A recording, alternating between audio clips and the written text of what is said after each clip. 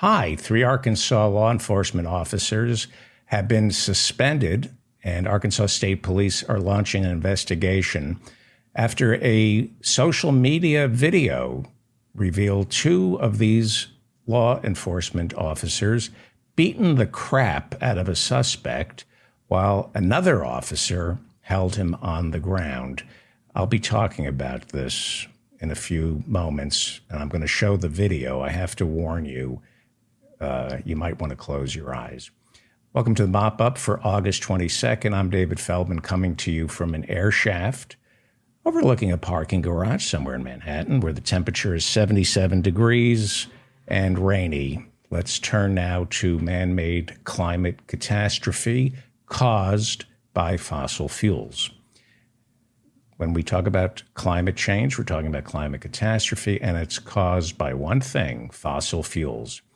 What normally takes 3 months happened overnight when monsoon rain caused flash flooding in Dallas, Texas, with nearly 10 inches of rain soaking the eastern part of the city early this morning. This is the fifth heaviest downpour ever recorded in Dallas. And with more rain on the way, it's turning out to be the wettest August on record in Dallas. Because of fossil fuels, 13 million Americans are now living in what is known as Flash Flood Alley, which spans parts of northeastern Texas into northern Louisiana and southern Arkansas. And they're living under flash flood warnings today and tomorrow. Cars were submerged underwater on the interstates in Dallas last night. Passengers were forced to open their car doors and try to swim to higher ground. On Sunday, America's reliance on fossil fuels resulted in heavy rain soaking Arizona and New Mexico. 160 hikers had a shelter in place after flash floods banged into New Mexico's Carlsbad Caverns National Park. In Utah, a hiker is still missing after a climate change-related flash flood hit Zion National Park on Friday, shoving her into the Virgin River. Again, all of this is caused by fossil fuels. Now, while Texas is enjoying flash floods, America's Northeast has the pleasure of learning that there is such a thing as a flash drought. I'm not making that up. I had no idea there is such a thing as a flash drought. What is a flash drought? It's a sudden and severe shortage of rain. Nice, right? Flash drought. Within only 2 weeks, eastern Massachusetts, Connecticut, and all of Rhode Island moved into a status of extreme drought. No rain means dried up rivers, which drives up the cost of water for farmers who are unprepared for an increasingly dry and then suddenly wet planet. Farmers in the Northeast right now have no idea what is going to happen to their crops and livelihood this summer. And once again, let's be clear, this is all caused by America's reliance on fossil fuels. The Japanese attacked us on December 7th, 1941. Fact. Al-Qaeda, with funding from Saudi princes, attacked us on 9/11. Fact. Now, all of America is under attack by ExxonMobil, British Petroleum, Chevron, Koch Industries, Phillips, Conoco, and Occidental Petroleum, all of whom spend close to, $500 million a year lobbying Congress. And that's the money we know of. There's also the dark money that goes into super PACs as well as think tanks like Cato and the Heritage Foundation. Who knows where that money ends up? Here's the point. This is an attack on our planet, the same way the Japanese attacked us on December 7th, 1941, the same way Al-Qaeda, with the funding from Saudi princes, attacked us on 9/11, the same exact way those attacks were launched against us. The petroleum makers, the refineries, the coal producers, the people who make fossil fuel, are attacking our planet and killing us. The weather you see is the sole province of the fossil fuel industry, who funds our Congress, our television shows, and God knows who else. They fund think tanks like the Heritage Foundation and Cato in order to attack this planet.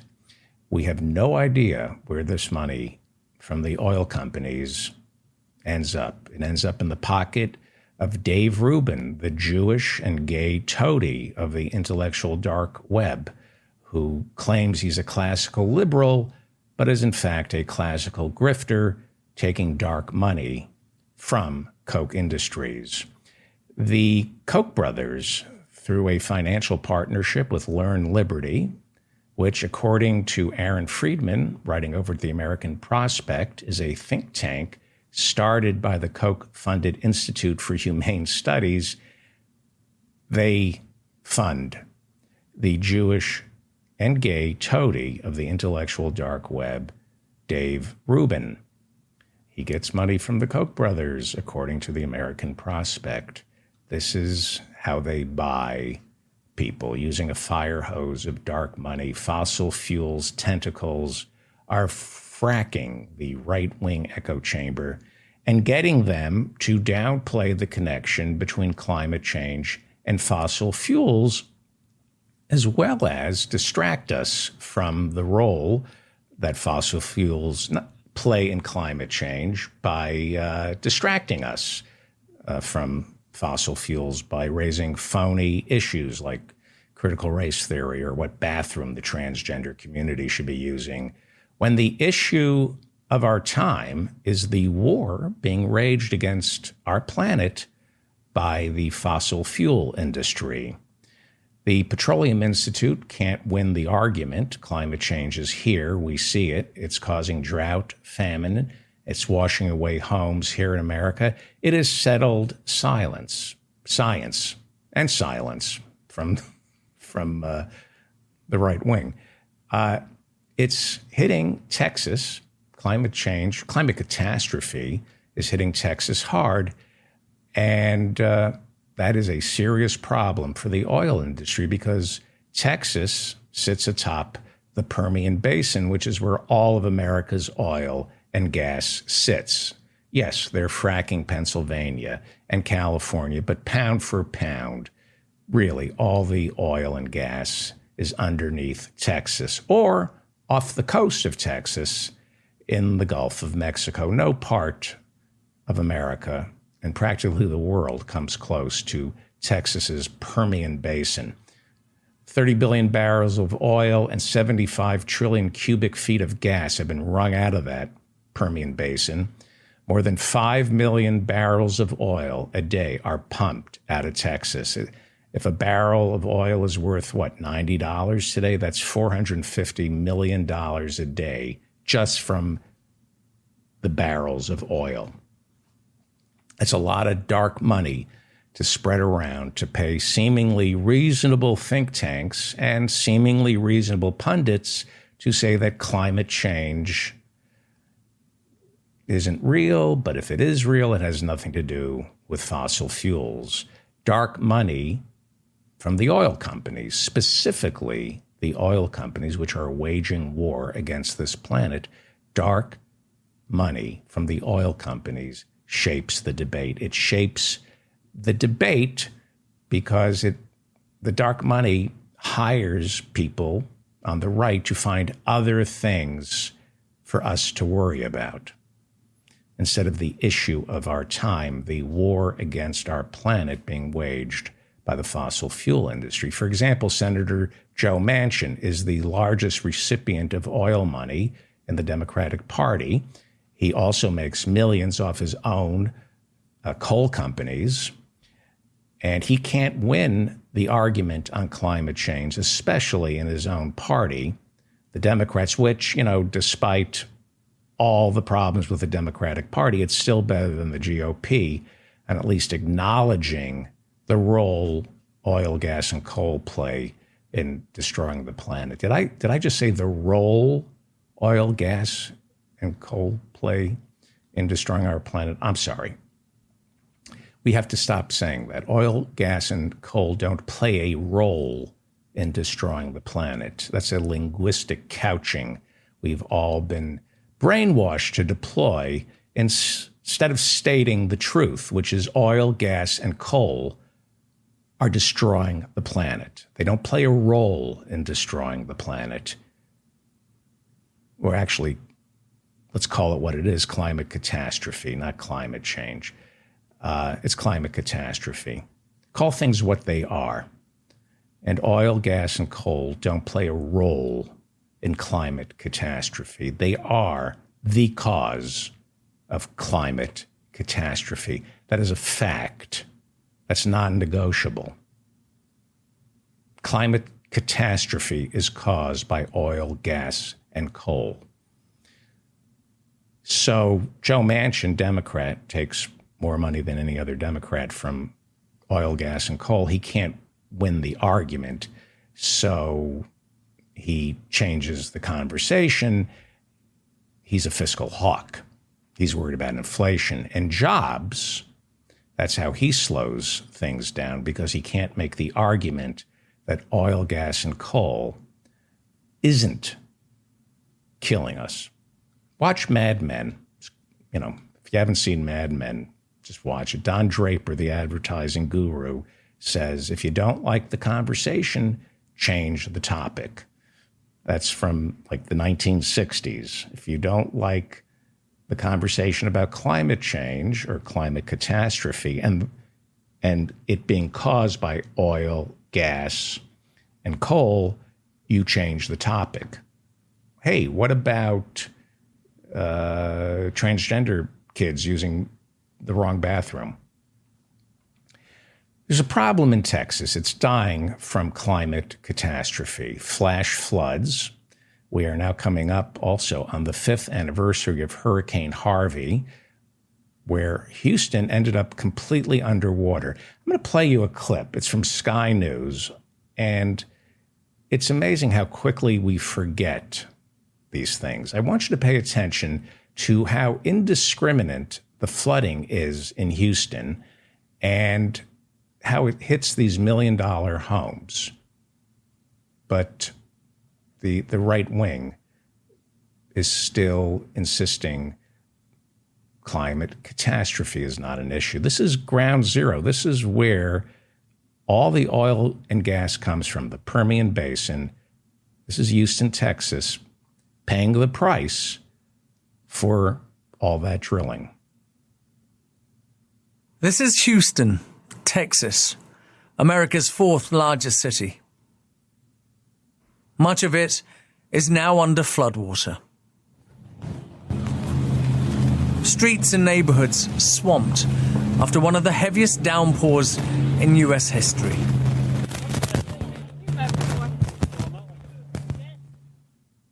More than 76 centimeters of rain has fallen since Friday, when Hurricane Harvey made landfall.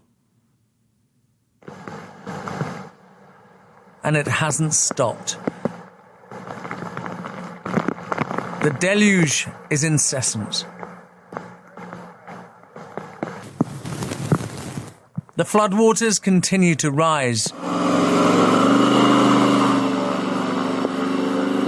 destroying lives and livelihoods.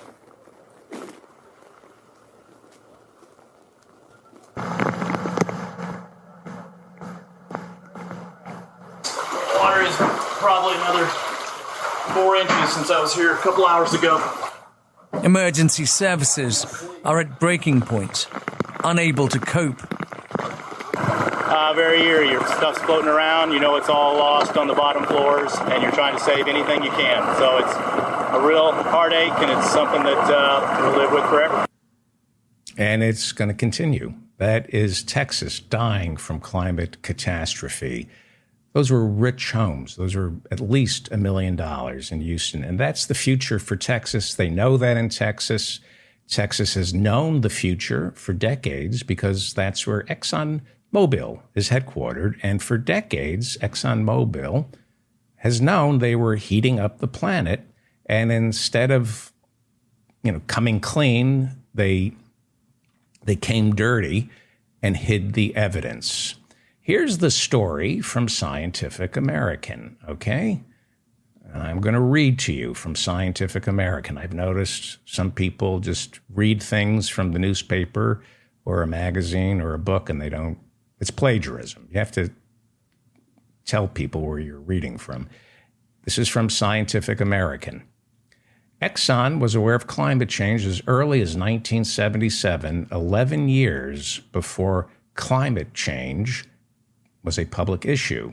This knowledge did not prevent the company, now ExxonMobil, and the world's largest oil and gas company, from spending decades refusing to publicly acknowledge climate change and even promoting climate misinformation, an approach many have likened to the lies spread by the tobacco industry regarding the health risks of smoking. Scientific American goes on to write, both industries, tobacco and oil and gas, were conscious that their products wouldn't stay profitable once the world understood the risks, so much so that they used the same consultants to develop strategies on how to communicate with the public. The difference between the tobacco industry and the oil industry is you can quit smoking. It's hard, but you can quit smoking. And except for secondhand smoke, you're really just killing yourself. What ExxonMobil kept secret, affects everybody, the entire planet. And that's from Scientific American. You don't get any more scientific or American. And that is a fact, a non-negotiable fact, whether or not you like it. That's from Scientific American. Exxon, headquartered in Texas, knew as early as 1977 that they were destroying the planet, and they kept it secret to protect their profits, and they hired consultants to develop strategies on how to spin climate change to the public and make it look like it wasn't real and it wasn't man-made. This is going to destroy the planet. This is, as Noam Chomsky has said about the Republican Party, they are more of a threat to humanity than the Nazis were. Their position on climate change, climate catastrophe, is worse than anything Adolf Hitler could have dreamed up. That's a fact. It's non-negotiable. This is a fact. The oil companies are responsible for climate catastrophe. What you're seeing now, the flash floods, the flash droughts, the famine, this is caused by the oil companies. That is a fact, whether you like it or not. Japan attacked us on December 7th, 1941. I don't care if maybe Franklin Roosevelt knew the attack was going to happen beforehand and let it happen so he could get us into World War II. I don't care. The fact is we were attacked on December 7th, 1941, and Japan attacked us. On September 11th, we were attacked by Al-Qaeda and the Saudi princes who funded Al-Qaeda. And this is a fact. This planet is under attack by ExxonMobil, which is headquartered in Texas, where all the flash flooding is happening right now. Fossil fuels also also kill millions from lung cancer, asthma, and heart disease each year. That's the least of what's wrong with fossil fuels. This is a fact.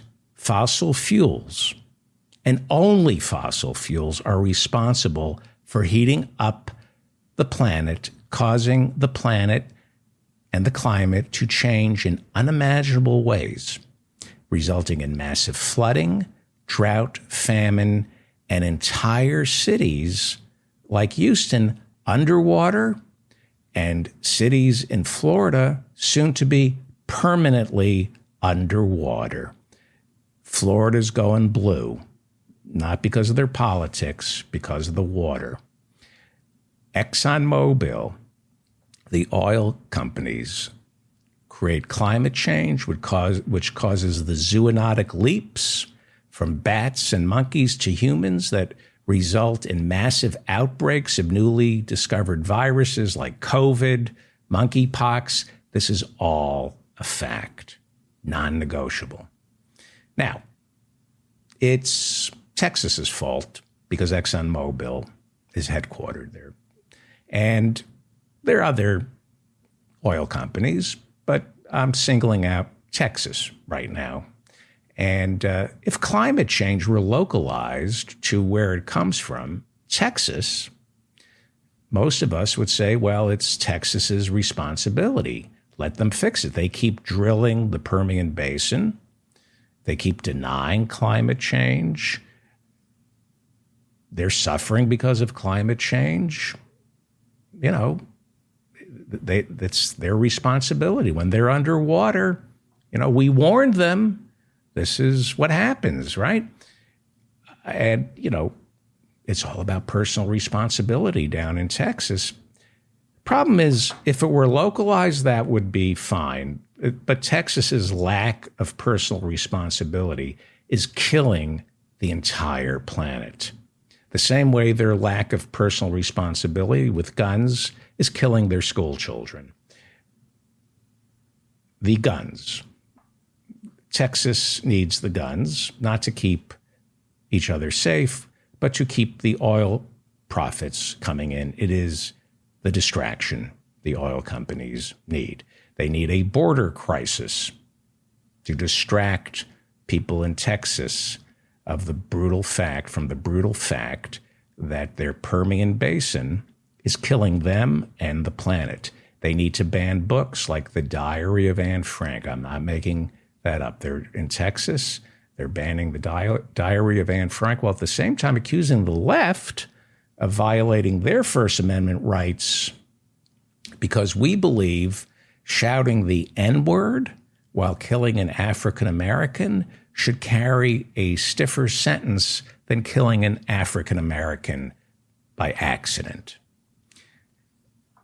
Racism, misogyny, gun rights, hatred for the LGBTQ, that distracts Texas, and unfortunately, many in this country. It distracts us from the real issues. Well, there's only one real issue: the war against our planet being waged by the fossil fuel industry. Flooding, drought, famine. It is caused primarily by the drilling taking place in the Permian Basin, which sits underneath Texas. So in Texas, it's not climate change, it's climate change, the conversation. Oil is a $1 trillion industry in Texas. Change the conversation by any means necessary. Texas is all about personal responsibility. Well, since Texas is the home to the Permian Basin and ExxonMobil, the world's largest oil company, here's some personal responsibility. You are personally responsible for the destruction of our entire planet. It is a state fronted by hateful idiots who work for the oil companies. I will talk about Governor Greg Abbott and Paxton and, all those wonderful people. But before there was Abbott, there was the closeted homosexual Rick Perry. Governor Rick Perry, the closeted homosexual. Google Rick Perry, closeted homosexual. Type in the word chef. On the campaign trail when he was running for president, he compared homosexuality to alcoholism. Right.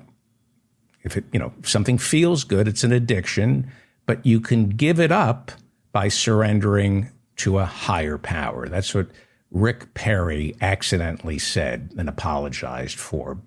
He compared homosexuality to alcoholism. Because I think once the chef got a couple of bottles of wine in Rick Perry.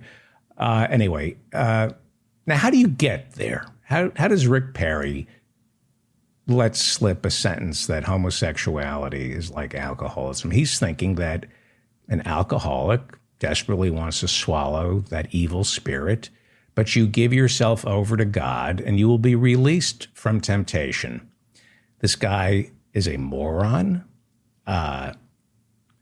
He's dangerous. When he was governor of Texas, his state was suffering from one of the worst droughts in history.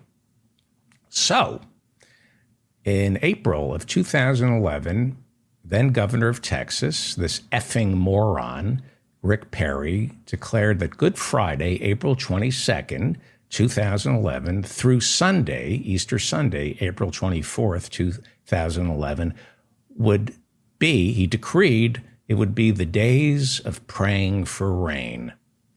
He held a big rally on Good Friday to pray for rain.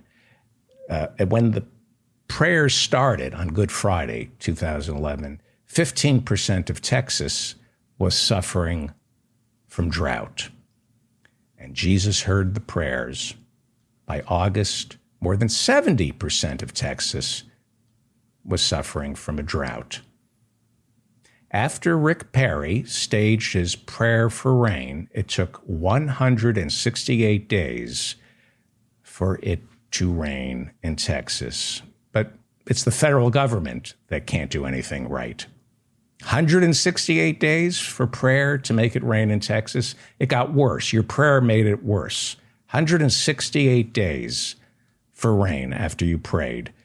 By then, the crops were dead, and Jesus finally made it rain. But you know what happens when it rains after a drought?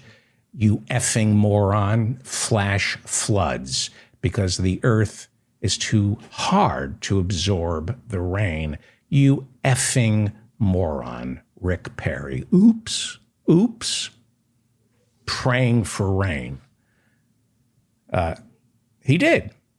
And this was back in 2011, and his prayers got Texas a record drought.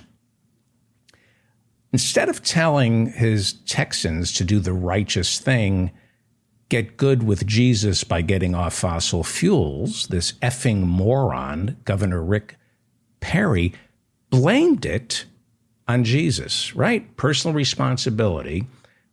He blamed Jesus for the drought. That's how devout a Christian this effing moron, Rick Perry, is. Don't blame me or the fossil fuels for the drought. Blame Jesus. We just need to pray to him. And if he hears our prayers, then we'll have rain. How is that Christian, you effing moronic pagan? You are anything but a Christian, and you don't believe in personal responsibility. You're blaming the drought on somebody else. You're blaming it on Jesus of all people, you effing moron. You effing moron. So everybody in Texas, or actually not everybody, people who listen to me in Texas right now I'm making it wet in Texas right now. Some people are so happy. So Rick Perry blames it on Jesus, and Jesus said, F you. I'm not taking the rap for drought. This is your crime. This is Exxon's crime. This is your crime, Rick Perry, for taking money from Exxon and heating up the planet. I keep sending you signs to get off fossil fuels, but you're making $1 billion a day from it. You chose to put mammon before Jesus. I'm not helping you out, bitch. Go ask Satan. He's the one you're serving, not me. That's what Jesus said when all the crops in Texas failed that year, and it took 168 days for it to rain after Rick Perry prayed for rain. Jesus said unto Rick Perry, F you, bitch. You destroy the entire planet with these fossil fuels, then you lie about it. You lie and you say these fossil fuels don't heat up the planet. And then when it stops raining, you beg me to hear your prayers? Go F yourself, Rick Perry, you little bitch. I heard your prayers and I answered them. No rain. No rain for 168 days because I'm getting Old Testament on you bitches. You keep telling people I'm a vengeful God, which I'm not. That's what my dad did. But okay, I'm a vengeful God. I'll go old school on you if that's what you want. No rain, drought until you get off fossil fuels. That's all you get, you whiny little bitch. And when you do pray for rain, you know what? I'll be a vengeful God like my dad, and I'll give you rain. I'll give you so much effing rain, you won't know what to do with it. No matter what you pray for, you won't get it. And when you finally do get it, you won't want it. You want rain? I'll give you rain when you no longer want it. That's how I'm going to F with you until you finally wake up, church. Wake up, church. And realize you're praying for the wrong stuff because you're not real Christians. Get out of my church, Rick Perry. You, as my father says, are a Shonda to the Christians. That's how Jesus answered Rick Perry's prayers. You're a Shonda to good Christians.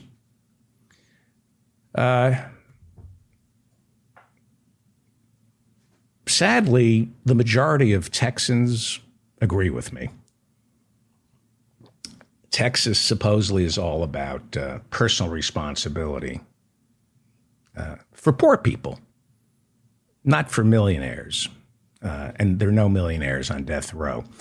That's the Texas legal system. There's a cap on how much you must pay in civil damages in Texas. Tort reform in Texas passed in 2003. Greg Abbott was the attorney general back then. He was collecting millions from his tort claim.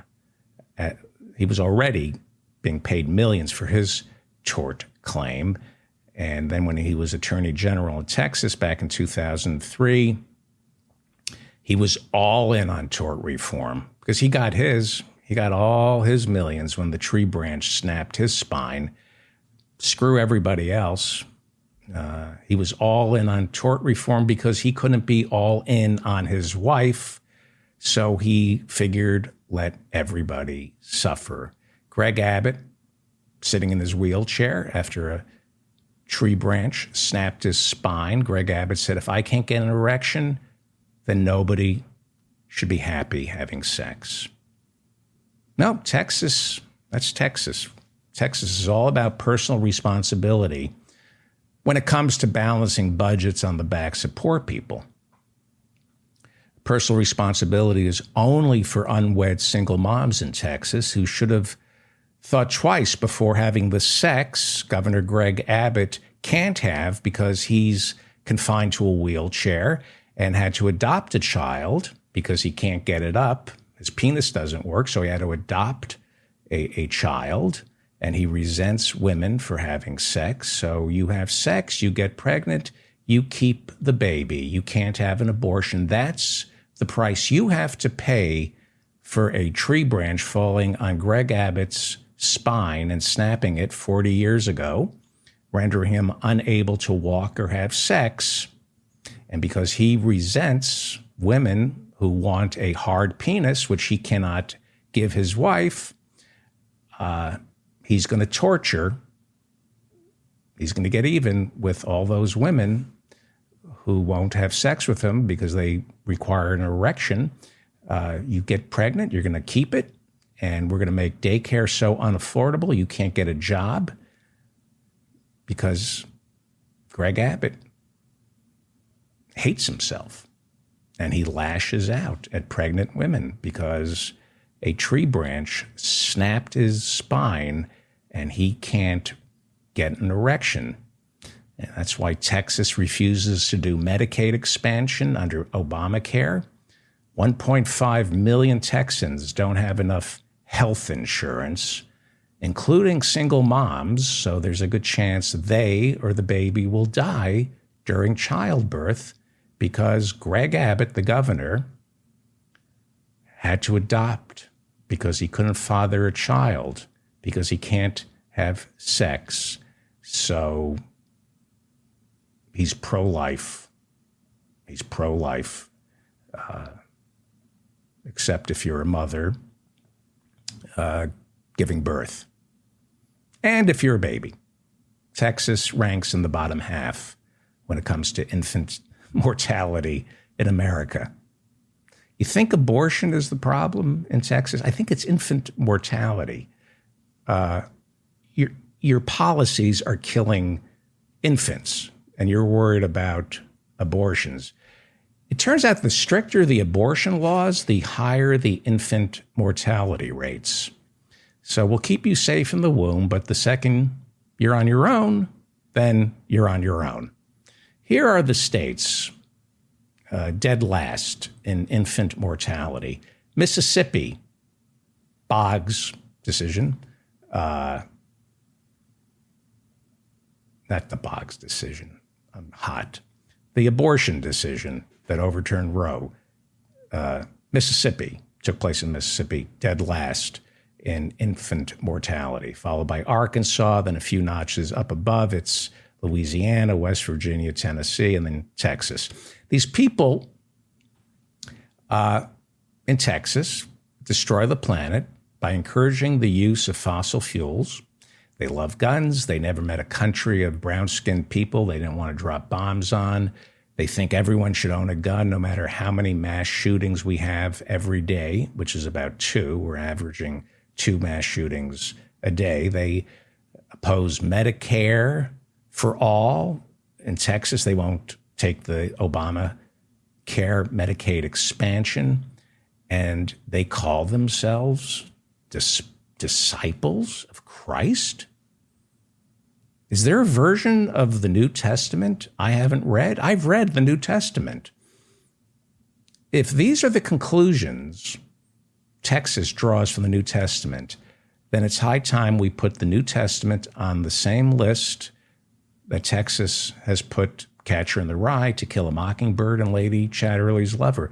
I think the people of Texas, I think their brains are too undeveloped to understand the New Testament, the subtleties of the New Testament. They should not be allowed to read the New Testament or be allowed to call themselves Christians. You're not reading the New Testament. I'm not trying to be cruel here. These people are, and they call themselves Christians, and they're anything but.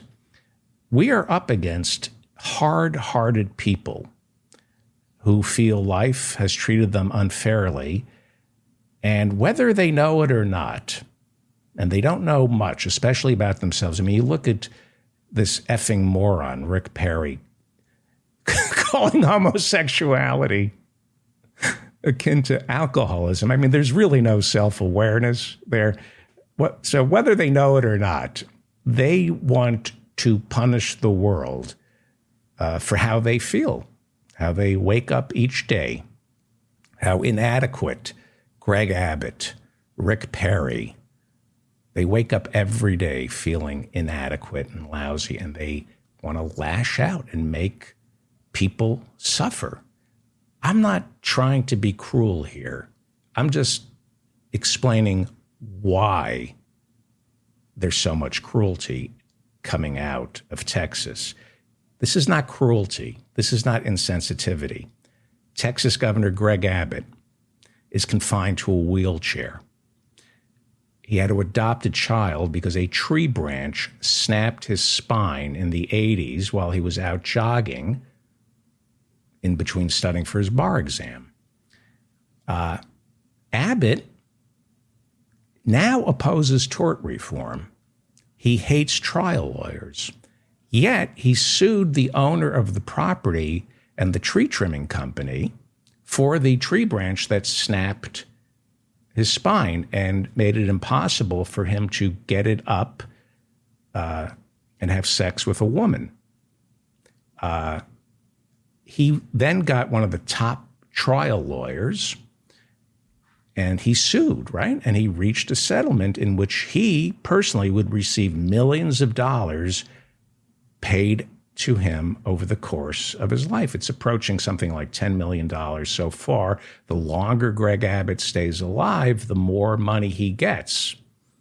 That's why he's pro-life, because the more life he gets, the more millions of dollars goes into his pocket, which has never felt or hasn't felt an erection since a tree snapped his spine. His penis doesn't work properly. He can't father a child.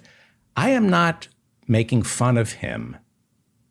I'm explaining him to you, how he reacted to a tree snapping his spine. Greg Abbott, unable to father a child, to get an erection. I'm not being cruel. I'm telling the truth about him, his hatefulness, his vindictiveness, and where he's coming from. And he ain't coming from his penis. Franklin Roosevelt was also confined to a wheelchair. Unlike Greg Abbott, he went from being the son of a multimillionaire to a champion of the underdog. Life does that to everybody, right? That's what life is. It is a tragedy that you try to repair. Some people get their tragedy early, but in the end, life is a tragedy. So what you want to do is make it better for others, right? Not Greg Abbott. Franklin Roosevelt, greatest president, maybe better than Abraham Lincoln. Greg Abbott, deeply flawed man who wants to punish people because his penis doesn't work. Greg Abbott is seething with resentment. And he prays every day, begging Christ for answers. And Abbott, like Rick Perry, won't listen to Christ, who's telling him, unconditional love, you effing maggot. I keep telling you, unconditional love. And Greg Abbott is saying, yeah, I know that, Jesus, but I'm not into love. What else you got for me? And Jesus is saying, that's it, maggot, unconditional love, forgiveness, devotion to those less fortunate. And Abbott's saying, yeah, but I don't do that. I can't get it up. I resent people who can, so that's not my style. What else you got for me? And Jesus says, nothing. Unconditional love and forgiveness, maggot.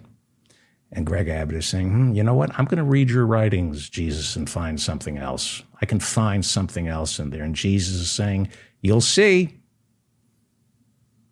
You keep calling me you keep calling yourself a Christian. I'm going to punish you, maggot.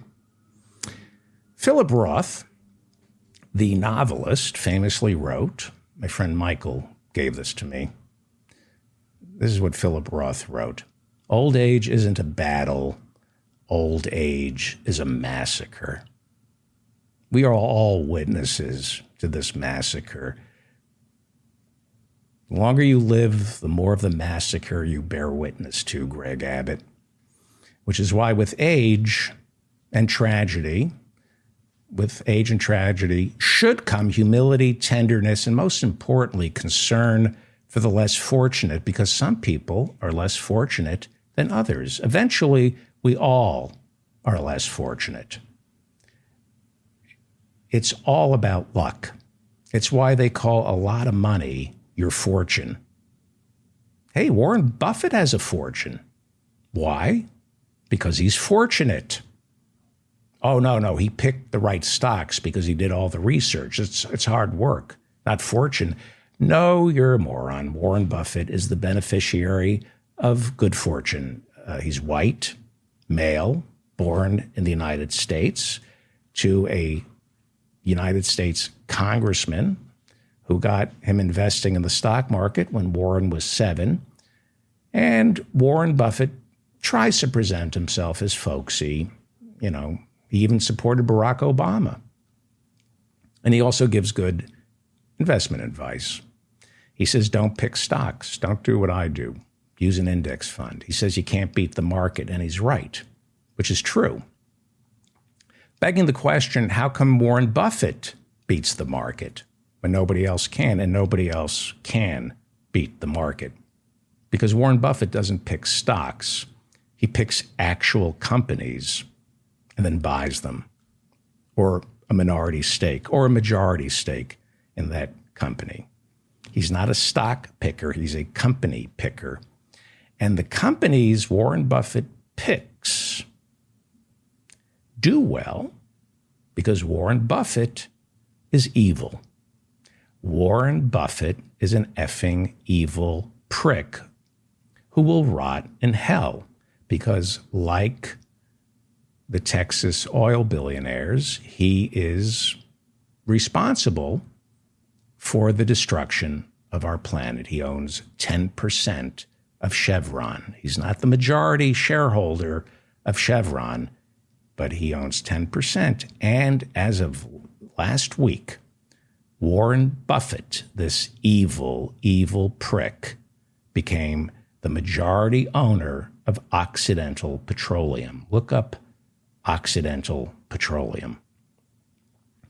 While we're trying to get colleges and hedge funds to divest themselves of oil companies, Warren Buffett, this evil prick, is busy buying up Chevron and Occidental Petroleum, which are killing, those two companies are killing us.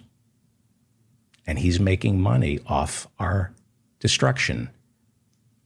Ergo, therefore, Warren Buffett is an evil monster.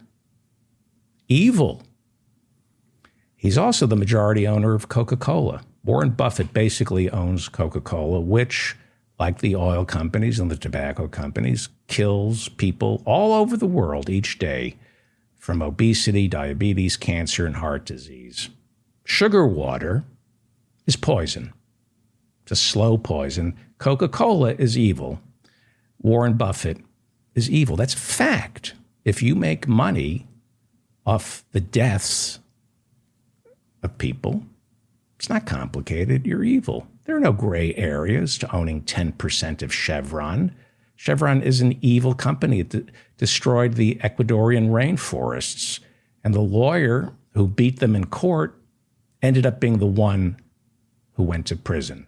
Explain that. That's who Warren Buffett is. That's who Warren Buffett is. Like I said earlier, oil money reaches the darkest corners of academia, politics, television, podcasting, radio shows, publishing. And that money is used to distract us from what we see and feel outdoors.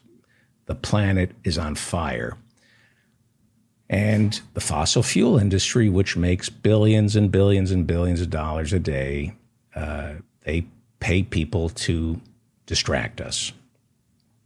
The new Wonder Kid is Charlie Kirk, still not 30. He runs Turning Points USA. It's a nonprofit think tank funded by millionaires. Charlie Kirk is paid to brainwash the new generation of conservative thinkers, brainwash young people into denying what's right in front of them, climate change.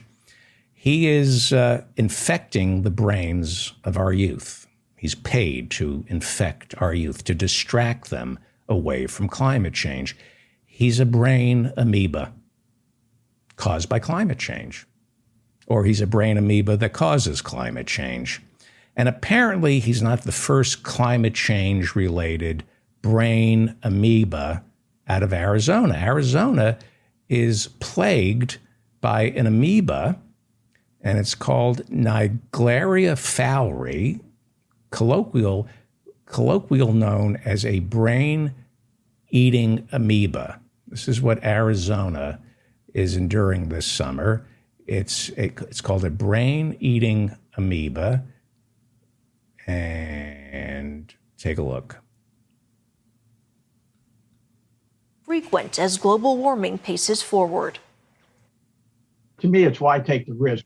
Charles Gerba, a microbiology professor with the University of Arizona, has been closely studying brain-eating amoebas for years. And with recent reports in Iowa and Nebraska, he's worried the cases will only become more frequent. Over half the cases actually occurred in Texas and Florida during the summer. And we get them during the summer, largely from surface waters. And while Arizona has only seen 8 cases, 14-year-old Aaron Evans died after swimming at Lake Havasu in 2015.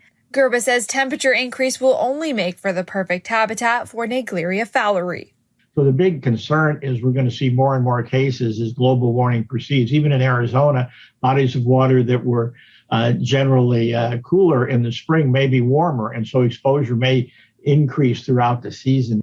He says these organisms love warm bodies of water, and he is worried about more cases starting to pop up throughout the summers. The water is heating up in Arizona and other states that will have increased exposure to Naegleria and higher concentrations of Naegleria in the water. But he says there are always ways to be safe when out swimming in natural waters. What do you do? Well, so they've got the brain-eating amoeba that only affects people under 21, by the way, kind of like Charlie Kirk. From Turning Points. He is designed to only affect people 21 and under. He's headquartered in Arizona, and the good news is while there is a problem of catching brain-eating amoebas down in Arizona, you can only catch a brain-eating amoeba by swimming. Good news, if you're worried about catching a brain-eating amoeba from swimming in Arizona, turns out swimming in Arizona is soon to be a thing of the past.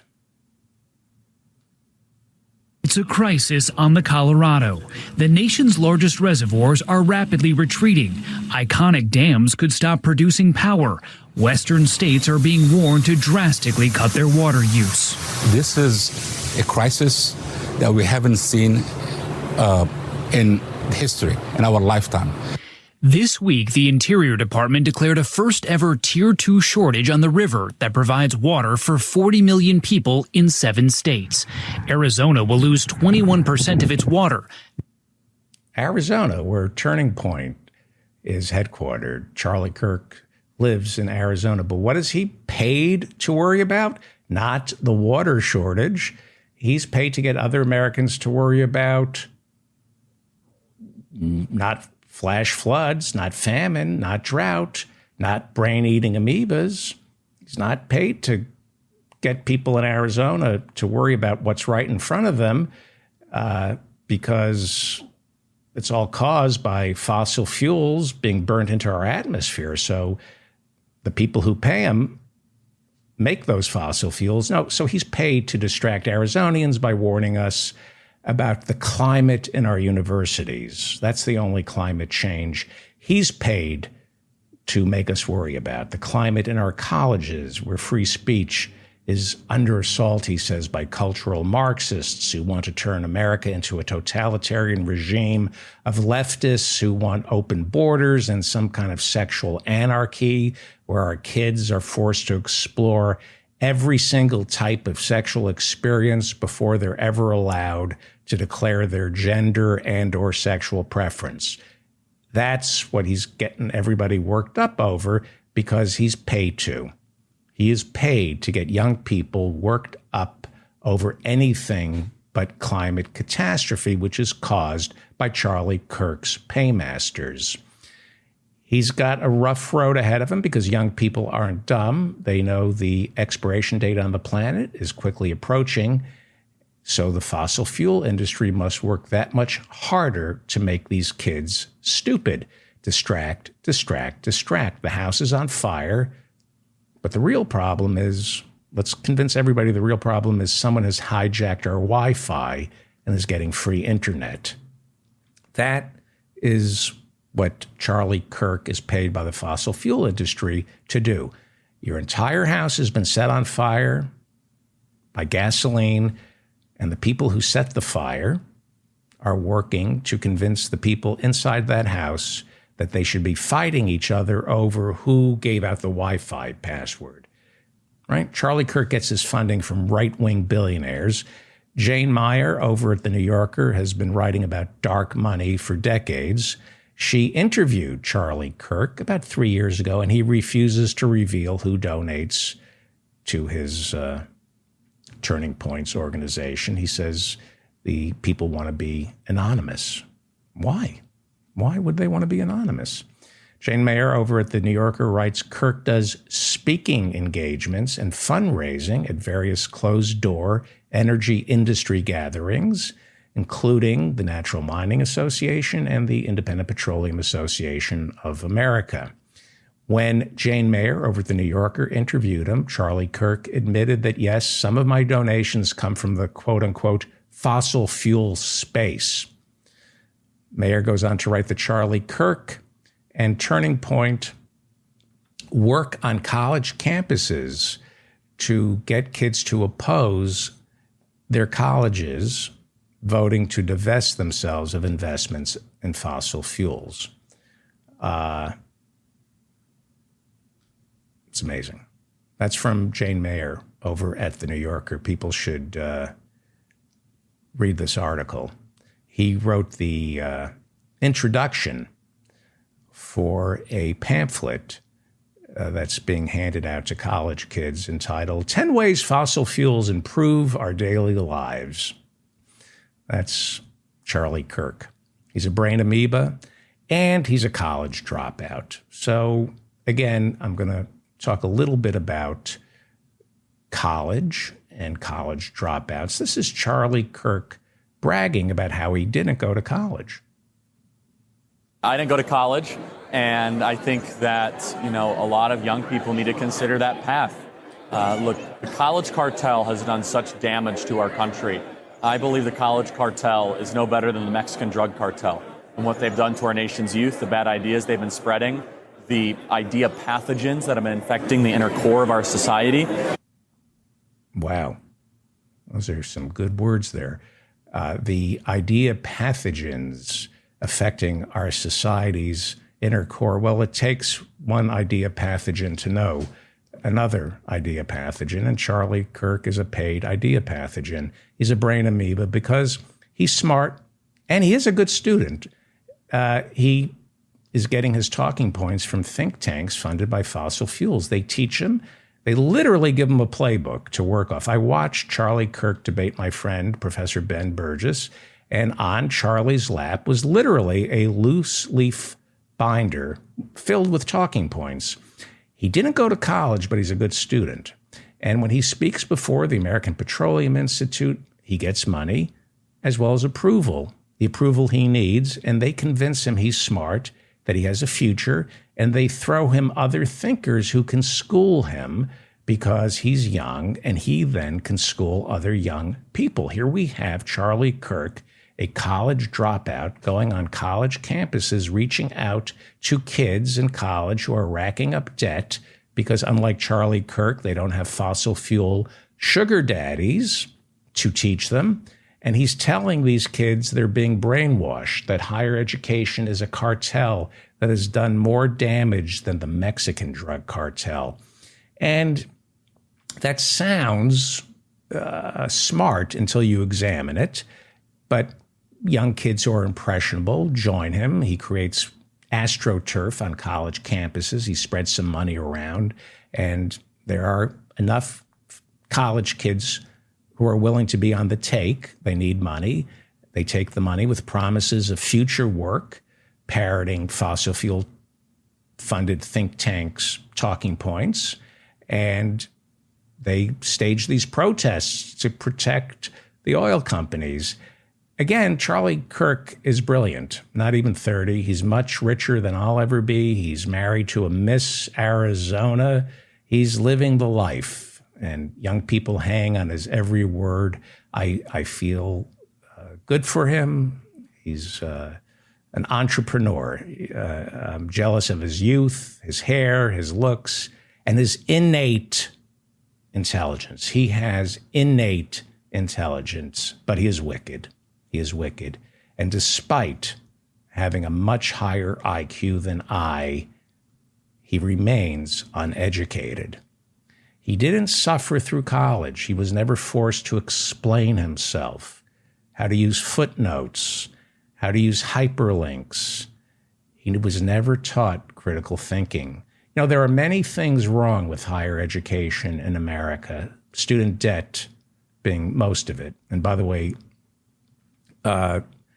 Education Secretary Miguel Cardona promised this week that we may get a decision on student loans this week, that Biden might forgive some more student loans. But thanks to brain amoebas and idea pathogens that come from Charlie Kirk, a new poll shows that more than half of Americans think relieving student debt will make inflation worse, because Americans are brainwashed by tools of the banking industry, tools of finance, to be dumber when it comes to inflation. It's incredible, and it's getting us killed, and it's destroying the lives of most college students who are underwater with debt. Look, I have many problems with higher education. You know that if you listen to this show. I believe all college should be free in America, all of it. I don't believe there is a cartel like Charlie Kirk has been trained to call it. But I do believe there's price gouging on college campuses, false advertising, restraint of trade, and a whole host of laws on the books that make it easy for colleges to extract money from students and donors and then go ahead and waste that money on too many administrators and celebrity professors who don't teach. I could go on and on. I do, however, believe in higher education. Most Americans, according to a recent poll, think our democracy is ending. Democracy ends when a society gets to vote on the truth. And that's where we're at right now. We are voting on the truth. That's not what a democracy is. One party says Biden won, another party says he lost. We are a country that is arguing facts. It's all because, as we all know, of the Powell memo, conservatives waging war on facts, because facts are a terrible inconvenience for the richest 1%. The Powell memo outlined how to wage war on facts. Buy up think tanks, create think tanks, get control of the universities, get control of radio and television, get them to parrot talking points that deny the truth.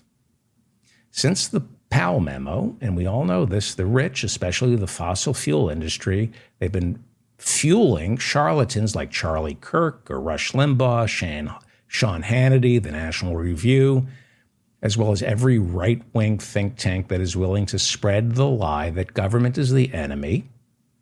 They spread the lie of a mythical free market that can cure anything. They spread the lie that taxes destroy jobs.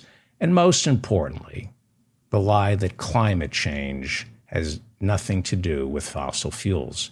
That is the catechism upon which all your funding from the Koch brothers and the fossil fuel industry is predicated upon. Now, you can play along the margins by questioning the competence of Republican leaders. You can even attack the CEOs of oil companies for mishandling a major oil spill. You're even entitled to your own opinions on social issues like LGBTQ rights, abortion, and even wars overseas sometimes. You're allowed all of that so long as none of that interferes with the catechism of the mythical free market, taxes bad, government bad, climate change has nothing to do with oil companies. Oil companies good, they create union jobs. Here's all the money you want. Say whatever you want. You can be mean and cruel and nasty, or you can be nice. Doesn't matter. Just don't say The free market doesn't exist. Do not say climate change exists. Do not link oil companies to climate change. Do not say that taxing the rich is good. Call yourself a classical liberal. Call yourself a liberal. Wear long hair. Marry a black person. Say the F word. We don't care. Just stick to the catechism. And that's what we have. We have people like Charlie Kirk, who is giving students alternative facts, and it debases our democracy. It makes it impossible to solve problems because we can't even agree on what the problem is. College, despite all its flaws, is a godsend to democracy. It teaches citizens how to converse, exchange ideas, how to think critically, how to use footnotes, hyperlinks, back up their facts with proof, and how not to believe something just because someone said it loud or keeps repeating it. College teaches the intellectual building blocks of thought. I can't believe I have to say this. You know, we have doctors who, with all their faults, are the ultimate arbiters on what causes disease and how to cure it. Deeply flawed, but better than the alternative. Colleges and universities are the ultimate arbiter, along with other organizations, but colleges and universities are the ultimate arbiters of what the facts are. And when the facts change, they update the facts. Columbus discovered America. Until we realized it was Leif Erikson who discovered America. And then we discovered, no, wait, America wasn't discovered. People were already living here. And that's a Eurocentric conceit of somebody discovering something that already existed in the minds of the millions of people who were already living here. So maybe we need to shake off this colonial mindset where everything is filtered through the West and not say anybody discovered America. That's called intellectual evolution. That takes place in colleges, and it's for the better. It allows societies to evolve. It allows societies to get smarter, to gain more insight. Universities and colleges allow concepts to become settled law, and then that settled law over time is constantly reevaluated by serious scholars who say, wait, not so fast. Turns out gender identity is a lot more complicated than the 20th century mindset allows for. Maybe we need to go back to the 19th century when they might have had a better understanding of sexuality than all the scholars of the 20th century. This is stuff that requires study, scholars, and honest interlocutors with tenure who don't have to worry about losing their jobs if they arrive at a truth that doesn't sit well with the people who fund their research. Charlie Kirk is funded by the fossil fuel industry. He is not going to evolve on fossil fuels. Louder with Crowder is funded by the NRA. He's not going to evolve on guns. This is a problem with college dropouts who feel stupid and need a grift. Charlie Kirk didn't go to college. He has an honorary degree from Liberty University, and yes, he's smart. Innately, much smarter than I'll ever be. My God, he's married to a former Miss Arizona. You can't do any better than that. But he's not educated. Charlie Kirk is not educated. And he's become a useful idiot for fossil fuel billionaires. Turns out education is more important than IQ. It just is. Take Joe Rogan. He has a terrific IQ. He's figured things out that I never could. He figured out comedy, and he certainly figured out podcasting. He has a terrific IQ. But he too is a college dropout and decided to start a podcast for other college dropouts and then learn on the job. That's what his podcast is. He's learning on the job. And so he's all over the map. He's voting for Bernie. Now he's voting for Trump. I'm a liberal, but I call black people monkeys, but that was the worst thing I ever said. I apologize, but I'm still best friends with Alex Jones, who is in bed with white nationalists. And I have Jordan Peterson on my show, who attacks transgender people, but I'm for same-sex marriage. But I don't think transgender women should be allowed to compete against quote-unquote real women who were born a woman, even though transgender women were born women, but might not have the physical characteristics. It's all so confusing. So I'm learning on the job. And I'm making it up as I go along, and I'm smoking dope, earning hundreds of millions of dollars, promoting my line of supplements while convincing other uneducated white males that they too are learning, when in fact Joe Rogan is brainwashing them into believing might makes right. In the end, the same way the fossil fuel companies get you to say anything just as long as you stick to the catechism, Joe Rogan's catechism is might makes right.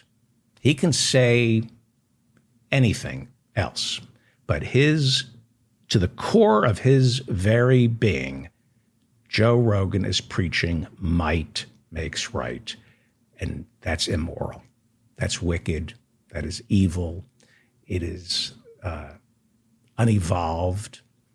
It's spiritually bereft, and it's dangerous, and it coarsens our democracy, if not destroys it. It's just plain wrong. And it's what makes Joe Rogan dangerous. I'm not calling for his censorship. See, the problem with Joe Rogan and his followers is they don't know what censorship means because, they're not educated.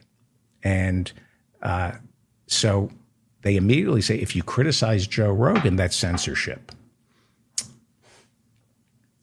And that inoculates Joe Rogan from any fact-checking or criticism. You challenge Joe Rogan, you're a fascist. You're a fascist. You want to censor Joe Rogan. This is how the right, and I consider Joe Rogan to be ultra right-wing because he believes might makes right. This is how the right wing weaponizes the misunderstanding of the First Amendment. And in doing so, it's a form of their own censorship. If you criticize Joe Rogan for spreading misinformation about COVID and masks that ends up killing people, right? Then you are accused immediately of censorship. The right wing right now is doing to our education system the same exact thing. Why are you censoring people? This is what the other college dropout, what's his name? Charlie Kirk. This is what he says. Why are we censoring people who believe climate change is natural? Why are you shutting down people who believe climate change isn't man-made? Why are college campuses shutting down teachers who don't say who say fossil fuels have nothing to do with climate change? Because it's not true. See? And Charlie Kirk and Turning Points, they're putting professors on a watch list for only teaching climate change is man-made. 99.99999% of scientists say climate change is man-made, right? But the oil companies want both sides. But there aren't both sides. Oh, you're censoring the science. Well, it's not science. You might as well be teaching phrenology. It's not science. Well, let the students make up their own minds. Give them both sides of the story. No, students aren't racking up $2 trillion in debt to make up their own minds about what is truth and what is fiction. That's the job of the professor. If you believe creationism should be taught in our public schools along with evolution, that doesn't mean you have an open mind. It doesn't mean you want both sides to be explored. It means you're stupid. Okay? So what makes Joe Rogan so dangerous is he's a college dropout, but he is well educated. He really is well educated in mixed martial arts. Early on in his teens, he mastered taekwondo and karate. He has 3 black belts, one in taekwondo, another one in Brazilian jiu-jitsu, and another one. And that's incredible. It really is. And I wish I studied martial arts. I asked my kids to. They did a little. It's a wonderful discipline, and it is an art. Joe Rogan, though, went to the dark side of the art. He went over to mixed martial arts, and that is the dark side of taekwondo and Brazilian jiu-jitsu and something else. He went back to why he first got his black belt. I think Joe Rogan felt he was being bullied. I don't think he was happy with his body. I think he felt picked on, and he was bullied, and he saw that people are mean, and he decided he was going to protect himself and hurt somebody. But then he started studying taekwondo and Brazilian jiu-jitsu, and he learned, no, it's not about hurting people. It's about protecting yourself and dialing back the anger on both sides. It's about walking away from a fight. That's what taekwondo and Brazilian jiu-jitsu teaches you. It teaches you to walk away from a fight, because a fight is the last thing you want to get into, because you might kill somebody. But Joe Rogan embraced the dark side, and he abandoned all the core tenets of martial arts by going to UFC. Martial arts is about harm reduction. It's about putting one's safety and your opponent's safety above all else. It's about blending your physical center with your spiritual center. Mixed martial arts is the flip side of that. It is a blood sport, literally a blood sport. I have seen it. It's a celebration of violence. It appeals to our lizard brains. It appeals to the worst instincts of humanity. And what amazes me is how socially acceptable it has become. Now, I can't believe I have to remind people of this. I guess there are a lot of absentee fathers. So for, I guess there's some kids out there who have never been told that violence is wrong. War is wrong. Fighting is wrong. Torture is wrong. Arguing, wrong. Screaming, wrong. Bullying, wrong. And the notion that might makes right is not godly. It's wrong. All societies teach that. That is the basic building block of civilization, that might doesn't make right. Now, that being said, I enjoy boxing, and I enjoy mixed martial arts, and I also enjoy watching car crashes. Personally, I think women's MMA is fascinating. I'm not proud of that. I try not to watch it, but if it comes up on my television and I see 2 women engaging in mixed martial arts, I don't know, something with my mother. I don't know what's going on, but I find it somewhat fascinating. doesn't mean it's healthy for me or the women engaging in mixed martial arts. What happened to you that you are doing mixed martial arts if you're a woman? What happened to you? What happened to David Feldman that he enjoys watching it? Something wrong, right? It's not healthy. So I'm going to state what most Americans don't like hearing and aren't being told, but this is a fact. Just because David Feldman might occasionally enjoy mixed martial arts, it is still wrong. Okay? Theater is good. Mixed martial arts, bad. Libraries good. Mixed martial arts, bad. I don't know who's doing the parenting in this fucking country. That people don't know that. Would you take your 10-year-old to watch MMA? Now, ESPN is owned by Disney. And if you want to accuse me of censorship, go right ahead. ESPN is owned by Disney, and they raised my kids. And I was raised by Disney. And Disney now is getting into gambling, sports books, and online gambling. And they raise our kids. And here is ESPN. Do you watch ESPN? I saw this the other day. ESPN is running the World Series for Little League, the Little League World Series. Do I have it?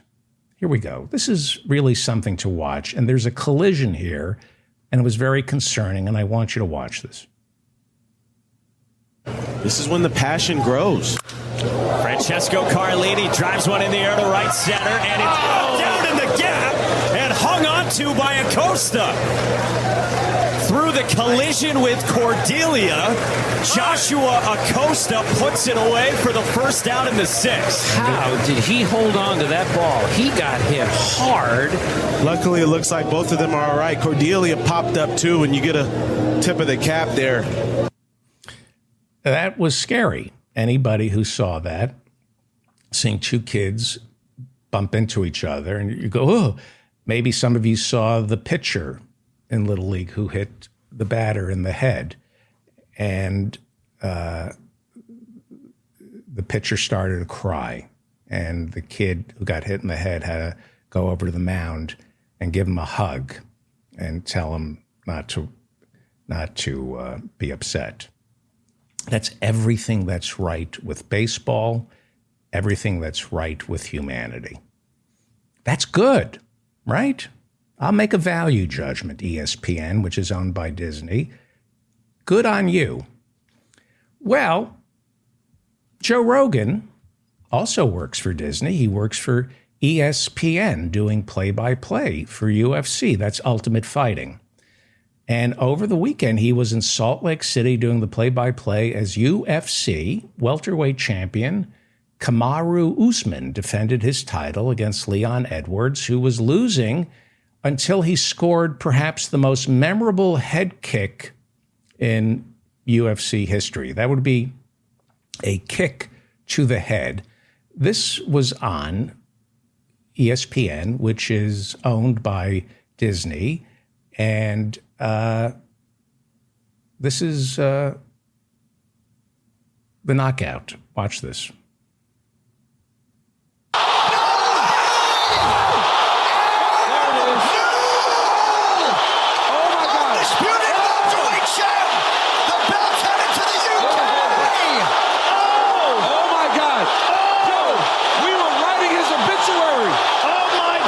We were writing his obituary. Oh, my God.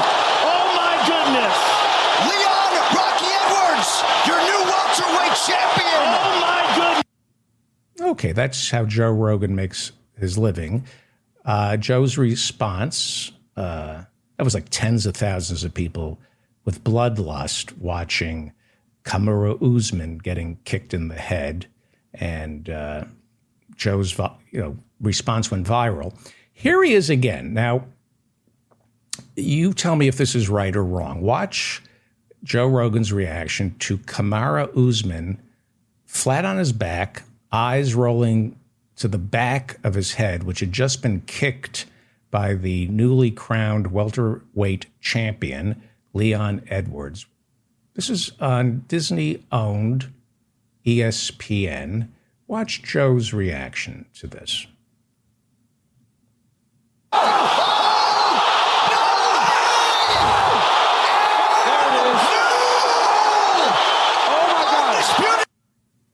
Right? Yes, it's a sweet science. This is a sport, an art. It doesn't celebrate violence. It celebrates men who work hard and are dedicated. And these are role models to kids.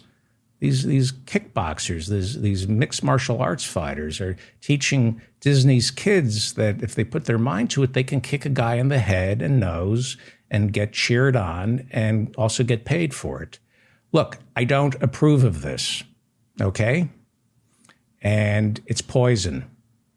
Don't want to outlaw UFC or mixed martial arts, but it's poison. I don't think children should be watching this. I don't think adults should be watching it. It's violent. It allows men to enjoy and celebrate their basest instincts when they should be ashamed of them. It is a waste of mind and body. And I understand why a college dropout like Joe Rogan would find so much solace in MMA. This is all about you don't tell me what to do, I tell you what to do. And here's where it's so like Charlie Kirk, Rush Limbaugh, two other college dropouts. They only learn to win. Charlie Kirk has a black belt in arguing, so does Rush Limbaugh. They use their brain to study playbooks to win, not to arrive at a truth. And that's really bad for the country. It's really bad. That's what Joe Rogan, that's what he was trained for with Taekwondo, how to win. This is bad for the country. People cheering on controlled violence is no different from Americans cheering on the shock and awe of our illegal invasion of Iraq. Americans are trained to enjoy a good blood sport because they frame it as righteous. MMA is a sport. These are trained fighters, we're told. You should watch it to enjoy the artistry. It's not about you wanting to see somebody's face smashed in. And if you think that's why I enjoy mixed martial arts, then you really need to study the art form. Well, you know what? I watch mixed martial arts. I've studied the art form the same way I've studied the art form of pornography. I think pornography is fine. I do not think mixed martial arts is. Here's Joe Rogan again calling a UFC bout. And this is pornography. It's Joe Rogan calling a UFC fight. And this is who Joe Rogan is. This is the core of who Joe Rogan really is and what he believes. Mixed martial arts is his thing. This is what he knows. It's how he grew his podcast. People know Joe Rogan from UFC. This is where his fans found him and then migrated over to his podcast. Let's watch. And I got to warn you, this is rough to watch. But this is who Joe Rogan is. Listen to his play-by-play. This is what he believes. This is what gets him off. It's what he dreams about, what his fans dream about. They are intellectually, morally stunted and dangerous. Here is Joe Rogan covering a UFC bout between Paulo Costa and Luke Rockhold. This is Luke Rockhold literally mama birding his blood-soaked saliva into Paulo Costa. It's bloody. It is homoerotic. It's an exchange of body fluids. It's end times. It's the manifestation of a society in complete decay.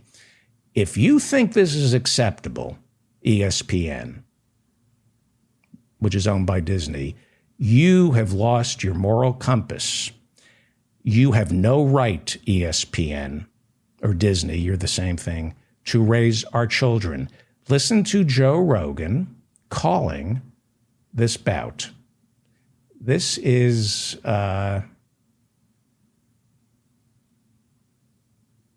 pretty amazing.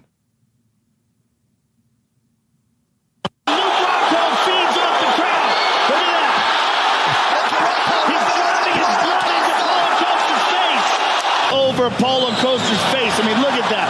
That is just hilarious. It's so twisted, and that is so Luke Rockhold. That is hilarious. I'll play that once. I'll probably get penalized by YouTube for showing that. Disney will make millions showing that. That is what our children see on ESPN. I'd rather have them see, obviously, that is, I've never seen anything like that.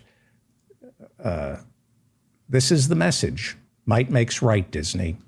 That's the message. Here is Joe Rogan, Saturday night, congratulating the new welterweight champion, Leon Edwards, who overcame a hard scrabble life, living in the trenches, and here he is. Here he is.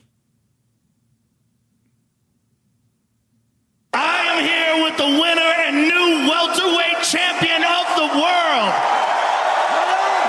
Leon Edwards.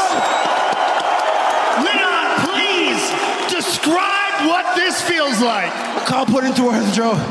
It's been a long 4 years. They all doubted me, so I couldn't do it. They all said I couldn't do it. Look at me now. Look at me. Pound for pound. Headshot down. A lot of rage there. That's not a moral center. That's not martial arts. This is the corruption of martial arts. That's it. Leon, were there moments in the fight coming into the fifth round? This is the post-mortem, and I mean mortem. This is Joe Rogan treating this like Kurt Gowdy talking to Tom Seaver after pitching a no-hitter, but not quite. Scores, were there moments where you were doubting? I know. It doesn't matter. From the trenches. I'm built like this. I'll go to the bell's done. That's it. I'm from the trenches. I've been down my whole life now. Look at me now. Look at me now. I want you to see something.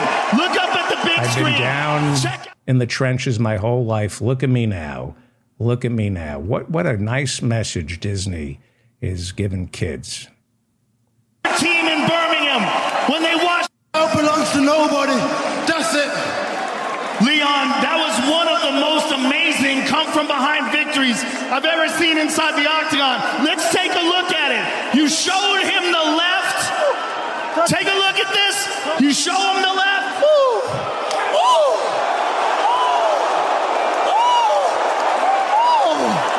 Beautiful. I want to say, first of all, thank God. Giant, I love you. Mom, I love you. Mama, I love you. I told you I'd do it for you, Mom. I love you, I'd change your life. I told you I'd do it. Now look at me now. Leon, what did it feel like the moment you landed that kick and the moment you saw him drop and you knew you did it? What was that like? I can't explain it, Joe. God is on my side. I said it all week. I felt like this is my moment. Everything happened in the past. The 2 years out, the pandemic, all of it. They all said I couldn't come back and do it. There is no ring rust. I told you that already. Now look at me now. I'm champion of the world, soldier. I'm champion of the world. Look at me now. Champion of the world. Look at me now. Everything that's wrong is contained within those 90 seconds. The materialism of the belt, the violence, the idea that you can punch your way out of the trenches. Look at me now, the exhibitionism, the need to be famous. This is what Disney is instilling in our children. Amazing. It doesn't end well. It doesn't end well for the new welterweight champion, Leon Edwards. It's not going to end well for him. And it doesn't end well for America and American children. It normalizes violence. It sends the wrong message that might makes right and that you can punch your way out of the trenches. Not good. And there's bloodlust, not just from the audience, but from the fighters and Joe Rogan. And that's where Joe Rogan, that's his moral or amoral center. It doesn't end well for this country. It normalizes violence like this. Let me show you something, and it's graphic, and I'll probably get dinged for showing it. But it, I can't find it. Where is it? Well, okay. I shouldn't be showing this actually, but I'm going to show it anyway. Here we go. Take a look at law enforcement. Arkansas State Police. Those are Arkansas State Police officers. Over the weekend, 3 officers seen on video beating the crap out of a man they arrested on Sunday outside a convenience store in Mulberry, Arkansas. 2 deputies and an officer were suspended on Monday with pay. They get their pay. They were identified as Zach King and Levi White, and police officer Tell Riddle beating the crap, punching a man, banging his head against cement. And that's the man they beat up is the one who was arrested and facing charges. That's what this is what the normalization of violence causes. That's what it causes. Now look at me now! Look at me now! I told you I could do it! Look at me now. Well, Jason Miles and Pascal Robert are the co-hosts of the This Is Revolution podcast. It's good to see Jason. It's been a while. There you go, Pascal. And Jason, are you with us? Yeah, I'm here. I'm a little in a very trying to keep myself reserved. I disagree with everything you say wholeheartedly. I think it's extremely insulting. Good. Go ahead. Extremely insulting. Go ahead. Comparing sanctioned fighting to the abuse of law enforcement is beyond insulting. And to assume that anything sanctioned is therefore some sort of metaphor for the decay of society. I mean, you can get worse injuries in sports like football. Okay. So there's equal chest beating and quote unquote toxic masculinity in sports like football and basketball and baseball, all sports where people have lost the sight, have had brain injury, race car driving. How are they the same thing remotely? All right, let me show That's an extremely liberal take. And then to go so far as to say that fighter is a bad person doesn't make any sense. I think it's extremely insulting. Well, I don't mind insulting him. I think mixed martial. I mean, fuck what you got to say about Joe Rogan. But I mean, why is sanctioned fighting a bad thing? If you want to talk about people like Dana White and promoters like Bob Arum, Don King, Oscar De La Hoya, and the way fighting is pretty much has a pimp-ho relationship, that's a whole different conversation. Well, I mean, you're not talking about that. You're talking about the death penalty, the act of fighting in general. The death penalty is sanctioned by the state of Texas. It's still it's still wrong. Just because something's sanctioned, it's the law, though. You're talking about laws. You're having apples and oranges conversations. Do you think this is? Let me ask you a question. I'm going to ask you. I don't know if you saw this, but watch this. Is this a sport?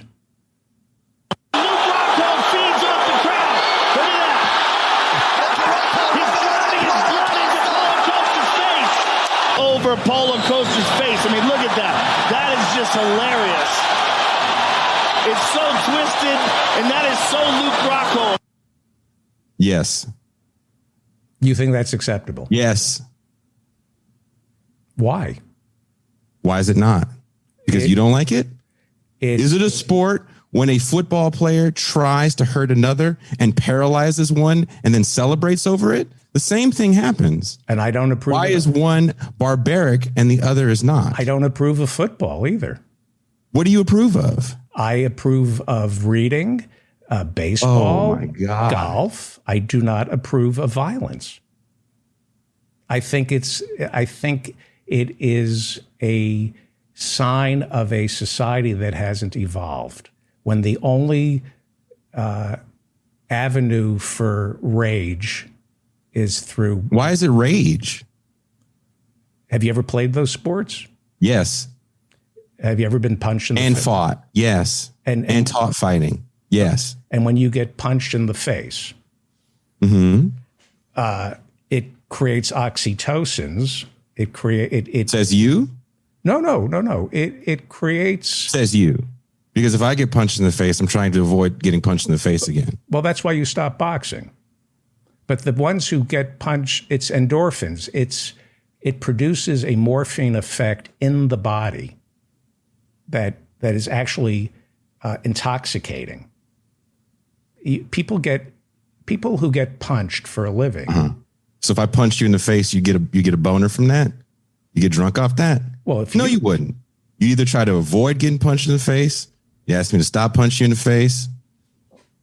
Come on, stop. No, This is offensive. Well, I'm sorry. I find violence offensive. You're acting as if a sanctioned, agreed upon fight between two people is the same thing as getting punched in the head on the street by an assailant. What about... Or being beat by police officers. It's That's insulting the people that get beat by police officers. No. Yes. Violence, it's violence, and violence for commerce is wrong. Why is it wrong? Because violence is failure. How is it failure? Because love is the answer. Oh my God. I think Pascal, if you say something somewhat diplomatic, I'm off the screen. Well, I was nothing wrong with being diplomatic. I think we have a philosophical disagreement here, and I don't think there's anything wrong with that. I think that Jason has a different idea in terms of how he views the capacity of violence, and I understand where he comes from. I come from a household. My father was a man who used to fight. He was a very physical man, and for him, violence was a means of resolving conflict between individuals who had come to a point where no other consensus could be met. He was a very physical man. And you went to law school. No, I went to law school. He didn't go to law school. I went to law school. And what is better? So this is the thing. Different doesn't necessarily mean better. I think different, this is the thing. I don't want to see violence used in any capacity as the first resort. I wouldn't use violence as a first resort, but I'm also not a pacifist. In other words, I realize that at some point, there's going to be a potentiality where the only way conflict is resolved is through violence. I'm not saying that it should be the first resort, but I also don't rule it out as a possibility. And I also think that if you live and understand that we have a society where physical contact between civilizations and people have been the norm since the beginning of time, if we realize that, we should be prepared to hash out our physical conflicts in the most effective spaces possible between individuals. I'm not a pacifist. I understand people say that they're against war. I'm against unjust war. I'm against imperialism. I'm against invasions and all that. But I'm also not a pacifist. I don't see a problem. I like martial arts. I like the idea of being able to have people trained in the art of defending themselves and fighting themselves. I like the fact that people are able to weaponize the capacity to challenge assailants. But at the same time, I also understand the position where excessive monetization of violence, just like excessive monetization of sex, can become excessive and egregious. I get it. I understand. I'm not necessarily saying one of you was right or wrong. I think you guys have two different philosophical worldviews on. This isn't about a worldview, but Pascal, stop. At some point, stop. This isn't about a worldview. This isn't about saying all boxing. When you conflate boxing and MMA with police violence, and you're not saying that's a fucking problem. No, that's not the same. That's not. That's why I don't think we can make a correlation between MMA, boxing, and even football and the state. Don't forget, police are the state. When you're saying law officers engaging in violence, you're saying the state is now sanctioned to abuse human citizens. Now, those other entities are private spaces, whether it be boxing, and they offer entertainment. That's correct. So I would not conflate the same thing between boxing, MMA, as being the progenitor. As what we're seeing with law enforcement is something that can be traced back to the relationship to the state and the citizens going back to the 19th century in this country, and the role of police to the suppressor of the poor. That's a different relationship than between what two boxers in a ring or in an MMA stadium are engaging in. So I definitely agree that there's a differentiation there without a question. But at the same time, I do believe that you guys have a different perception in terms of what the role of sanctioned violent displays in society, and if there should be one. That's a disagreement, and I don't think it's a bad thing. Yeah, I just don't think it's morally. Then don't watch it. Apparently you do. I do. Okay, well. And I'm not proud of it. What percentage of society do you think fights professionally? Do you think, okay, let's change the subject. What would you like to talk about? Unless you want to talk about this. Okay, go ahead. No, you go ahead. What percentage of society do you think fights professionally? I think blood sports breed a type of thinking that doesn't push the narrative I want to push. I think. How long has boxing exist for in a sanctioned format? Boxing, I think the late 19th century, right? Marquis de Queensberry rules. So so using your logic, we're constantly a violent society because there's sports that are violent. No, I'm not saying that. What are you saying? I'm saying that boxing, which I enjoy watching, is sad. Why is it sad? Because it doesn't end well for the boxers. It didn't even end well for Muhammad Ali, who... Muhammad Ali lived to be about, 78? He had Parkinson's. And how did he get that? He didn't get it from boxing. Oh. Does everyone has Parkinson's gets it from head injuries? Oh. Last I checked, that's not how Parkinson's works. Oh, that is the common... that's a consensus. There's also consensuses that say that John Matuzak died from steroids when he did other drugs as well. The Larry Holmes fight with Muhammad Ali, they say he took so much... The brain in the skull was flapping around during that fight, and it caused permanent damage. Fighters, it is true, professional fighters have a much shorter lifespan than non-fighters. It is true that athletes in general have a high suicide rate. Well, in general, depends what sport we're talking about. Some sports are better than others in terms of for the players. If you play golf, which I think is also as offensive as mixed martial arts, but baseball players live long lives. Football players with CTE, something like every corpse. You don't even necessarily have to have CTE, but football players in general and fighters in general have a bit of a shorter lifespan. Because of the concussions. When you get hit in the head, you get CTE, and there is a... Oh, it's not that simple. It's not just a hit. But there is a rash of football players dying young paralyzed. Their memory is shot. They have problems with drug use, suicide, domestic violence. Everything I've read tells me that's caused by the concussions. Some people just had addiction problems as well. That are also caused by. If you want to have a conversation about, I'm saying whether you like it or not, Jason, I love you, but whether you like it or not, some sports are better than others. Some sports merge the brain with the body, and they are a delight for civilizations. So you think dumb people fight? Did I say that? Yes. No, I didn't. Some sports are better. You insinuated it. No, I did not. You've been insinuating the whole time that this is for dumb people. Did I? No. It's a degradation of society. It's bad for society. Violence. What makes it bad for society? West Point. Some of the smartest people in the world graduated from West Point. Douglas MacArthur was a genius. He graduated from West Point. I don't think generals are dumb. Evil.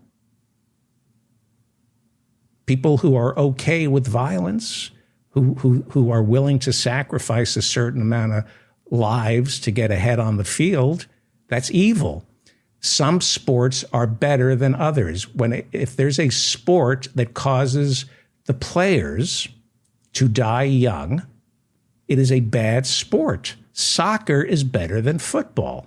Rugby is inferior to soccer. When people get injured on the field, when tens of thousands of people are cheering out of bloodlust, it is wrong. It is wrong.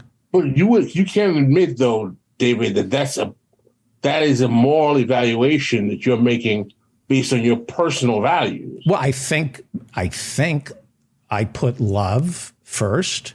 I put nonviolence first. I put pacifism first. Anything that celebrates violence is wrong.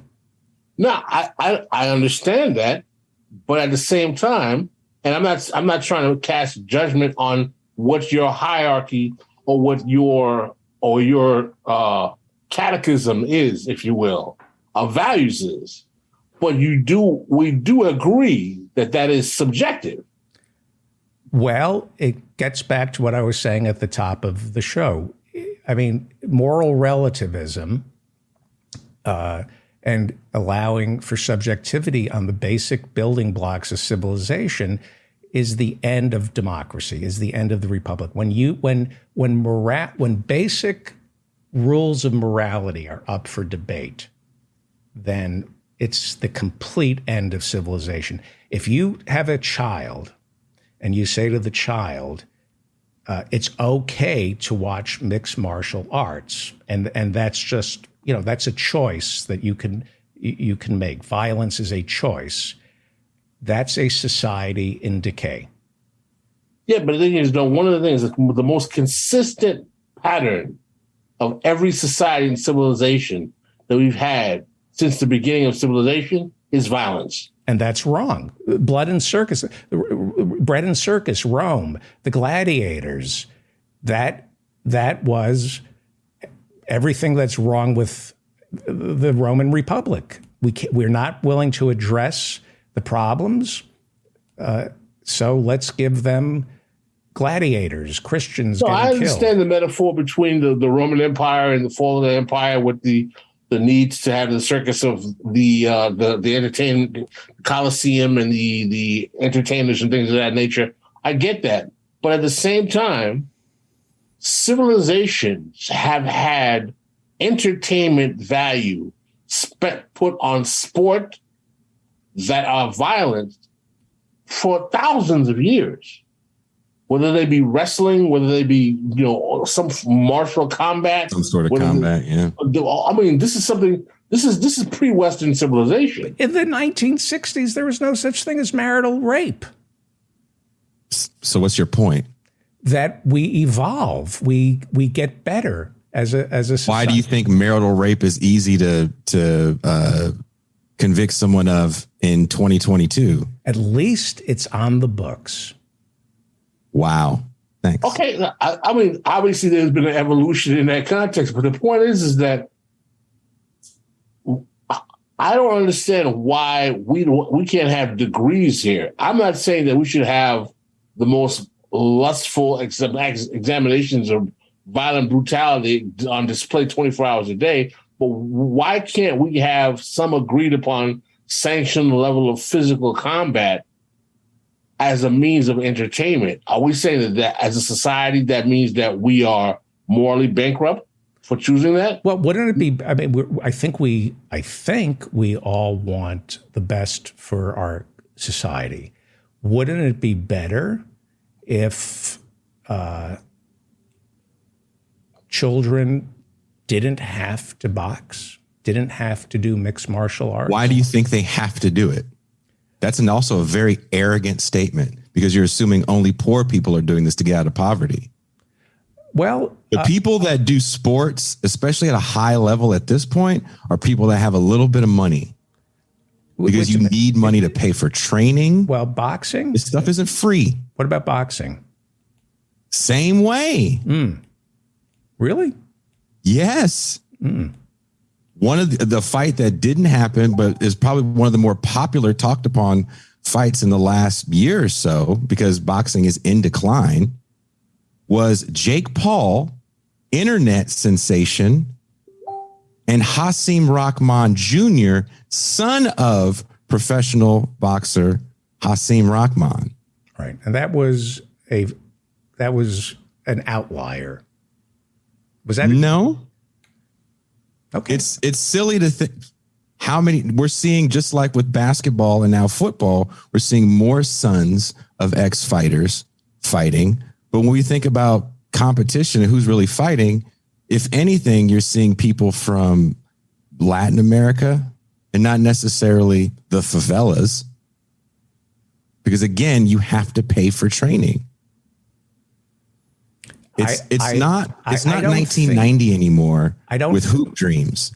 I don't think you're seeing East Coast boarding schools sending mixed martial artists into the octagon. That's a huge jump, right? We don't have to be East Coast boarding schools to be petty bourgeois. I think California. I don't think you're saying the children of the 1% playing football. There's a difference between the children of the 1% and a petty bourgeois element of people in athletics in general. We've talked about this several times on my show, that there's even becoming a class of athletes, because who can afford for this type of one-on-one training to be an elite athlete? It's a kind of a legacy. It's becoming like a legacy thing where you have an athlete who masters a sport and he wants his son to participate. So what's going on is that we have like a legacy kind of scenario where professional sports, where it was an element of social mobility in the sport and the poor in the past for poor people, has now become the providence of children of professional athletes. Right. Well, you heard, I don't know if you saw the clip that I played of the new welterweight champion. Mm-hmm. Yes. Leon Edwards, right? Mm-hmm. Yes. And you heard what he said. Yeah, he said he comes from the trenches. Yeah, what does that mean? He didn't have a roof over his head. He really didn't have a roof over his head? Yeah. He was one of those guys that lived with three walls in London. Where was that? Jamaica. Where the hell did he live? Jamaica. Had a British accent. Didn't sound very Jamaican, but he could be Jamaican. Do you know him, Pascal? I don't know him. I'm not familiar with him. He's got a mean kick, though. I can tell you that. I mean, you got to get sponsorship. It's harder than you think to get to that level. I know. You can't just do it because you're a poor kid trying.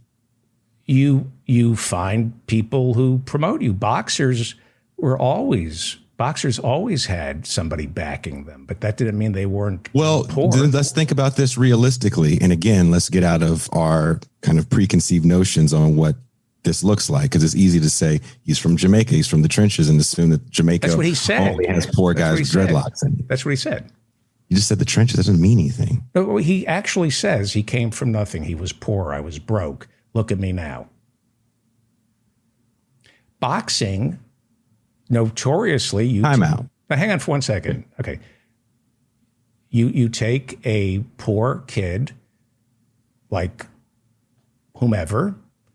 And Mike Tyson. I was going to say Mike Tyson. And then you get a syndicate of investors who back and manipulate, exploit a poor boxer. That is the story of boxing. And they rarely, it never ends well. That's a lovely tale from 1985, I think. But we're in 2022. And Mike Tyson is a liability for investors. But real investors. Who was it? Not Customato in upstate New York. Who was boxing ended? Who left the boxing world? Sugar Ray Leonard? I mean, who ended up okay? Sugar Ray Leonard, Marvin Hagler, Thomas Hearns. These are just people I'm naming off the top of my head. A lot of people had other problems that weren't just boxing. I mean, if you want to talk about sports in general, a lot of people left sports in general. The 70s and basketball left us with a ton of coke addicts that ended their lives in virtual obscurity. So we can have a whole show about, you don't have basketball is ruining Black America. Basketball doesn't render the game itself doesn't render the players unconscious, doesn't create the kind of long-term damage to the body, the brain, as boxing does, as football. But every boxer that has left, I mean, I don't know Julio what I don't know what is not, honestly. I don't know. Drunk, and he fought like 100 fights. I think you're bringing up anecdotal evidence. So are you. No, I don't think so. Yes, you are. No, I think you've not cited anything. The science is in on football. The science is in.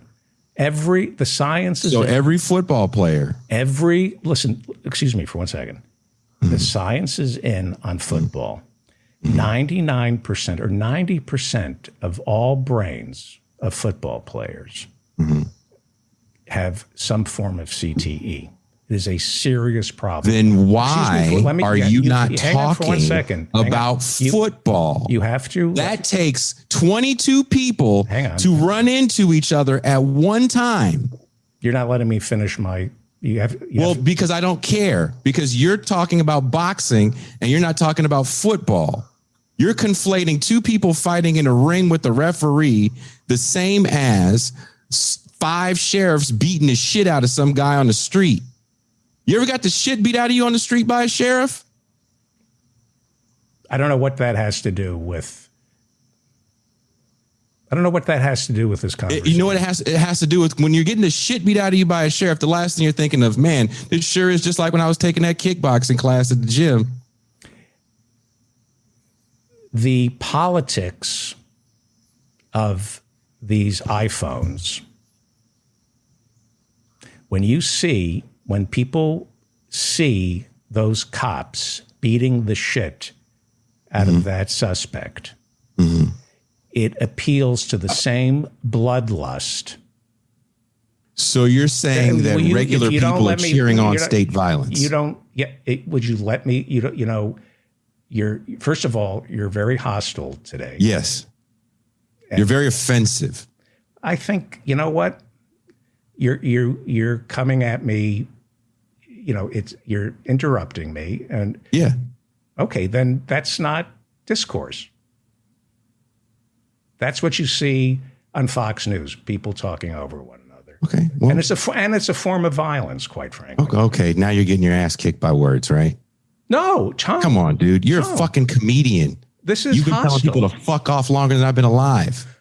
You're being hostile to me. I have to be honest. You've been telling people to eat dicks longer than I've been alive professionally.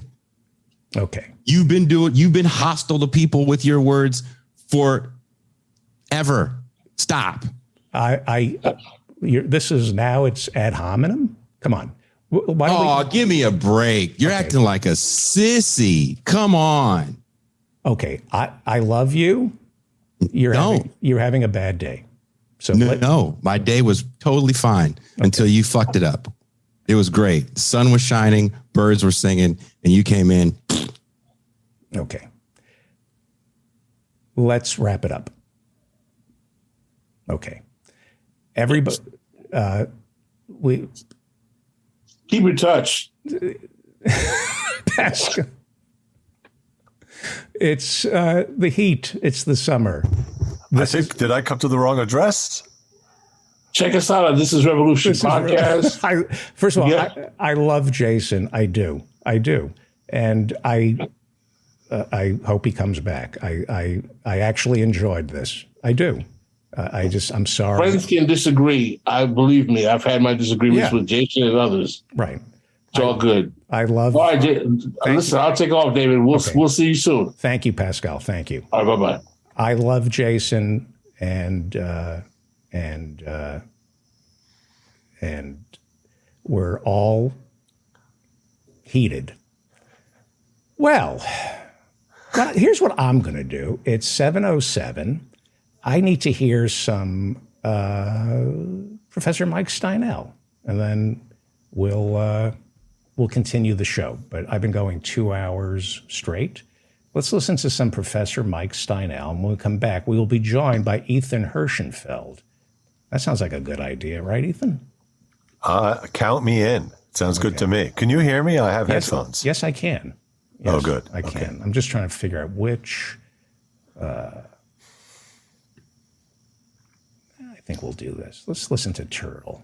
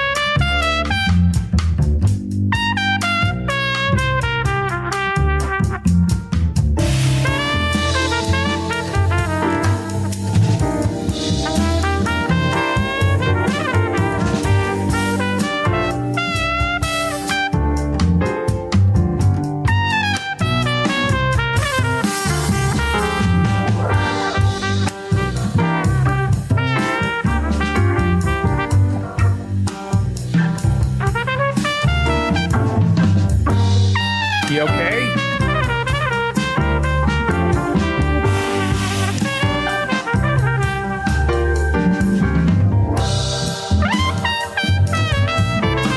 I'm good.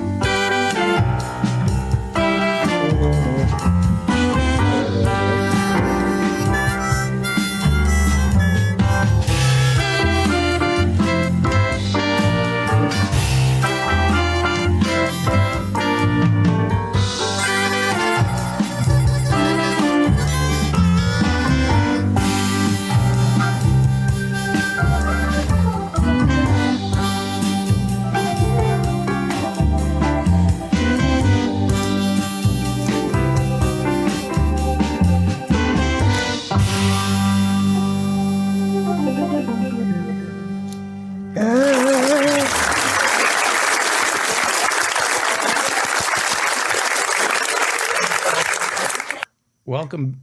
Can you hear me? I can. I was pretend whistling. Oh, good. Welcome back. You're listening to The David Feldman Show, davidfeldmanshow.com. Friend me on Facebook. Follow me on Twitter. We have a YouTube channel. Please subscribe to that.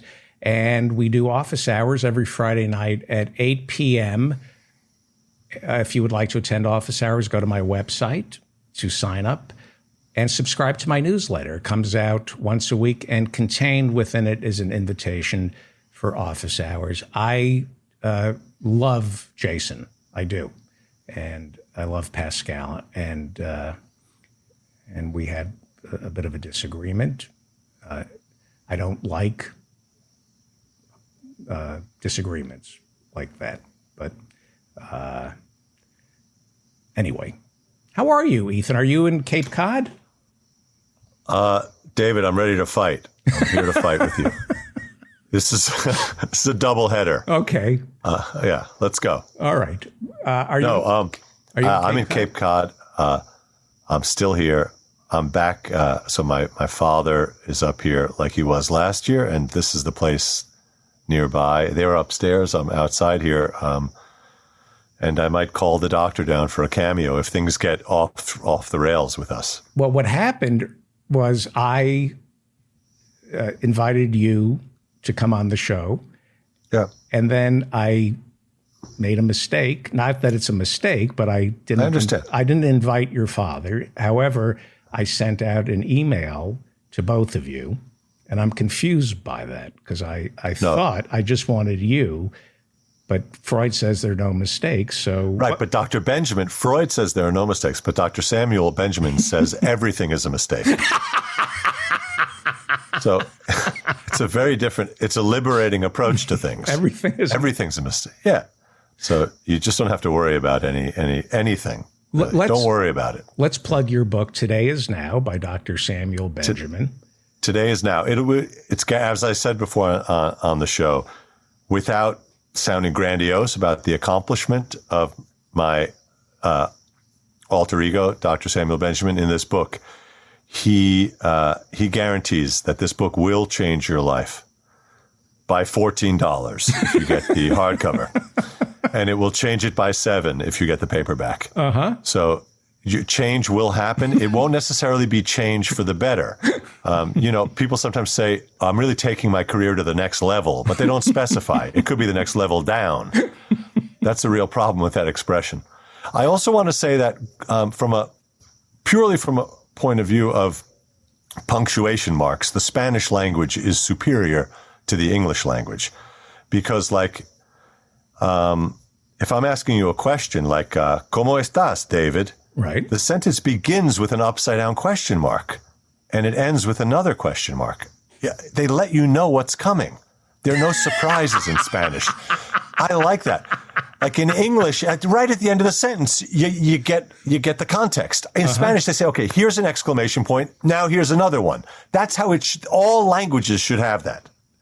But how is the stand-up comedy? How is the comedy in Spain, if at least the written comedy, because there's no comedy because they tell you they put the punchline at the beginning and then they put it again at the end. Or so at the least jokes they don't work. At least you know there's something like here. You're telegraphing the joke with the punctuation. Yeah, here it comes, and there it was. Yeah. And also, it's weird at the stand-up comedy clubs in Spain because they laugh before the joke and after the joke, while standing on their heads. Yeah, it's very confusing, the whole thing. Yeah, and you tip your waiter right when you arrive. So it's a great gig. If you can get a waitering gig at a Spanish comedy club, I recommend it.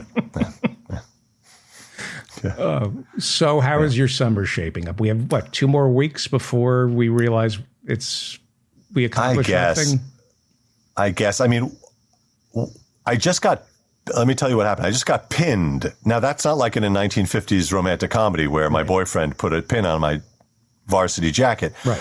I got pinned, which means I auditioned for something a few days ago, and the production said, let's pin him, which means they've pinned a few people. They want you to keep the date open, and then they'll decide.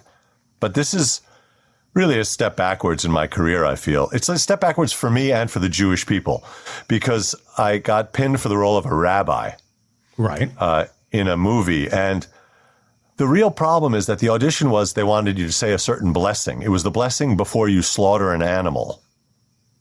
So I had to decide, first of all, am I going to be okay with the cultural appropriation of my own people of playing a rabbi? Yes, I'm fine with that. As a vegan, am I okay playing a guy who's about to slit a chicken's throat? Yes, I am. But to study for the role, to figure out, is there a tune that goes with this blessing? A friend of mine sent me a video of an actual, so I had to watch the video with my hand over the screen and just listen to the blessing. It turns out, I think it's in very good taste. There is no tune with that blessing. The guy just mumbles it and then does his business. So that's nice. Does this take place now, or does it take place? It takes place. It's sort of like Planet of the Apes, but it's Planet of the Chickens. The whole planet has no. It takes place. I think it's in the 60s, and I think it's in Baltimore. I'm not sure. Yeah. Auditioning. It's like Diner, except kosher. It must be very difficult to go out on auditions. I was talking to somebody about this last week because all of our self-actualization flows from accepting ourselves, loving ourselves, not relying on others for acceptance. Mm-hmm. Right. But an actor is constantly begging others to accept them. That can be the mindset, and it frequently is. But I had great advice from a friend who got it from another friend who was encouraged by this teacher to go into the audition with the mindset of, I am giving these casting directors an option. They have a job. They have to find someone. They are getting paid to find someone for this part. I am providing a service. My audition is giving them a good option. And that's all you can do. So it is actually possible to make that, to deceive yourself that way is what I'm trying to say.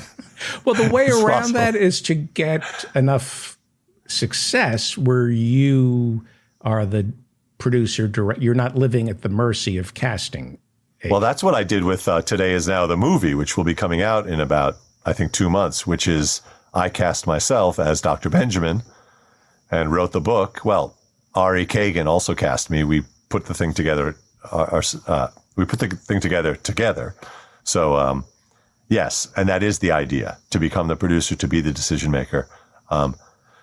But also, again, and this is a lesson that I think can apply to people in any job, maybe apart from politics. But if you can actually flip that switch in your head and say, can I, in an endogenous way, just organically, internally, can I derive satisfaction from doing what I'm doing, regardless of the reaction from the outside? The answer is no, you can't. But no, you might be able to. It's a good right. exercise. Right. Yeah. Did you go swimming in the ocean today? I didn't. It was very rainy here. Very rainy. And I took a walk with my father, which was nice. And we swam yesterday and the day before. And maybe tomorrow. And what did you talk about on the walk with your father? What are we talking about? Oh, there was a house for sale. So it was very stereotypical. When I took the listing off the house, I was reading the amenities. What comes with the house? We're taking the potted plants with us. You can have the firewood. That kind of. Yeah. When you look at Zillow, you seem like the kind of person who can look at Zillow and realize this is not a fantasy. Like, I could make this happen. I look at Zillow and I think I am incapable. I do not have what it takes to. No. I can't. No. I'm with you. I basically, I've lived in the same apartment in Brooklyn for 26 years now. And I will probably die there. I mean, not just I will die in there. I don't know where I'll die, but I don't have any plans. And the place here, I don't think there will be any selling or buying of any. Yeah, that's my plan. The idea of moving, I would rather. I know. I would rather. Yeah. Because I'm going to be miserable anywhere. Yeah, right. So, so why be miserable with boxes? You might as well be miserable with your stuff out of boxes. Also, why be miserable and also be lifting stuff? Just be miserable sitting on a couch. I completely agree. Yeah, you're absolutely right. It's also it's an ethnic thing because, you read the Bible, there was a lot of moving, always moving around, constant. It's very nice to just sit in one place. For also, 40 my 20s, I had so many apartments, and I just kept moving. I couldn't get happy. This was too loud. This was too that. This was, and I finally, when I landed in this place, I said, I'm done. I'm not moving again. We were up in Massachusetts visiting a friend. I saw some houses that I thought, I could rent up here. I could do the show up here. Right. What do I need to be in New York for? There's nothing here for me. I could just do the show. And then I'm thinking, well, but that, like, am I going to bring all my shoes or some of my? Right. That's where I immediately I'd have to move my shoes. Do I want to move all my shoes? And then, to your credit, you don't go beyond that. You're just like, okay, I thought about the shoes. I'm done. No move. I'm already here. Well, to quote Dr. Benjamin in his book, he says, they tell you, look both ways before you cross the street. But I say, look a third way. Look inside and ask yourself, do I really need to cross the street? Maybe things are worse on that side of the street. Maybe things are just fine on this.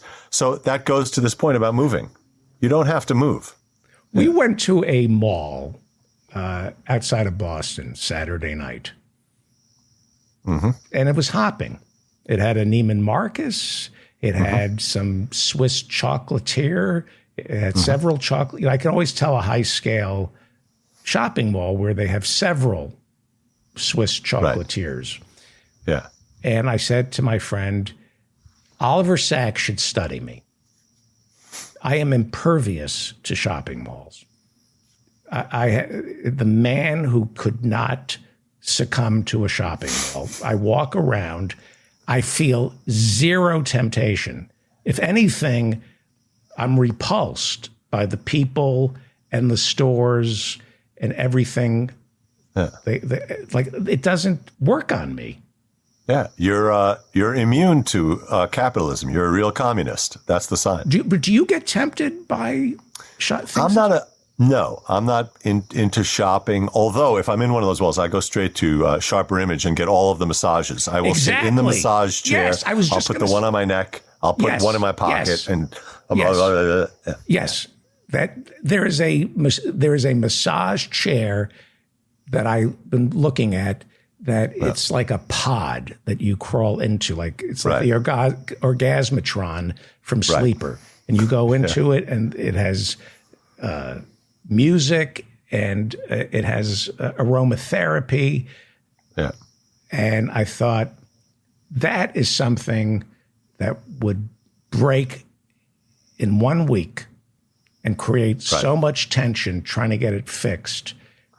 Well, there's another thing. The knots it would create would be tougher than the ones it relieves. But that's to your credit also. You're able to project a little bit into the future to the point when this is not a new, exciting gadget, when it's just a hunk of metal that I then have to figure out how to fit into the elevator. Right. Yeah, so that's actually very healthy. Everything is an ordeal. If you buy something, you buy. Right, I agree. You buy I resist getting stuff. You buy a pair of pants. Okay. Now I have to remember to zip up the fly. Right. If I forget to zip up the fly, I could do 20 years in prison. Yeah. It's always an order. I have a lot of the stuff I own is stuff that was handed down or handed sideways to me, or I somehow, this shirt was a gift. I found this in the water yesterday. Really? It's like one of those, it's a fake Fitbit. It's an Amazon Fitbit. I picked it up. Now there's a dolphin going, I don't know what time it is. It was working, and it told me how many steps I'd done. It was a bizarre experience because it had told me how much the other guy's how many steps this guy did, who this belongs to. I feel like I'm living this guy's life now. And it had a 50% charge on it yesterday. A day later, it has a 49% charge on it. It's miraculous. Well, wait a second. So this is a movie idea. I know. I'm in this guy's life now. I'm taking over his steps, and it's like a Dorian Gray thing. I don't know what the story is. Well, no, I mean, it's hooked up to some kind of cloud medical thing that people sign up for. And all they're going, he's getting calls. Your heartbeat has never been better. Your blood pressure is great. Right. You seem 20 years younger. And the guy actually starts feeling better. Right. Getting these reports on the checking in to see how he's doing. Right. Oh, that's good. And and he actually starts to feel better. And he realizes that if you're healthy, he'll be healthy. And then he has to keep me healthy. And you get sick. That's the movie. All right. That is. Anybody out there feel like writing that movie? I have come up with so many great movie ideas. That's a great. By the way, this is 0 alcohol, just so you know, in case any questions, in case anyone thinks I'm like guesting drunk. I don't drink and guest. Do you drink alcohol? Mm-mm. I gave it up about 6 months ago because the psychologist out in California, my friend Jimmy sent me a link to this guy's talk, and he says if you have any tendency towards getting depressed, if you have any tendency or history towards depression or in your family, he recommends 0 alcohol, not like one drink a week or one a day, just 0. And I switched to 0, and I'm totally depressed. No, but you hit a baseline that you don't go any lower. Then you just remain permanently depressed. See, alcohol, it doesn't create depression. It lifts you out of depression. You get a taste of the good life, and then the alcohol wears off, and you say, "I'm depressed." You're just back where alcohol doesn't create depression. The truth is it does, for me at least. I know I feel good. I love it. I have a lot of fun on it. Same with marijuana. But the next day I feel like just in the dumps. So the good feeling of today is not worth the bad feeling of tomorrow. Today is now, by the way. But what you just said is your next book. The good feeling of today is not worth the bad feeling of tomorrow. Yeah. That's the sequel to Today Is Now, written by Dr. Samuel Benjamin. We're running 5 minutes behind, so we have 5 more minutes, and then we're going to bring in Grace Jackson. I saw that photo of you guys. You met in person. That's incredible. We met in person in Brooklyn. Oh, that was Brooklyn. That was such a great photo. That was very exciting to see. Leslie took it. Yeah. We love Grace. Yeah. She's amazing. She's a superstar of your show. She is. That's so cool. She is. Yeah. I do have a sequel in the works. I don't know if I should say the title because the title is just gold. Maybe I shouldn't spill the beans till it comes out. Do it. I should do it? Yeah, nobody watches this show or listens. Okay, the title of the book, it's Dr. Benjamin's Guide to Meditation. Mm-hmm. And it's called Om, like the mantra Om. Yeah. Yeah, it's Om Alone. Om Alone. I love that. Title. Yeah, I love that. It's a very good title. Yeah. And you're just going to learn various meditation techniques from Dr. Benjamin. So look for it. I love that. And you're with your dad. How long is he going to stay with you? They're here for a month, a full month. He's taking a month. Really? And I think he sees some clients or patients, as they insist on calling them. I think he sees some on Zoom still. I think he does some of that. Customers, right? Customers. Right. And has he thought about live streaming any of that without the patients knowing? Again, that's a Dr. Benjamin move. So in the film, you'll see a lot of the sessions he does. They're part of the film. So these clients have agreed to be taped. Yeah. I think if anybody saw me talking to a doctor, they'd put me in Rikers. They would lock me up. The questions, the neuroses. How are you with doctors? Being raised by a doctor. Oh, are you a hypochondriac? So the interesting thing was I didn't miss a single day of school. I'm not kidding. Not a single day of school between first grade and 12th grade. I didn't miss a day of school because, and I thought this might be a thing that was common to people who had a doctor parent. You're not feeling good in the morning. They'd say, hey, you're fine. Because if they see people who are really, really sick, so, hey, you're fine. So one morning I was feeling quite ill, took the lift to school, got out. I would get to school pretty early. No one was in the hallways yet. Got out of the car, wasn't feeling great, walked into the hallways, just puked all over the hallway in the school. And then I heard people arriving, so I just dashed into the bathroom to clean up. And then later in the day, between periods, I saw the principal of the school standing over that pile of my puke and saying, what the hell is this? Who did this? But, I was fine later in the day. You vomited and you were able to finish. I went to class and I was fine. Was it yeshiva? It was not. That was only through 6th grade with me, a Hebrew day school. Now, I have noticed that there is a prayer before going to the bathroom. Mm-hmm. Now, are you asking, is there a prayer before puking? Yes. But there are prayers where you go, that is bizarre that somebody has, when you become an operating Thetan 5 Jew.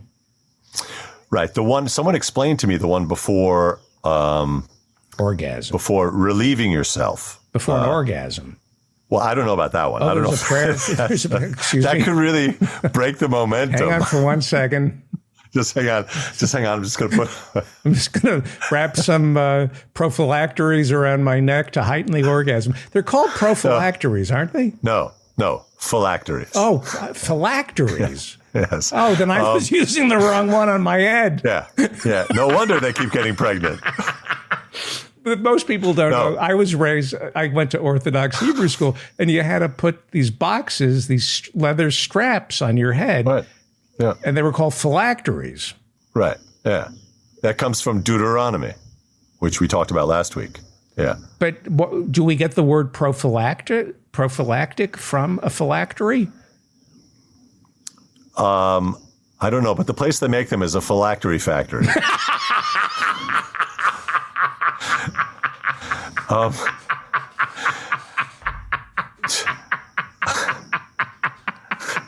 I don't know that was that funny, but yes, it is, because you know why? Okay.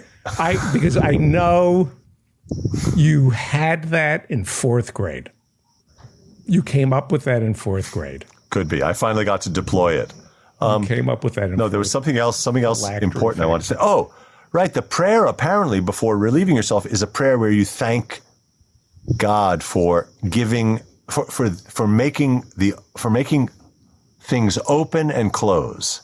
In other words, for the miracle of that sometimes things open and sometimes they close. Really? Yeah, like CVS. Sometimes it's open and sometimes it's closed. So you also say that prayer before going into the pharmacy. No, I don't know. What do I know? Okay. Wow. Oh, it's so great. It's so great to see you. Likewise. Grace is here. Grace. Thank you. Can I say hi to Grace? Yeah, sure. Everybody go by Today Is Now by Dr. Samuel Benjamin. Let me just plug this, Grace. I don't want to creep anybody out. Here we go. You have my permission to go to Amazon and purchase Today Is Now. You get special dispensation because it's only available on Amazon. So go to Amazon and purchase Today Is Now by Dr. Samuel Benjamin. And you also get the Feldman guarantee, but you get the Hirschenfeld guarantee, which is if you buy it, let's meet. I'll buy the coffee and I'll sign your book.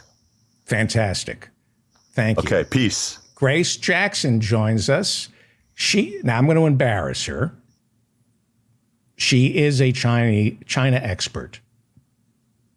She speaks fluent Mandarin.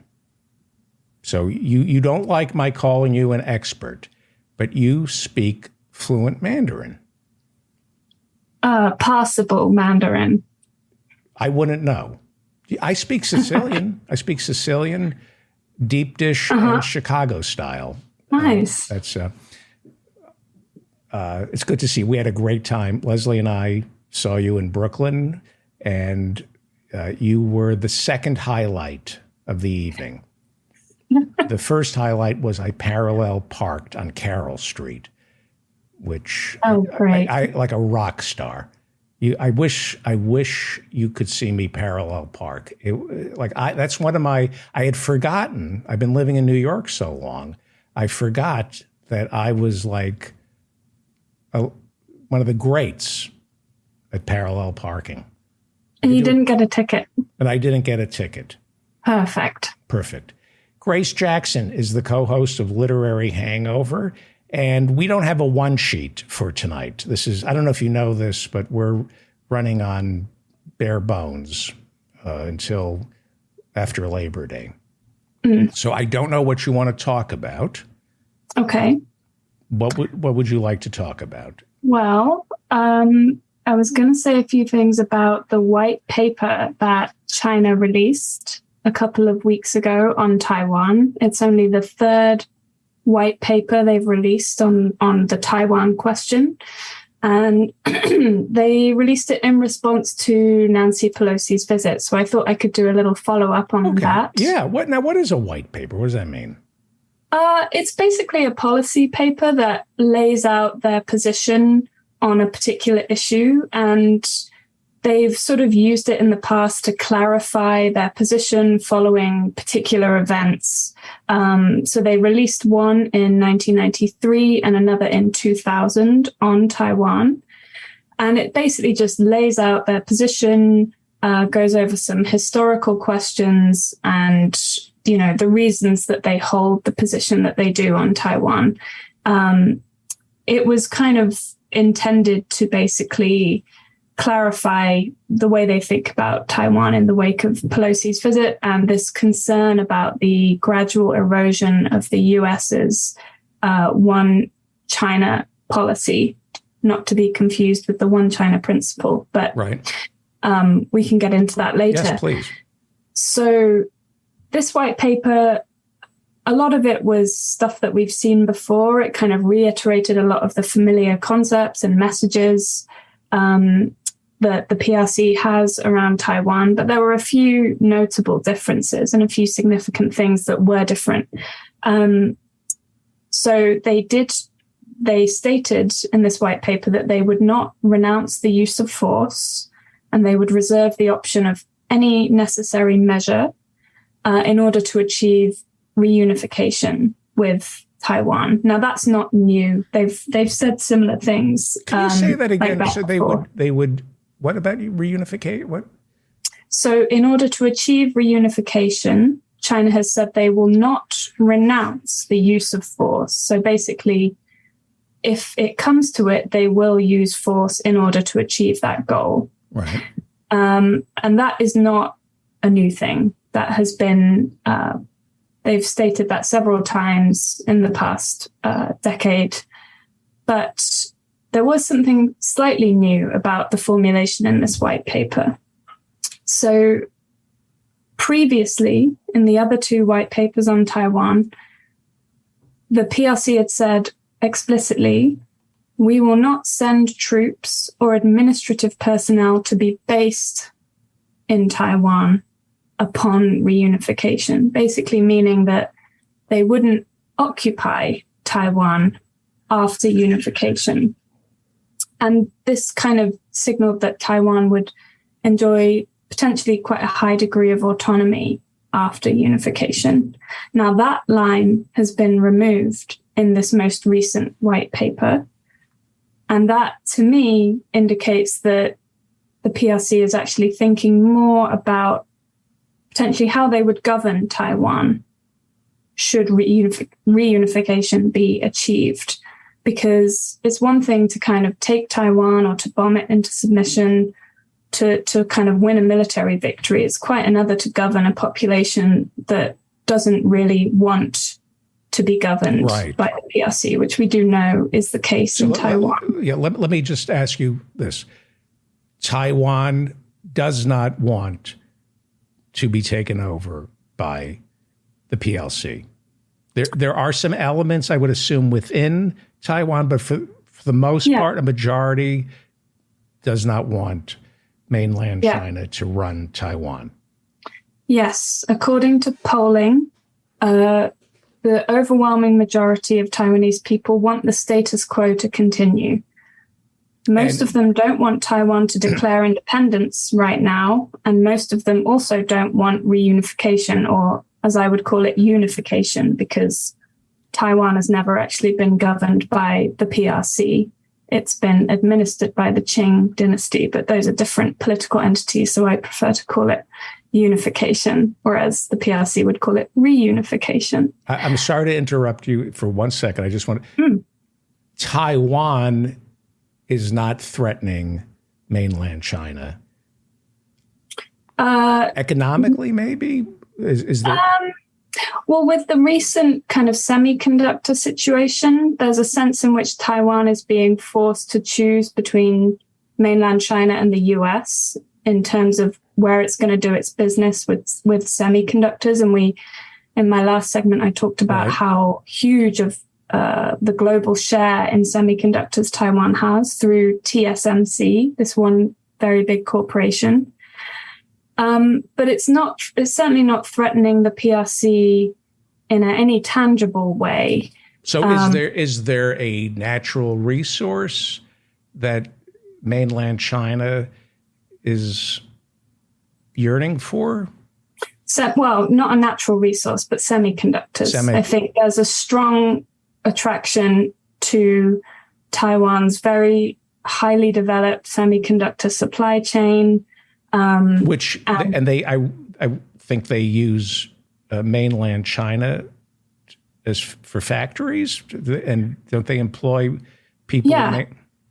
Yeah, there's a lot of actual manufacturing done in China by companies that are headquartered in Taiwan. There is quite a lot of manufacturing done in Taiwan of semiconductors as well. It's the case that a lot of Taiwanese-made semiconductors end up being shipped to the mainland, where they are then assembled into iPhones and other, electronic gadgets that end up in the US and in Europe. So they are trading partners. They are. Oh yeah. They get along. Absolutely. Trading partners, yes. Getting along is a slightly different question, but there's no doubt that Taiwan's semiconductor industry would really be, let's say, the jewel in the crown of PRC-occupied Taiwan. There's a huge incentive there for China to take control of that supply chain. But just going back to the question of governance and, what Taiwanese people want or what they say they want, it's hard to imagine the PRC governing Taiwan in a really effective and, smooth way. Because right now, as I mentioned, the polls suggest that Taiwanese people want the status quo to continue. They don't want independence, at least not immediately. They don't want unification. There is a small contingent of people who favor both immediate independence and immediate unification, but it's vanishingly small. Those are the people that probably we saw protesting against Pelosi's visit, the Taiwanese people who came out against that. But yeah, it's interesting that this white paper that China just released does kind of hint by omission, at least, by omitting that line about not stationing administrative personnel in Taiwan, that a military occupation or even an extended military occupation is being at least countenanced. So I wanted to kind of pivot from that and talk a little bit about another constituent in Taiwan, the indigenous people. So can I ask just a follow-up question, sure. please? Yeah. I have two follow-up. Please hold the thought about the indigenous people. One is, I would assume China governs differently in different territories. The way they govern Tibet is different from the way they govern Hong Kong, and they would govern Taiwan differently than how they would govern Hong Kong, or would it be similar? That's a good question. That's a very pertinent question. So China indeed governs in different ways in different territories. So Tibet is a special autonomous region, as is Xinjiang, where the Uyghurs are. Inner Mongolia also has a similar setup, and I think Guangxi province as well, which is very rural in the southwest. So there are different kind of modes of governance and levels of autonomy. And different languages and different ethnicities and different... Exactly. Yeah. Now, Hong Kong is probably the most relevant example here, and it's also the outlier in terms of governance, I would say. So many listeners will be familiar with the concept of one country, two systems, which was promised to Hong Kong as a way for Hong Kong to maintain its capitalist and kind of somewhat liberal way of life when Hong Kong was returned to China by the British in 1997. So it was designed to allow Hong Kong, and Macau had a similar thing, which was a Portuguese colony, to preserve its separate system, but still to kind of be a part of China, the country. Now that one country, two systems has been touted to the Taiwanese by the Chinese leadership. And in fact, it was mentioned in the white paper. Xi Jinping has said repeatedly that one country, two systems is going to be the best thing for Taiwan in the long run, that it would safeguard the interests and well-being of Taiwanese compatriots, to quote him. But there is an issue with that, because in 2019, China decided to introduce the national security law in Hong Kong. And that's what triggered those very significant protests. I believe the law was actually withdrawn in response to the protests by the local Hong Kong legislature, by the local Hong Kong government, but then it was imposed the following year in 2020. And it has changed the status quo in Hong Kong significantly, not economically, we should add. So economically speaking, financially speaking, Hong Kong is still the same business-friendly, low-tax place that it was. Center for capitalism. I mean, it is a center for capital, exactly, and the flow of capital. But politically, it has changed beyond recognition. I can go into, how it has changed. Do you mind? I'd be curious. Sure. Well, the national security law basically criminalizes dissent and adopts extremely broad definitions of things like terrorism, subversion, secession, and collusion with foreign powers. So it expands the definition of all of those crimes. It allowed Beijing to establish its own security force in Hong Kong. Under the law so far, like several hundred people have been arrested and thousands more have been arrested simply for their participation in the protests. So newspapers have closed, journalists and publishers have been jailed, a few very sort of high-profile ones. And in 2021, separate from the national security law, Beijing overhauled Hong Kong's electoral system. So prior to this, from 1997, when Hong Kong was returned to China, there was a thing called the Basic Law, it served as Hong Kong's kind of mini constitution. It replaced the British colonial law. And it under the Basic Law, Hong Kongers were supposedly going to get freedom of the press, freedom of expression, freedom of assembly, freedom of religion. Now, Beijing always had the right to interpret the Basic Law, and there were certain things in the Basic Law that were intentionally vague. So it did state that the ultimate aim for Hong Kong was to have its leader, its chief executive, elected by a popular vote, but there was no deadline for that in the Basic Law. Now, since 2021, when this overhaul of the electoral system happened, basically there are new rules about who can run for election in Hong Kong.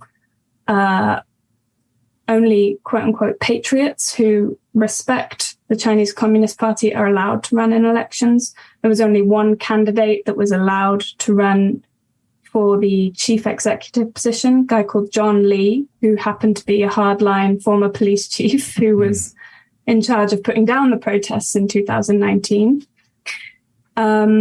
And prior to this, about half of the Legislative Council's members were elected directly, and the rest were chosen by industry groups or professional groups. And now only 20 are directly elected, and that's if they even make the ballot. If they're not patriotic, if they don't respect the party, they're not even going to make it to the ballot. So a lot has changed. Many political parties have kind of folded since then. A lot of people have been jailed. A lot of these dissenting voices have been silenced. So one country, two systems is turning out to be, quite conducive to the maintenance of capital-friendly conditions in Hong Kong. But the other part of that, which was the kind of liberal democratic ideal, supposedly, that Hong Kong was going to be allowed to pursue, that hasn't held up so well. So Taiwanese people look at this and they think, well, there's not that much for us in this system, I think. Interesting. Let's go to indigenous. Yeah, well, it's connected. Indigenous people, so they're a very small part of Taiwan's population. They're about 2.5%. However, scholars think that they've probably been on the island of Taiwan for about 6,000 years. Wow, this is really interesting. Yeah, based on the diversity of the languages that they speak. And do they look, I would assume they look different? Yeah, they do look a bit different from, what we would think of as the sort of Han Chinese ethnicity, I suppose. But most interestingly, they all speak different languages, dozens of different languages. But they know they're, I'm sorry, they know they're indigenous, right? Yeah. Oh, yeah. And yeah. Go ahead. I'm sorry. Yeah. So they do know they're indigenous. However, as with all of these types of situations, the ways in which they've been categorized has been heavily informed by colonial administration on Taiwan over the centuries. So when the Japanese administered Taiwan, when they occupied Taiwan, they had their own approach to indigenous peoples and categorizing them. Same for the KMT when they came to Taiwan. So it's a fluid and kind of ongoing and contested definition. There are many people who are not considered officially indigenous, who would like to be recognized officially as indigenous in Taiwan. So there's a whole kind of politics of indigeneity in Taiwan at the moment. But the point is that there's more and more recognition now, and with the current government on Taiwan, indigenous people are gaining recognition and representation within the government. And I just wanted to, I'll end on this. Hang on for 1 second. Yeah?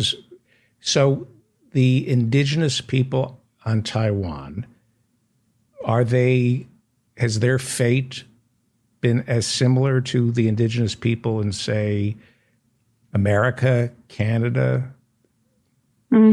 Yeah. In what way? Yeah. Explain that. Like, how are they? So they are second-class citizens? Have they always? You say it's been different with each different colonizing empire. Yeah. But so each kind of colonizing force on Taiwan, and there have been many of them, has dealt with the indigenous peoples in their own way. But a common theme is subjugation. I mean, especially under the Japanese, the Japanese treatment of the indigenous peoples was especially brutal. And in fact, there are some very interesting and kind of paradoxical currents in Taiwanese politics today around indigenous people identifying perhaps more with the KMT, with the nationalists who came to Taiwan by virtue of the fact that they got rid of the Japanese. It's very complicated and I don't want to misrepresent it, but I do want to just I'm sorry, this is so fast. Chiang Kai-shek, KMT. Yeah. He was not from Taiwan. He was from... No, he was from the mainland. And so when they all went to Taiwan, they got rid of the Japanese? Or no, this was 48, right?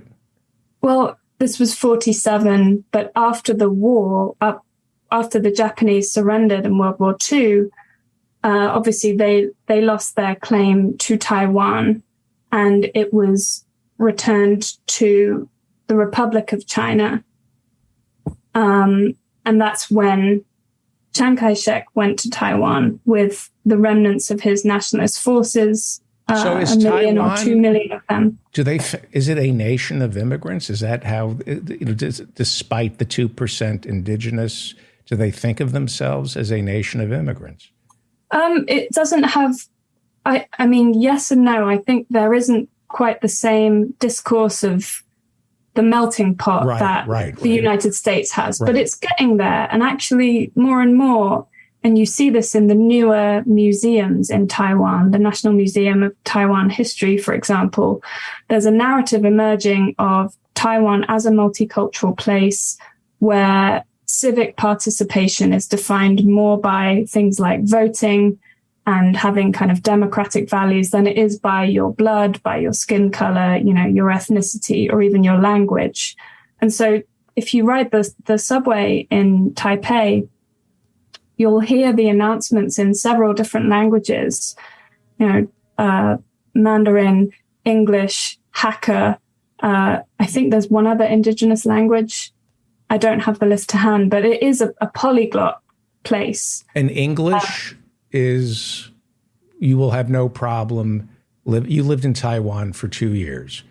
If you didn't speak fluent Mandarin, could you have gotten by just speaking English?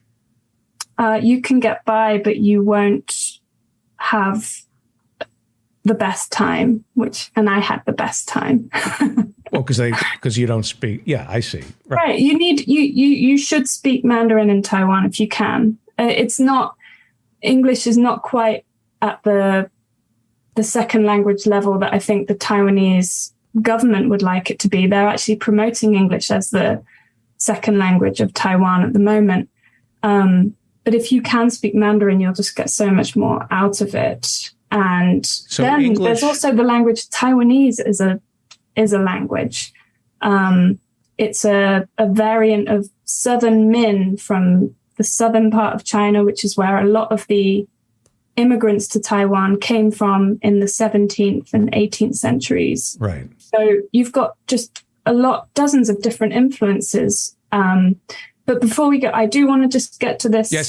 Sorry. The reason I brought the indigenous people up was because when you hear the Chinese government, for example, in this white paper, talk about the inevitability, the historical inevitability of reunification, it's very interesting to consider the perspectives of people who, by all accounts, have been on Taiwan for thousands of years, maybe 6,000 years.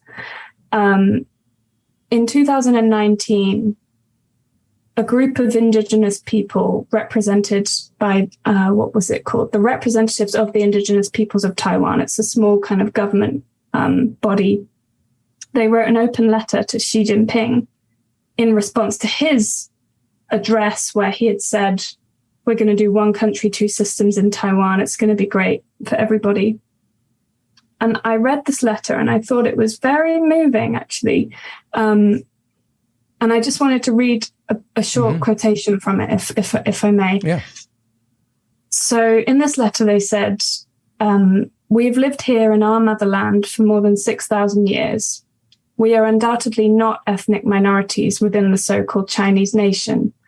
The stories passed down to us by our ancestors reveal that Taiwan is the traditional territory of this land's indigenous peoples. They go on. We, the indigenous peoples of Taiwan, have for centuries been enduring the deeds and sometimes the empty words of those who have pushed up onto our island's shores. This has resulted in us being forcibly repressed by colonialists and also by authoritarian regimes. The Spanish, the Dutch, the Zheng Kingdom, the Qing, the Japanese, and the Republic of China. They have all come here and they've all left their marks. We were even called barbarians and untamed savages. Now we are officially recognized as Taiwan's original occupants. Yes, we have fought against imperialism and every foreign intruder. And they say, this is a nation within which different groups of people are trying to understand each other's painful historical experiences. This is a nation within which we can tell our own stories and in our own languages. We have freedom and can decide the kind of country we aspire to have. We work hard to improve this. This is dignity. So I thought that was really interesting and a kind of helpful thing to consider against claims of, history is destiny, historical inevitability that are always being offered by the PRC. Great. Fantastic. I hope that made sense. Yeah, it was fantastic. And it is a subject that we need to pay attention to, obviously. Yeah. And it's, for lack of a better word, alien to most Americans. Grace Jackson is the co-host of Literary Hangover. I'm going to say you work our China desk. Is that good? That sounds like we're a big That news sounds guy. great. It sounds like on our China desk. I like that. And can we tell where you are? Yeah, I'm in Vermont, in Bernie country, still looking for Bernie. That's a novel that you should write. And people can follow you at Grace Jackson, listen to Literary Hangover, and hopefully we'll see you either in Vermont or Brooklyn. Yeah, come visit. Leslie says hi. Hi, Leslie, and hi to Dr. Fraud as well, Yes. who I'm a huge fan of. Let me bring Dr. Fraud on for a second. Dr. Harriet Fraud joins us. Thank you very much. You are a little buzzing. Do I have glaucoma? No, how's that? Is that better? Because I have an overhead light off. It looks like a cat rubbed something on your lens. No, they didn't. I have no cats. Well, it looks like a cat sneaked into your house. Can you wipe the lens of your camera? Like the little computer? Better now? Do you know where the camera lens is? Sure. At the top. There's a stop video, that thing. No, don't touch that. We could put. I don't have a camera lens at the top. Well, let's see. Do I have a camera lens at the top? We can do this. It's okay. It would just be. Well, I'll see if I can find a camera lens at the top. You can tell tech is not my area of expertise. Camera lens at the top. I don't see one. Okay, we'll live with it. There's a little camera. Maybe that's it. No, this is about soft focus. It's out of focus. Nice. I don't know why. Okay. Nor what to do about it. We would love to see the full you, but here's the fuzzy me. That's the fuzzy you, but there's nothing fuzzy. There's nothing. No, I'm not a fuzzy thinker. Not a fuzzy thinker at all. Dr. Harriet, and we're going to be talking about a really interesting subject. We're going to go from Taiwan to South America and the pink tide. which I really want to discuss with you. Dr. Harriet Fraad is the host of Capitalism Hits Home, and it's not just in your head. We'll find out who the co-hosts are at the end of this segment. You can hear her on WBAI Pacifica, Wednesdays at 2:30. Wednesday. I'm sorry? No, Wednesday. I'm sorry. It's now Wednesday at 2:30. You're right. No, I'm wrong. Right. Let us talk. Let's go through this country by country. Honduras, Colombia, Chile have moved. They have leftist governments, as do Bolivia, Nicaragua. I'll start asking about that. Well, Nicaragua, Venezuela and Cuba. Venezuela and Cuba. And if Bolsonaro goes down, Lula in Brazil. That's right. Let's start with Ortega in Nicaragua, because isn't he problematic? He is problematic. He's problematic. He's now, though, at first the Catholic Church loved him because he fought against abortion. Now he's fighting against the Catholic Church. They love him less. But he has a left authoritarian government. It's a left government. Bolivia. He is the, as they say, the original gangster. Sandinistas. He was He was an honest leader before he got power, and he isn't. He's now an authoritarian leader, but he's a left authoritarian. What is the difference between a left authoritarian leader and a right authoritarian leader? Well, a left authoritarian leader would be somebody like Petro and Marquez, who just won as president and vice president of Colombia, because he was in the resistance, and she and he are both socialists, and they both want to be a government for the nobodies, the people who have, as the poet Galeano says, people who have dialects, not accents, people who are known only by their first names, people who have never counted before, and they welcome everyone, and they want a democratic process, and they're insisting on it, and they are the government of the people, and a unity of the climate movement, feminist movements, the LGBTQIA movements, and the socialist movement and the communist movement. But it's not only political parties, it's movements, and they want people to count, and that's why they're there, and they're celebrating diversity of voices and people, and that is non-authoritarian. Whereas Ortega has put people in jail, has banned abortion, has made strict rules, has crushed the opposition. Why don't you take some water, swallow some water, because you're sounding the way you look now. Take a nice swig of That's better. That's better. Just a little fuzzy. Yeah.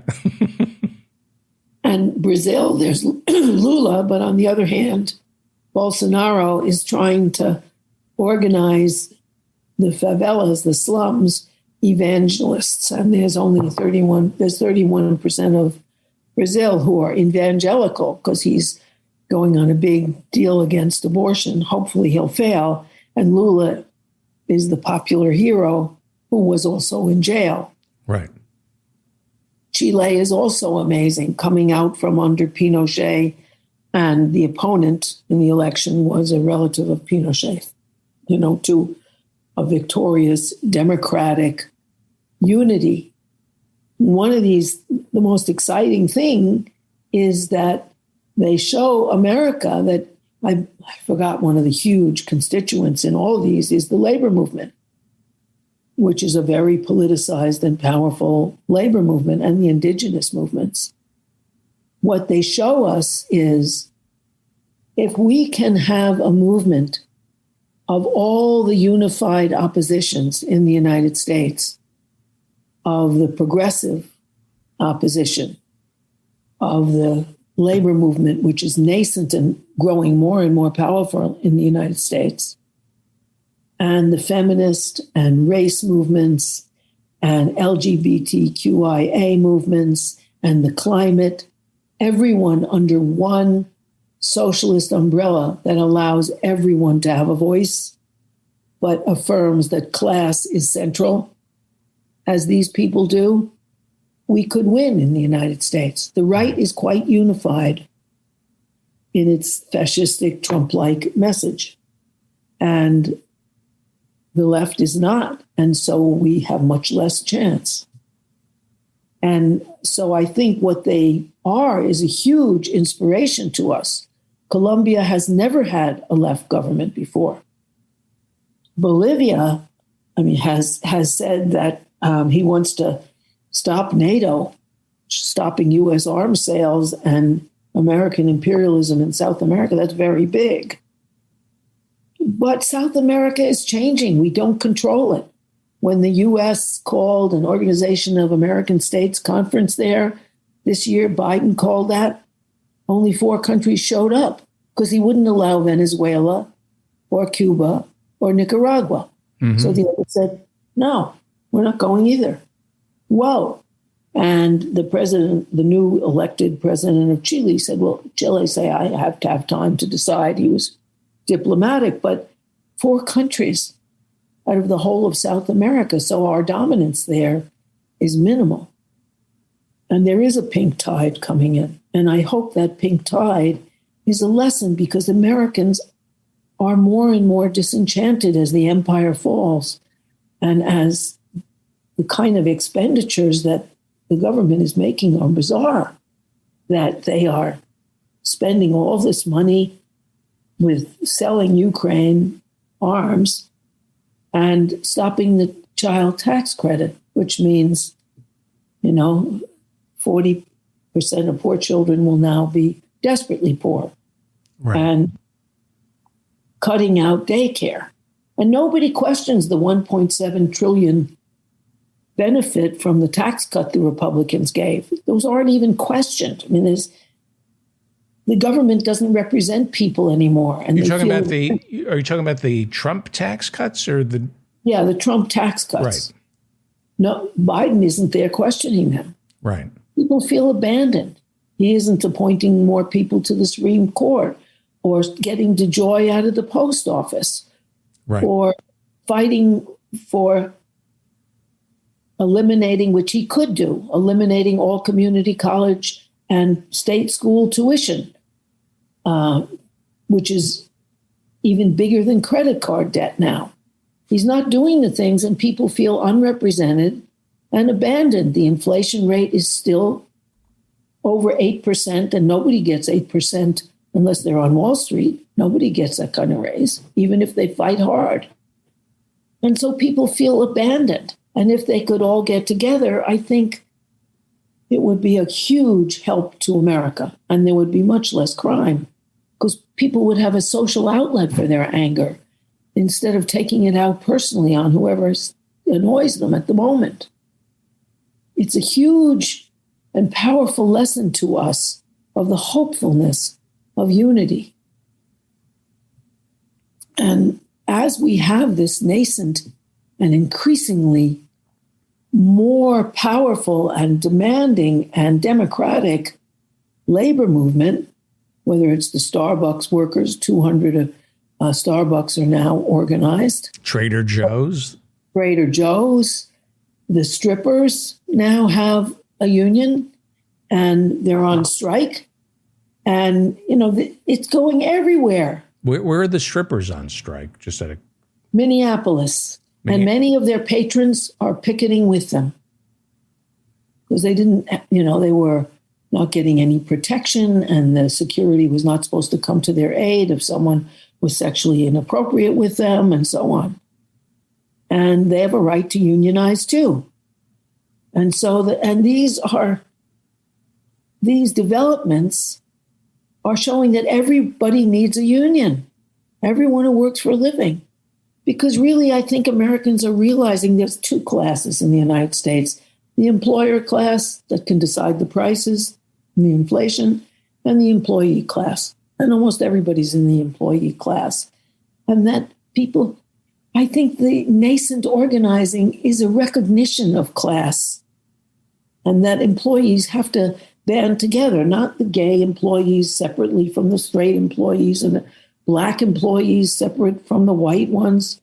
One of the exciting things about the Colombian election is the vice president was a housemaid before, as well as a brilliant organizer and candidate, and is an African originated dark woman. And so that there is this sort of exuberant connection among the people there, which is the opposite of a kind of divided and lonely and violent environment, which we have in the US at the moment. Right. Right. So it's a real inspiration. You know, it's interesting. I was asking Professor Adnan Hussein about this pink tide, why it's happening, because it's stunning to me that it is that the way the United States has dominated Latin America since the Monroe Doctrine. He said it started in 2002 when we took our eye off the ball. Not we, the neoliberal, imperialists, right, fighting a global war on terror. We didn't have time to worry about what was going on in South America. That seems... Yeah, I think that's partially true. And also, the United States, on the one hand, tests their armaments. I think a lot of these wars are basically to test the armaments. Proving ground. So we can, yes, because you can't sell them unless they work. Right.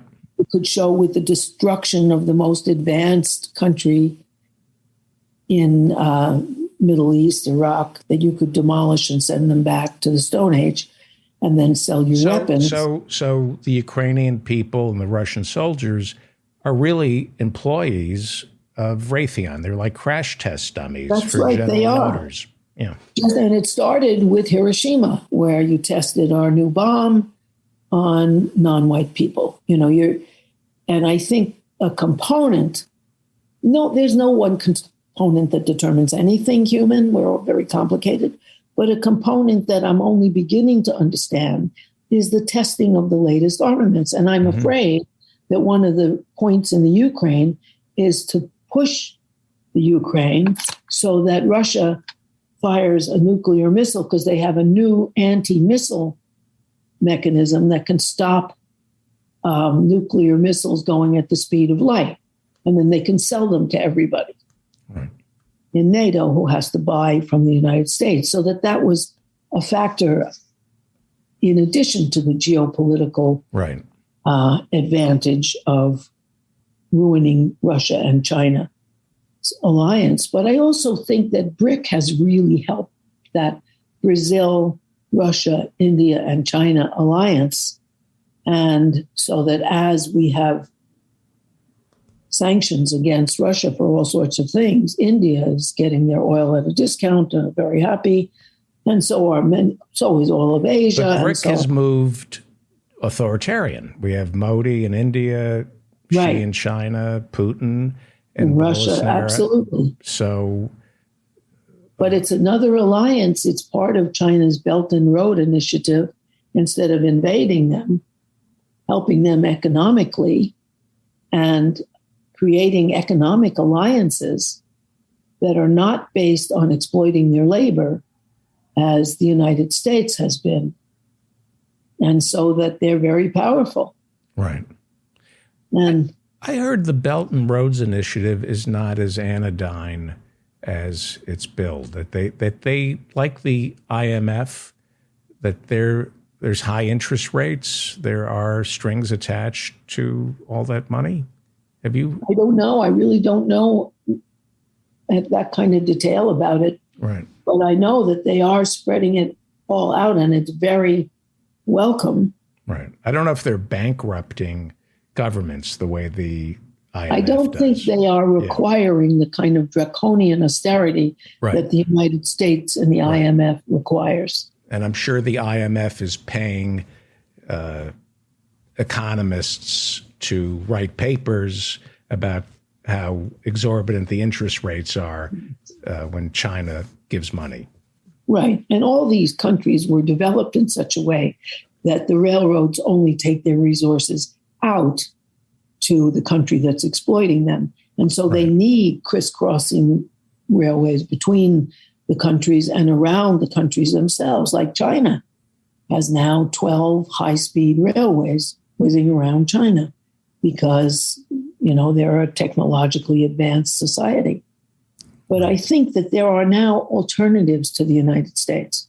We are no longer the most powerful. We have the most armaments, but our GDP, gross domestic product, we create is 21 trillion, I think. And China's is 15 trillion, and it's getting on up there.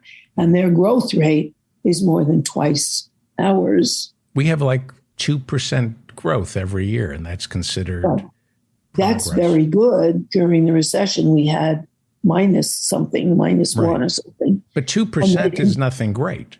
No, it is not great compared to China's usual 8%. That's not great. And they have a new initiative. They've already taken 880 million people out of extreme poverty. And they have the new slogan is common prosperity. I think what they're trying to do for their people is what the U.S. had in the 50s.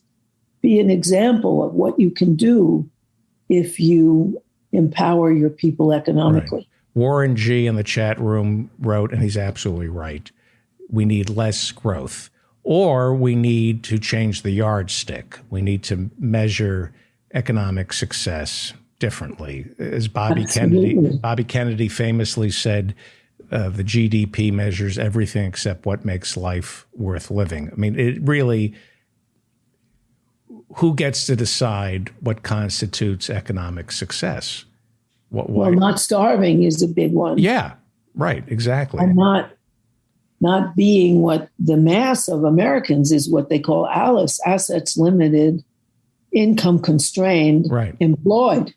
Japan has been in a recession off and on for 30 years. Right. But I'll take the way they live over the way Americans live anytime. And they have longer lives. Yeah. And healthier ones. We're the only advanced country with no public health care and child care.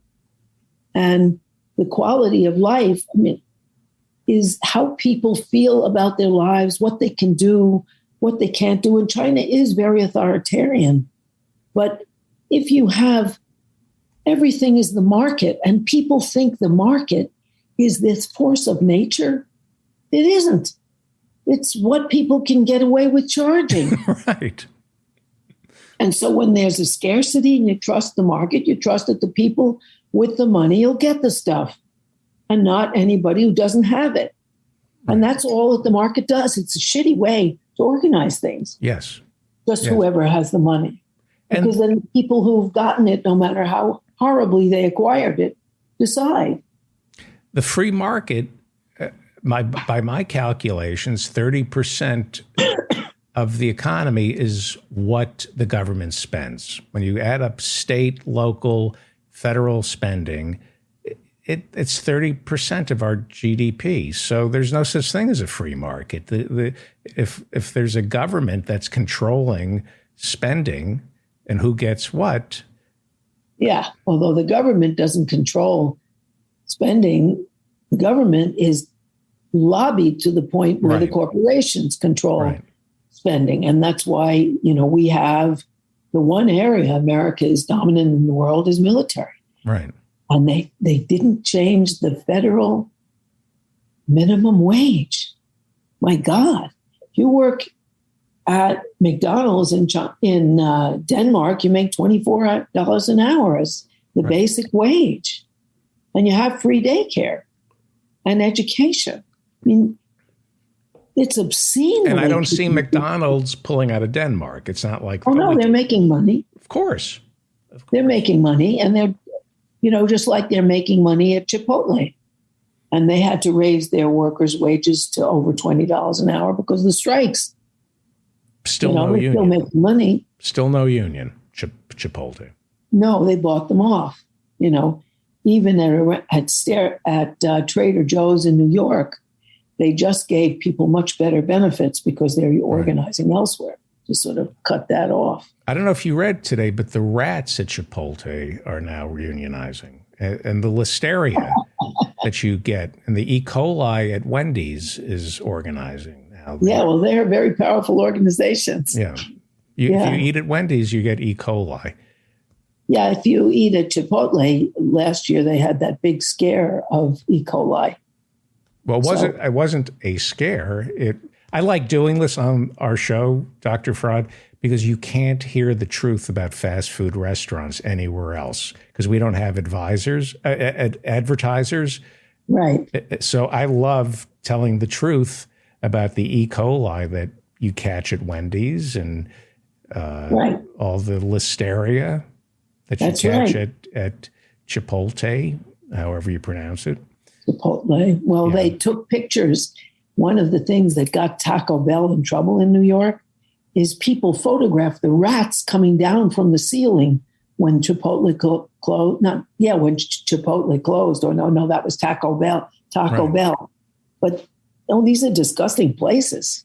And Starbucks pays Guatemalan kids 60 cents a day not to go to school to pick beans. But they're all about community, and it's except when people organize a union and then they get caught firing the people. They just had to rehire the union organizer. I think that was Minneapolis too. I'm not sure, but they fired him because he led the walkout, and all the other workers walked out too because he was a prime union organizer and he had always been touted as an excellent worker, sort of like Chris Smalls at Amazon.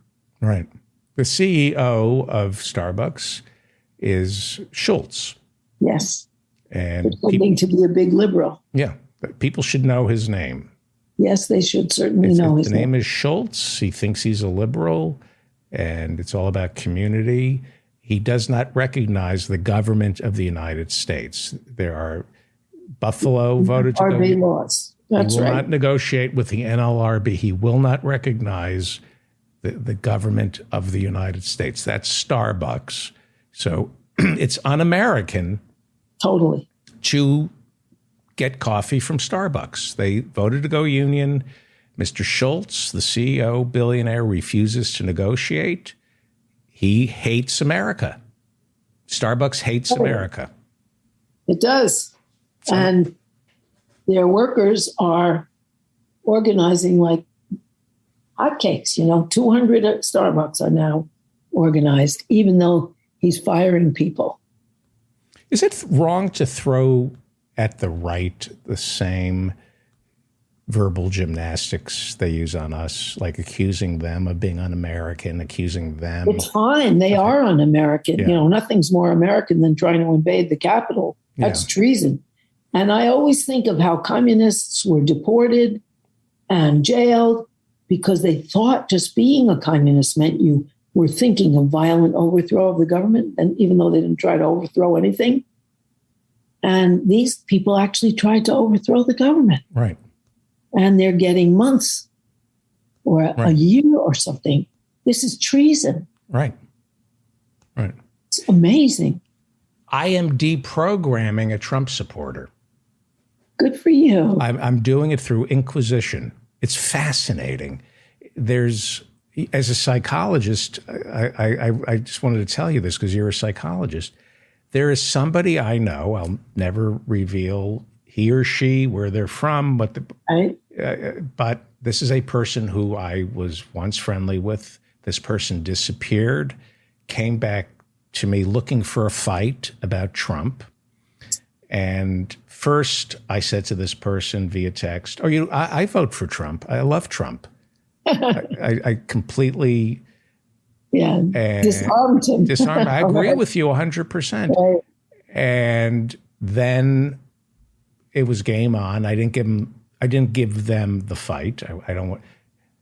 And I said, will you stand up under questioning? Can you endure my inquisition? Defend who you are and what you believe and do it in writing. this person has agreed to it. It's fascinating. Because it's in writing, and you ask these, do you believe that our founding fathers, that Christ wrote the Constitution? I have these building blocks. Do you believe Jesus wrote the Constitution? Do you believe we're a Christian nation? Do you believe that there should be supremacy of the Judeo-Christian teachings over all other religions? Just going through, and you get them to check all these boxes. Do you believe in abortion? I believe it's a states' rights thing. I said, not good enough. This is an inquisition. Do you believe in abortion? Do you believe in same-sex marriage? I think it's a states' rights thing. F states' rights. Yes or no? Do you believe? You're not the states' rights, right? And you get them to check off these boxes, and I believe this is going to succeed in deprogramming an otherwise liberal-minded, good person who, for reasons unbeknownst to me, has some kind of rage that's being fueled by Fox News and is twisting this person's brain. Get them to check the boxes. It's a good idea. Once I had a conversation with a guest of a friend of mine in Montreal. We spent about 3 hours taking walks and talking. By the time we finished, he stopped hating foreigners just because I asked him about it. What were all the things he didn't like and why, and how did it make him feel, and so on. People have a lot of free-floating rage. Right. They do listen to a lot of fake news. That's right. There's a lot the New York Times won't report about and twist. Right. And there's a lot of lies, and people are being routinely cheated, not by uppity women and Black people and refugees, but by the corporations who took their jobs elsewhere to make more money. And their rights are disappearing, and they don't have much say in the government. And they have a right to be angry, and Trump captures that anger. But if you interrogate the anger, then people can let it go. Yeah, it's an interesting exercise. I'm almost tempted to invite this person on the show anonymously and kind of have this person talk like, I guess I'm a Trump supporter. And because, how do I get rid of this? There we go. There are 100 boxes to check where you sit down with the person, say, here are 100 problems. Income inequality, Israel, whatever. And you just have this person go through and prioritize and discover that they are being confused and manipulated. We have to wrap it up. It would be I'm almost tempted to to deprogram a Trump person on this show, but it has to be an inquisition, it probably works better with an interpersonal interchange. I know that interventions with violent people work much better when you're there personally looking in their eyes or they're personally connecting with them, because by your very personal connection, you're deprogramming some of that hate. So right. I don't think it would work with an audience. I think an inquisition, I'm a big supporter of the Inquisition. The Catholic Church never got rid of it, from what I understand. It's still that's the last Polish Pope. Before that used to be the head of the what was before that the Inquisition Committee. I think people need to sit down and defend themselves. And that's the problem in America. People don't have to submit to an inquisition. Also, people are never heard. And if someone's listening and asks and listens, then it elicits a kind of personal response that allows people to question rather than just dismiss. I want to do a show called The Inquisition. That would be fine. I think that would be very people on, and I said yes or no, or pass. Uh-huh. That's it. And we're taping this. We're taping. This isn't live like Meet the Press where you can play out the clock. Yeah. I'm taping this, and then we're going to you're going to answer my effing questions. Dr. Harriet Fraad, we love you. Everybody. Thank you. And the other people on the podcast, it's not just in your head, are Ikoi Hiro and Liam. He likes to use that name. Okay, so thank you, everyone. Thank you. I love the show, and I didn't put Vaseline on the lens. I don't even know where it is. That's what they used to do with Lucille Ball in Here's Lucy. That was, yeah. No, I don't know what's wrong. I'm not very good on computers. So I'll ask my brilliant son-in-law. We love you. At any rate, thank you. Enjoy the summer, the remaining. Is it my imagination? Do the bullfrogs and the crickets get louder as summer comes to an end? I don't know, but I don't know. But they're wonderfully. I'm in the country now, and everything is incredibly silent. Yeah, I been in New Jersey. Tree frogs.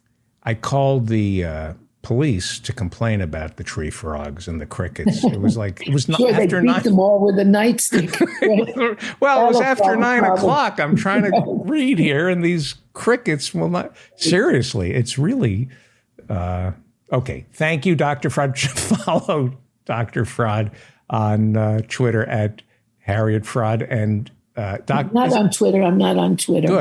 Good. Reach me at hfraud@gmail.com if you want to. Fantastic. Okay. Thank you so much. Bye-bye. Thank you. Bye-bye. Thank you. We are running 10 minutes behind. I want to alert the affiliates, as Ted Koppel used to say.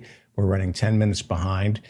Coming up is Professor Adnan Hussein. Let's play some music from Professor Mike Steinel. This is a good show. This is turning out to be a great show. Little controversy, stuff like that. We'll be back with Professor Adnan Hussein. I'm on my way to be a billionaire. Now you can make fun of me, but I don't really care. I have a plan to get there by and by.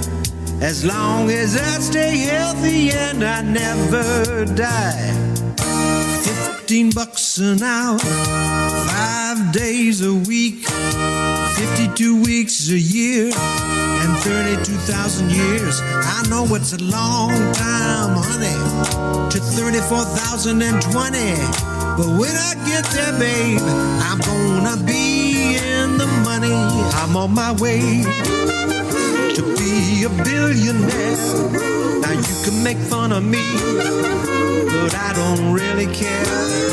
I have a plan to get there by and by. As long as I stay healthy and I never die.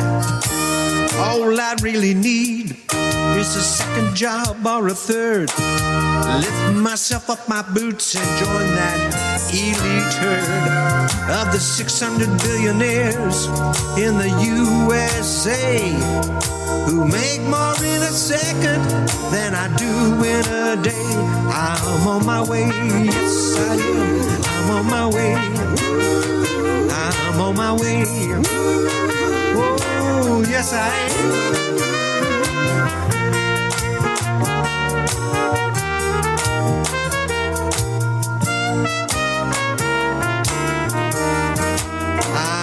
On my way to be a billionaire. Now you can make fun of me, but I don't really care. I have a plan to get there, yes I do, by and by. As long as I stay healthy and I never die. As long as I stay healthy and I never die. As long as I stay healthy and I never die. That is the great Professor Mike Steinel, who will be joining us in about an hour and a half. Joining us, I think, from Canada he's still in Canada. Yeah, you're still in Canada. Professor Adnan Hussein, who has submitted to an inquisition a little later on at the end of his segment. We're running 10 minutes behind. I want to alert our affiliates, but you have agreed to be humiliated by Quizmaster. I guess so. I did put out a call in the chat to which nobody responded. I noted that there are other panelists and seeking solidarity. I said, does anybody want to be on this quiz with me? You know, that way I don't have to be humiliated alone. No, it's all about the humiliation. Yeah. Let me take care of, you know, misery loves company. So that's the name of my show. Hey, I thought it was the Inquisition, which I think would be a great name for a show. Well, you know, you've got the Factor, you know, you've got this, that, the Inquisition. At least then the guests know what they're getting into and they won't be surprised, you know. Before we discuss a great idea. Before we discuss the Inquisition, I have my mother's car. It is the traditional little old lady used car that you want to buy. She only drove it on Sunday. It has 12,000 miles on it. And I live in New York. I'm ashamed to say this because, and my son is going to kill me. I love driving this car. I am so, and the open road, Leslie and I are trying to get out of the city as much as possible. It's right. And you put in your favorite 8-track and you head out on the highway. I'm voting for Trump. Looking for adventure. Whatever comes my way. Exactly. I'm all in on Trump and oil company. No, but so a week from tomorrow, you're going to be in but I can meet you halfway. Yeah. Well, that would be really exciting. To meet up. We could do it in Connecticut if you want to get out on the highway and get out of the city. But you have to see me parallel park. This is in Connecticut. You may find that there are not as many places where you have to. Well, you have to get position 2 cows, and I will, without even hurting them. Professor Adnan Hussein is the co-host of Guerrilla History with Henry Huckamaki, who I miss, and you also host the Mudgeless podcast. We'll find out who the guests are.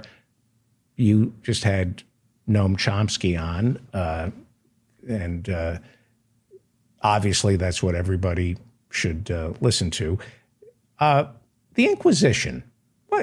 How is it possible that the Office of the Inquisition, is it still open? And how do I get that job? That seems like a good sinecure for my retirement. Well, you should ask the former, or maybe now the current, Joseph Ratzinger. Right.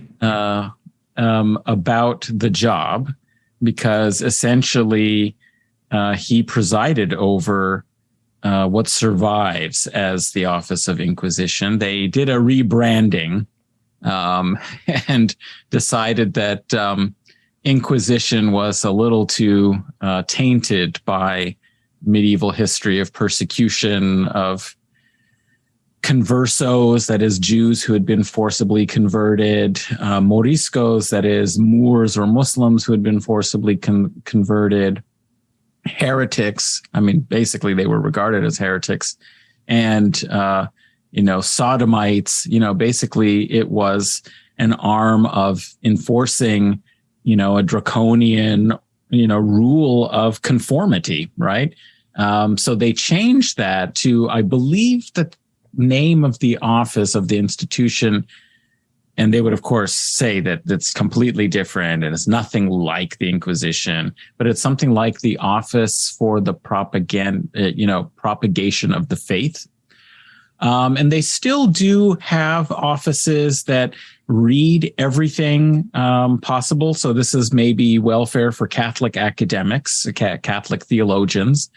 They read everything being published in seminaries and theological schools, and particularly, of course, within universities that offer degrees in Catholic theology, and make sure that they conform to orthodoxy. And I actually had met a scholar who was very proud of the fact that his book on some topic related to Christology, the nature of Christ or something, had been condemned by this office as heretical, sort of a little badge of honor. But so even if the Inquisition, that is the collaboration between, the way that the Inquisition worked is that the church itself didn't operate like the forcible arrest and torture of suspects. What they did is they collaborated with the secular arm, that is established political authorities,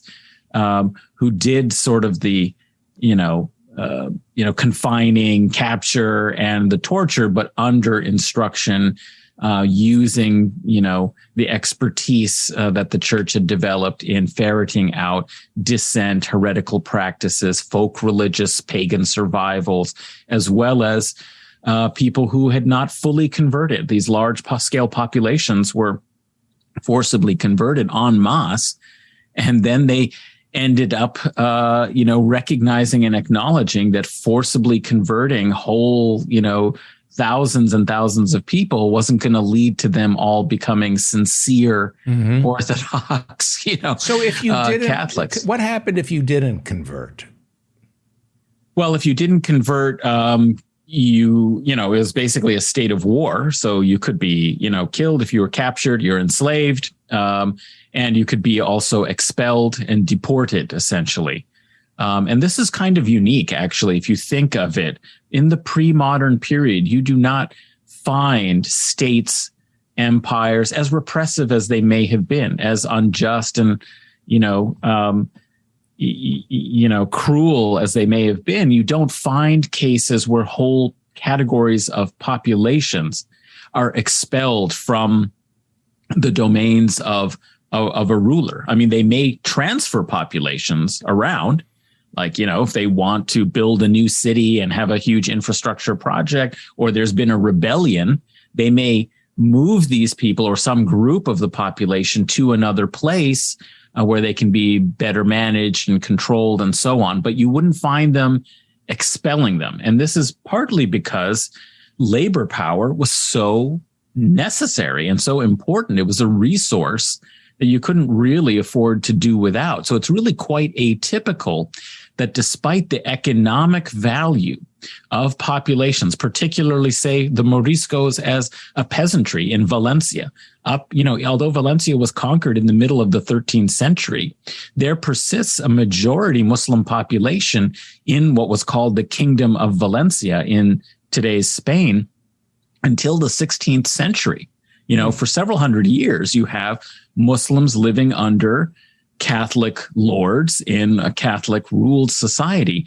And the reason why that happened is because you couldn't do without their labor on the land.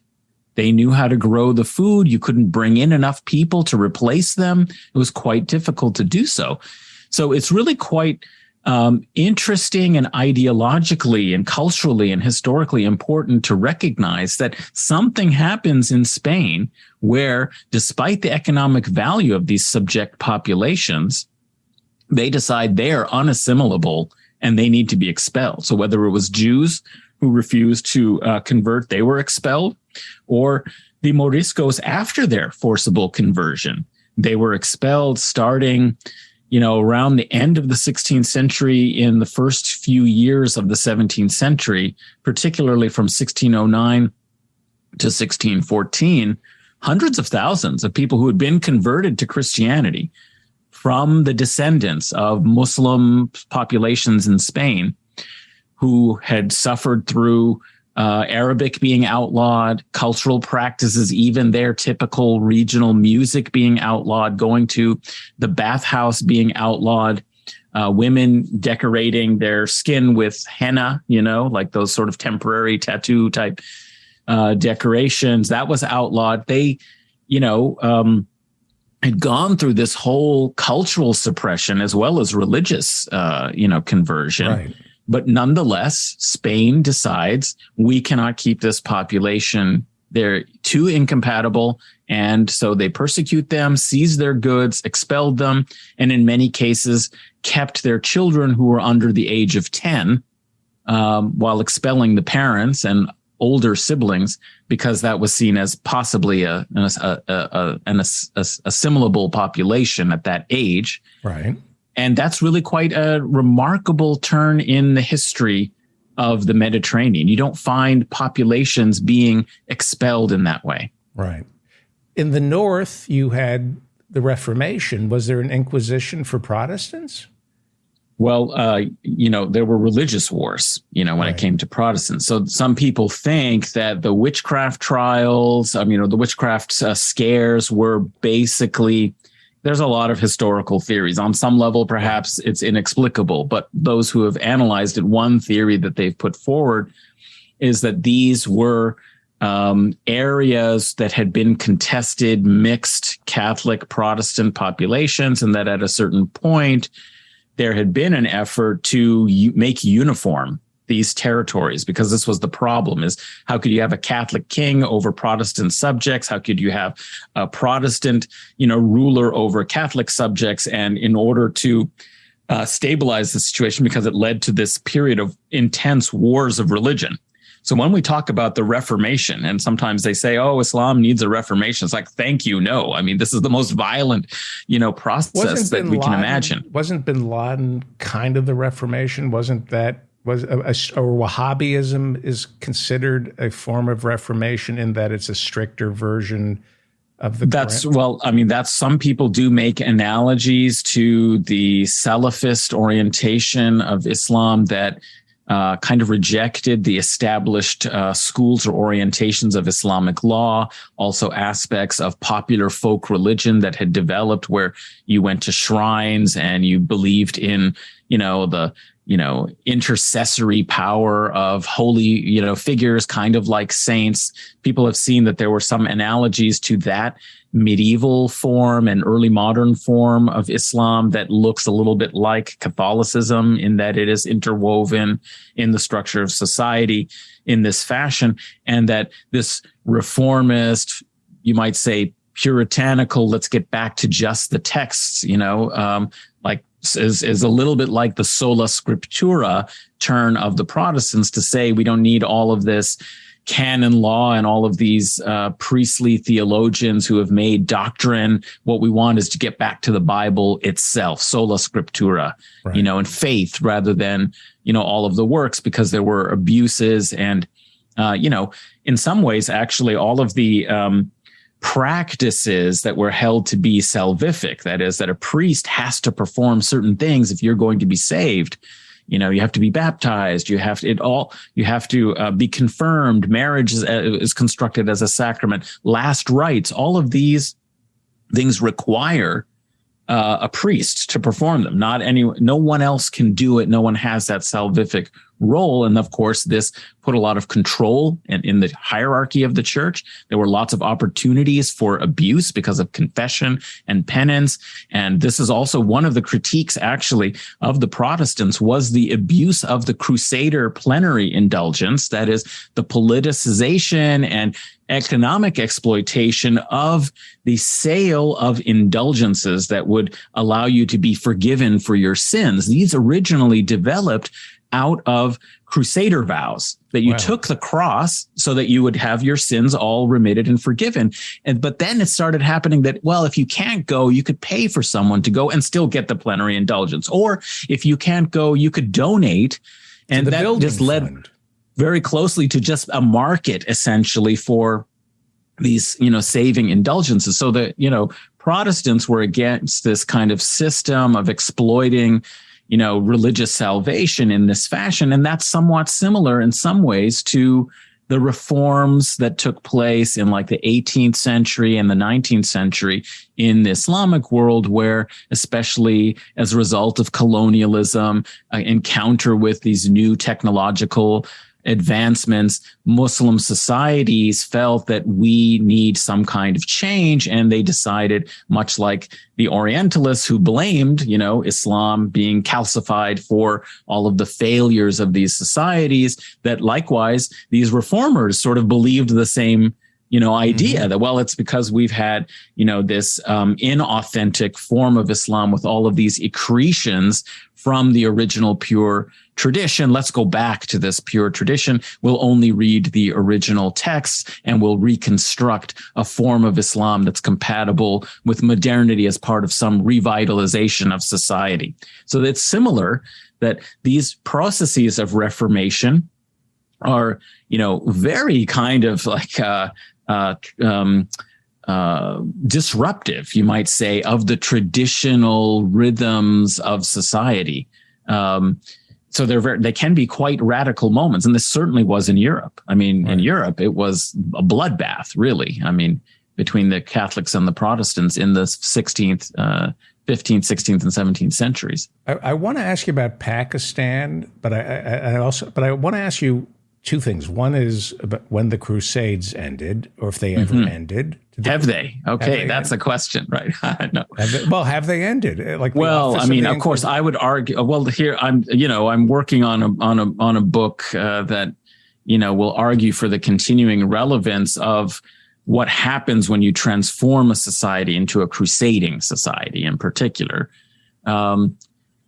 Is that, of course, they technically, the Latin Crusader kingdoms fell in 1291 with the defeat of the last enclave in what is today Acre, it was called. After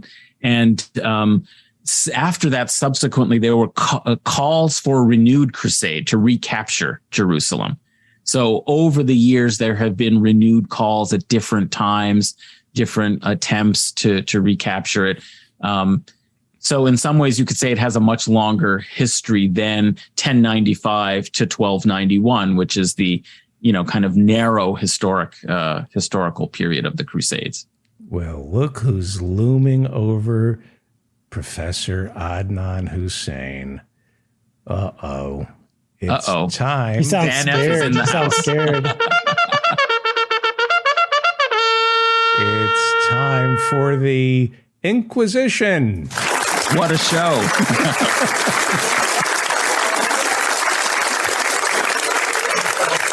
Quizmaster Dan Frankenberger joins us, and he's got some questions. Let me put some money in the kitty. And it's time to humiliate Professor Adnan Hussein. Hey, is your son going to be around? Yeah, he'll be with us in Connecticut. Good. Yeah. I'd like. There's a great pic. I don't want to mean to embarrass you, but there's a great picture before we start of you. I think he either graduated or something, and he's taller than you. Oh, yes, yeah. And you have this look on your face of, and it reminds me of when I used to pose with mice. It's a befuddlement. It's like, how did this all happen? I feel kind of good, but scared. Like, where's this leading to? I'm at his. It's a seesaw, and it's flipped. The power dynamic is slowly shifting, and I could see in your eyes you were accepting that this is what's going to happen. But I'm getting older. But not completely resolved that it's the best thing. Yeah, right. Yeah, exactly. Like, you got to accept it, but there are qualms. You got to harbor some qualms, I think. Yeah. And he looks like the kind of kid who is going to go through the motions of paying you respect in a very passive-aggressive way. Going to? We're way beyond that at this point. Your prediction is a description of the past. I got to meet this guy. He reminds me of my son. All right. This is going to get ugly now. This is ugly, and So it's a blood sport. I heard that. Yeah, it's going to get worse than a blood sport.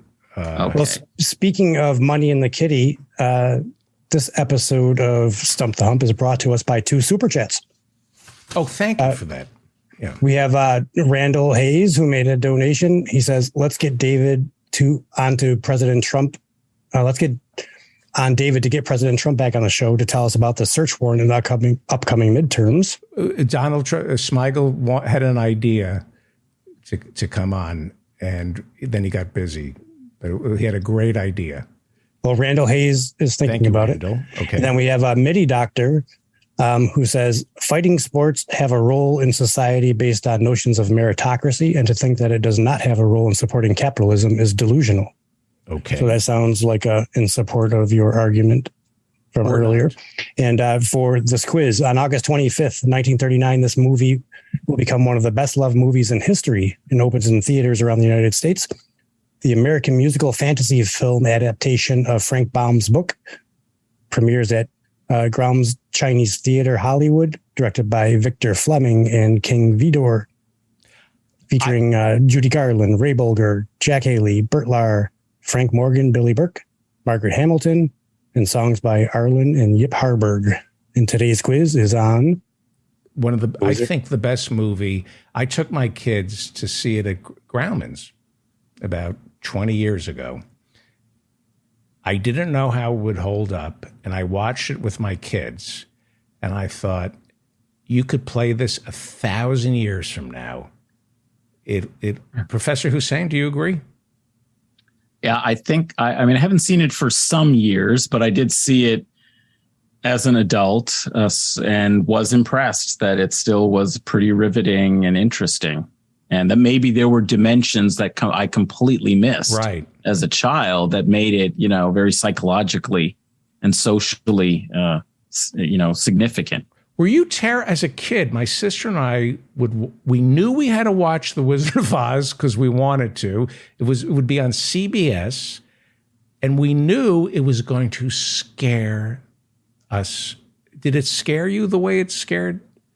Yeah, I don't really like horror movies. I'm not into that. This is a great one, but it did really. The Wicked Witch just was so incredibly frightening. The scenes of Dorothy at her castle and the gargoyles and just absolutely terrifying.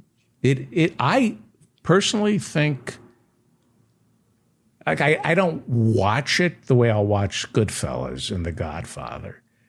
Goodfellas is a masterpiece. Goodfellas just gets, every time you watch, but in terms of what is like a classic piece of literature for the ages, it's The Wizard of Oz. Okay, all that nice stuff. Now let's get to work here, and let's hang on. Just warming. That's a sound you're not going to hear, Professor Hussein. Get used to this. It's the last time you're going to hear that. Make friends with. That's going to be you. Okay. Well, we have 6 questions tonight, and Professor Hussein is first. What did the Wizard of Oz give the Scarecrow a degree in? Was it thinkology, mindology, brainology, or astronomy? Gosh, I'm thinking either thinkology or brainology. I'm going to say, because he says if I only had a brain, that maybe it was brainology. Well, here's my strategy, and this is why I'm going to beat you. I don't know the answer to that question. So what you do is you agree so you don't get one up on me, because I don't know the answer. So I'm going to agree. The correct answer is thinkology. You're both wrong.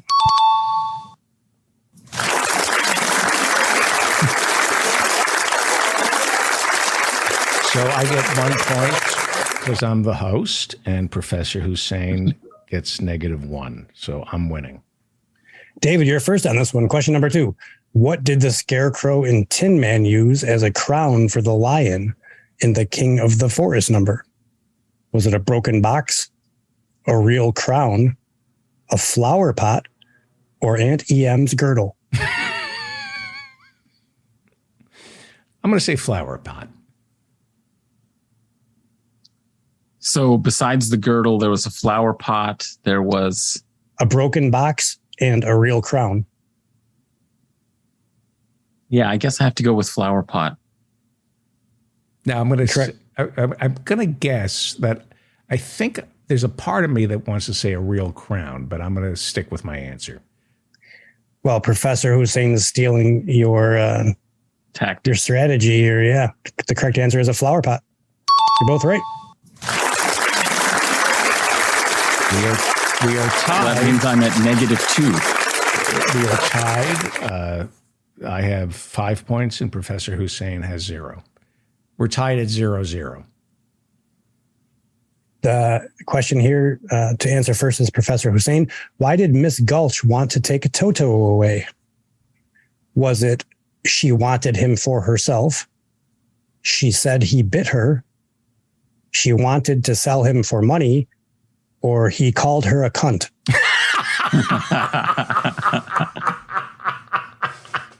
Well, my version of the thought bubbles, so I'm not sure about the last answer.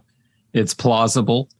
But I think it was she claimed, I don't know. I wanted to say claimed it bit her, but that's not really much socio-political. And I have a feeling the film had a little bit of that. So I'll go with the, wanted to make money. Mr. Feldman. By the way, if you're going to go with the C word, you have to go all the way. The worst. I went hard on it. Yeah, you can't say number 4. No, but I'm saying you can't you just got to go all in on the word and let the chips fall where they may. Got to bark it out.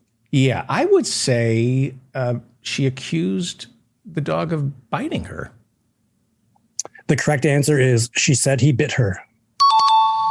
Now,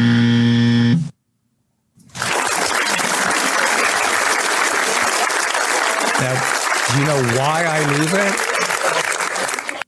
You know how I know that answer? Why is that? I get the answers before the show starts.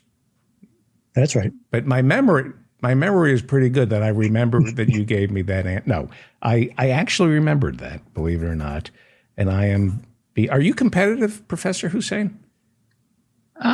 Probably not on Wizard of Oz, but maybe in other things. Film history, I don't know that much, so right. I don't get too worried. We're not going to reveal like a side of you that's...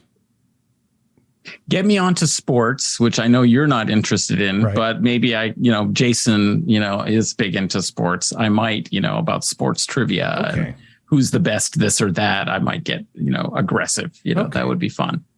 All right. So here's question number 4. It's 9:08. So we got to move it along.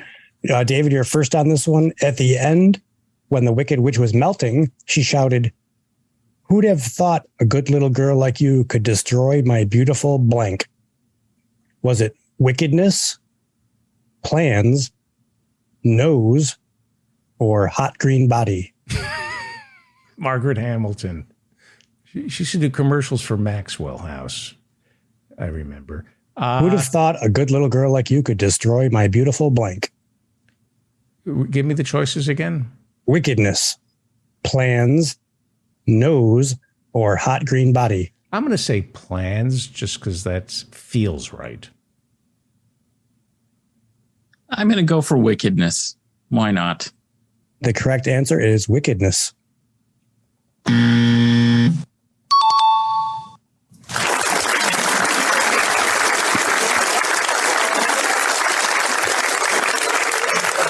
When I get, this is the inside of my brain when I'm losing.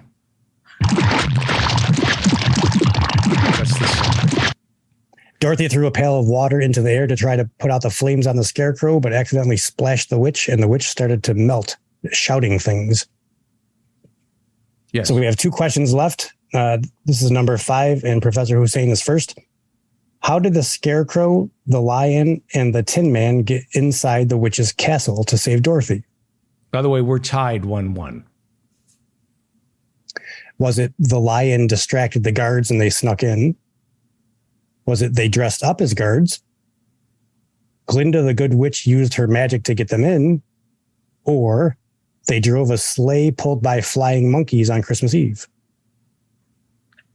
I'm thinking they dressed up as guards. I'm going to agree. The correct answer is they dressed up as guards.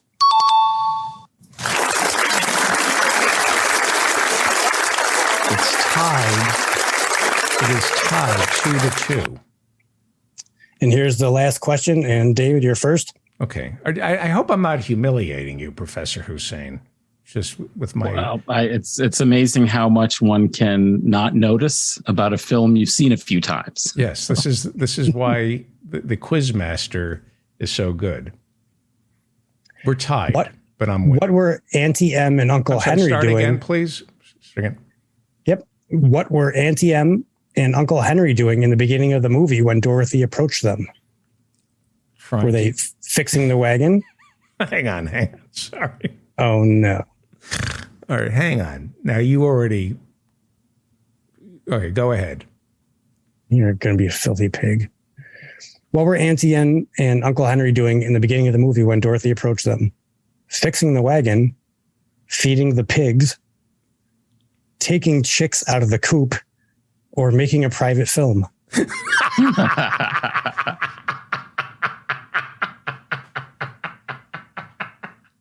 You're first, David. I think fixing the wagon. Yeah, I'm pretty sure it was fixing the wagon. The correct answer is taking chicks out of the coop. Oh, that was the when name, Dorothy ran home to tell Auntie M and Uncle Henry that Mrs. Gulch wanted to take Toto away. She found them busy and a little grumpy because they were having a problem with their chicks, and they thought they would lose a lot of them. Somebody was fixing a wagon, weren't they? Yeah. Maybe the hands. Yeah, the farm hands. I think it might have been the circus master guy. That's right. Yes, that's right. The guy who sold elixirs and things. Frank Morgan. His thing broke down. Yes. Okay. That's the wizard. He was the grand wizard. Yes. Who that's burnt right. the cross on Bert Lahr's lawn. Go ahead. Is that it? It's tied. That's it. That was question number 6. It's tied. Well, Professor Adnan Hussein, the tie. Oh, so sorry. Yes, so sorry. The tie goes to me. But you do Vegas rules, right? So the dealer wins the ties. But you do get a parting gift. Harvey J.K. and David Feldman will be hiding in your home in Canada until things settle down here in the United States. Enjoy. Parting gift. Welcome. That would have been a good sitcom. Harvey J.K. and David Feldman hiding in Canada. Thank you, Professor Adnan Hussein. Thank you. Thanks, Dan. Good night. Who's on the Mudgeless podcast? Well, we're still, I don't have a guest lined up. We're still working on the Muhammad Abdu Islam and Anarchism episode. So Jackie the Joke Man's available. Oh, that's great. I don't know if he has any appropriately themed jokes, actually. He is got a library of jokes. I wonder, does he have any Muslim jokes? He's got to, He's right? got to. I have to call him. I miss him. I do. All right. Well, we'll look forward to that sometime soon. Thank you. And everybody should listen to Guerrilla History and your Twitter handle. You're on Twitter. Yeah, I do. Yeah. At Adnan A. Hussein, Husain. Fantastic. Thank you, sir. I'll see you a week from you tomorrow. Peter B. Collins joins us. Give a plug for Rahima.org, please. Rahima.org is the website of the Rahima Foundation in San Jose, California, that was founded by the parents of Professor Adnan Hussein.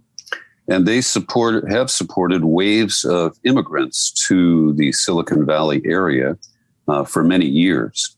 And I learned about them earlier this year when Adnan and his sister, I think they're twins because they have the same birthday, they were raising money for Rahima. And the more I looked into it, the more compelling I felt it is. Particularly, I was telling a friend over the weekend to watch Ai Weiwei's documentary called Human Flow. It's now 5 years old. And at that time, there were 60 million refugees, displaced people internally and externally from their homelands worldwide. And it's really hard to know right now, but the number is easily above 75 million now and could be approaching 80 million. Wow. And this is, 1 year since we left so many people behind in Afghanistan. And while I certainly supported the exit, it was very badly managed, and really thousands of people who risked their lives to support our misguided presence in Afghanistan were left to fend for themselves. And we still have done very little to try to find a way out, either through negotiation or through subterfuge. And so we do have, the media is not covering it anymore, but thousands of Afghans have come to our country in the past year. And we're doing darn little to help them integrate, to give them the kind of support that they need to transition to a new culture. And so I think that Rahima does very important work, David. I agree with you. And it's a great way to thank Professor Hussein and to treat yourself to the thrill of doing something good. It is I guess the word, I don't want to say indulgence, but it's a great way to feel good and knowing that it's going to where it belongs. It's rahima.org, and all the proceeds go to helping. By the way, and the food, it's healthy food. It's yogurt, beans. It's a pound of beans. You can live on a pound of beans for 3 days with some rice and some vegetables, and you don't need. That's your protein. The beans are your protein. So I have the address on the screen, Rahima, RAHIMA.org.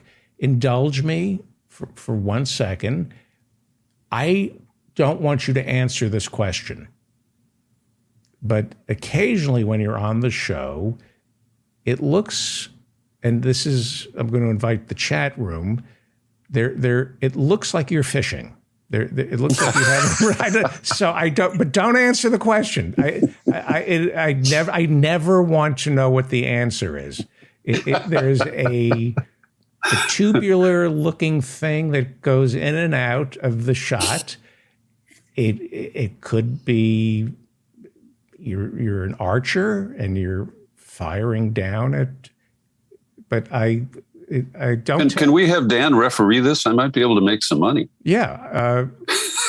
If you're in our chat room, feel free to guess, what is this thing that's sort of bouncing up and down to the left of the screen with Peter B. Collins? And I don't think you should reveal what it is for a while. I think this should be one of the great questions, because I have no idea. Dan, you want to venture a guess? I think he's caning a wrongdoer.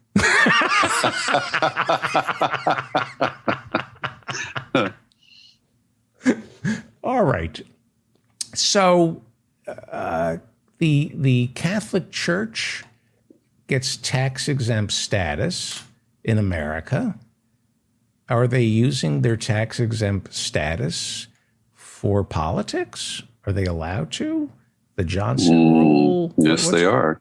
And David, I want to just reference that I appreciate the deep knowledge that Professor Hussein shares about Islam. I don't have any degree in theology. I'm just a recovering Catholic. And so what I'm about to talk about is informed by my own experiences and views. I was raised a Catholic by my parents. I went to Catholic schools, including a Jesuit high school. So I was fully inculcated by the Roman Catholic Church. But before I dive into what is going to be a blistering critique, I want to do something that's very unusual for me, because Dan Frankenberger's use of a certain word jogged my memory. Canaan. And over the weekend, I was drinking with some guys who like to tell, jokes that have been in circulation for a long time. And this one I laughed at. So the Pope is on a long flight to some far-flung part of the church's territory. He's passing the time by doing a crossword puzzle. And he's doing pretty well, and then he gets stuck. And so he turns to the archbishop who's sitting next to him, and he says, look, I got 3 of the 4 letters here, and the clue is a 4-letter word that refers to a woman. So he asks the archbishop, what 4-letter word ends in UNT? And the archbishop grabs his rosary and is, fingering it nervously. And he thinks really hard because, English isn't his first language. And he says, well, Your Holiness, try the letter A, ant. And the Pope said, oh, that's such a relief. Do you have an eraser?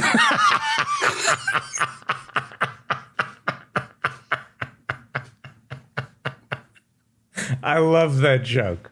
That's one of the best. The other one is, and she's got to have a big tits. Remember that one? I do. With the Pope. There was also, when the Pope made his first visit to the U.S., he actually flew on Alitalia. But for the purpose of the joke, it was said that he had flown on TWA, an airline that no longer is in existence. Right. And that the letters on the tail stood for Top Wop Aboard. Jesus. All right. So now that we've softened up the Catholics with a little papal humor, I was really troubled by an opinion piece that was in the Sunday Times a week ago, written by Julia Yost. I don't know her, but she's a senior editor at First Things magazine, and I've frankly never heard of First Things. But the headline reads, New York's hottest club is the Catholic Church. And she describes a small but significant scene that is called Dimes Square, a Manhattan neighborhood popular with pandemic-weary Generation Z. And they call themselves Zoomers. That may have some relation to this Zoom thing that you and I are talking on right now. But essentially, she tells that there is a group of people under 25, and we don't have to tag them with the Z, like a Russian tank in Ukraine. But I am very distressed to hear that there is a rush of people who believe it is fashionable to be a Catholic in this day and age. And I want to separate this criticism from people who are devout and faithful, and you are entitled to your beliefs. But when we see the role of the Catholic bishops and the Roman Catholic Church in the United States that has become increasingly political, and the most recent example is that they took $4.5 million in the Archdiocese of Kansas that could have been spent for homeless people, for displaced refugees from Afghanistan, or any other purpose that I believe, if there was a Jesus, he would approve of and prefer. Mm-hmm. And they spent it to support that deceptive ballot measure that would have amended the state constitution to allow the Republican-dominated legislature to roll back or eliminate abortion rights in Kansas. So it's such a relief that the voters, including many Catholics, declined to play in this game. But that participation by the Catholic bishops, and it's one thing to speak from the pulpit about moral issues and values and the teachings of the Catholic Church, but it's another to take money out of a tax-exempt organization and spend it on politics of what I consider to be the lowest order, to try to remove a right from all people, not just to counsel Catholics.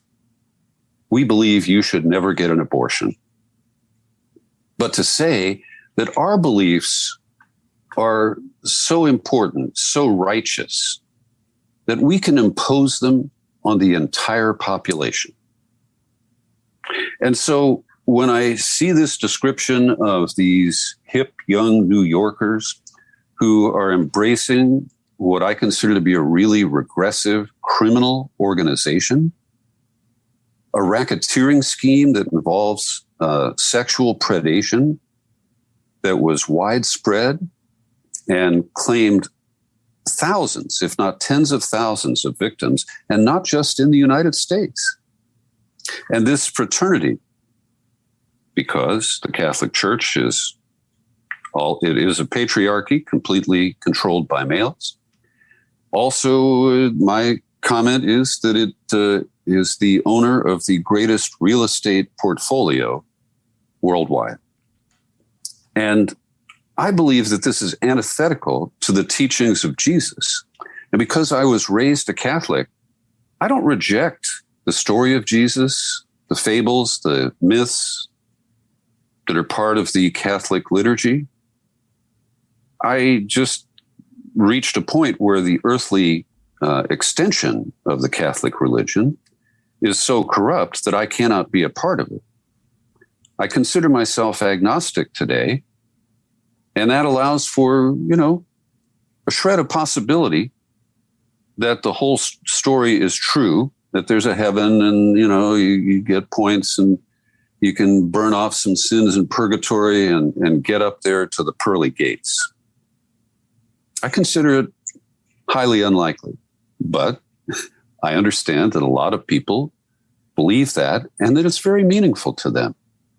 It's when you take these teachings that are so counter to our culture and to our government structure, which endows us with inalienable rights that were found to include abortion until Sam Alito and 5 other Catholics on the Supreme Court said, no, the bishops tell us what to do.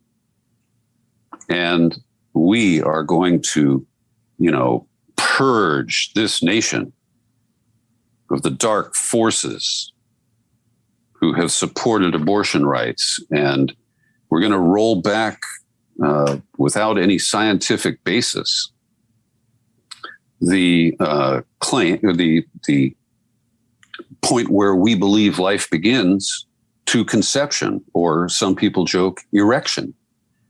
And this is just so it's misguided.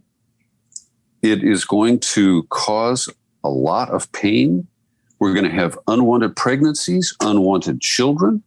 We're going to have women who will take extreme measures to end a pregnancy. Some of those women will die. And these self-righteous bastards are promoting this sense that they're part of MAGA, that by ridding America of the evils of the right to an abortion, and contraception isn't far behind on that list, that we're going to be a better, purer, more godlike Christian nation.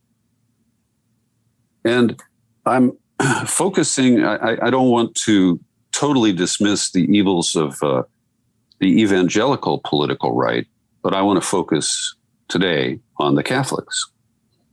And so they enjoy, along with the Christian churches and almost every other church, including a phony church like Scientology, the right to collect money and not pay taxes on it, the right to own property and not pay taxes on it.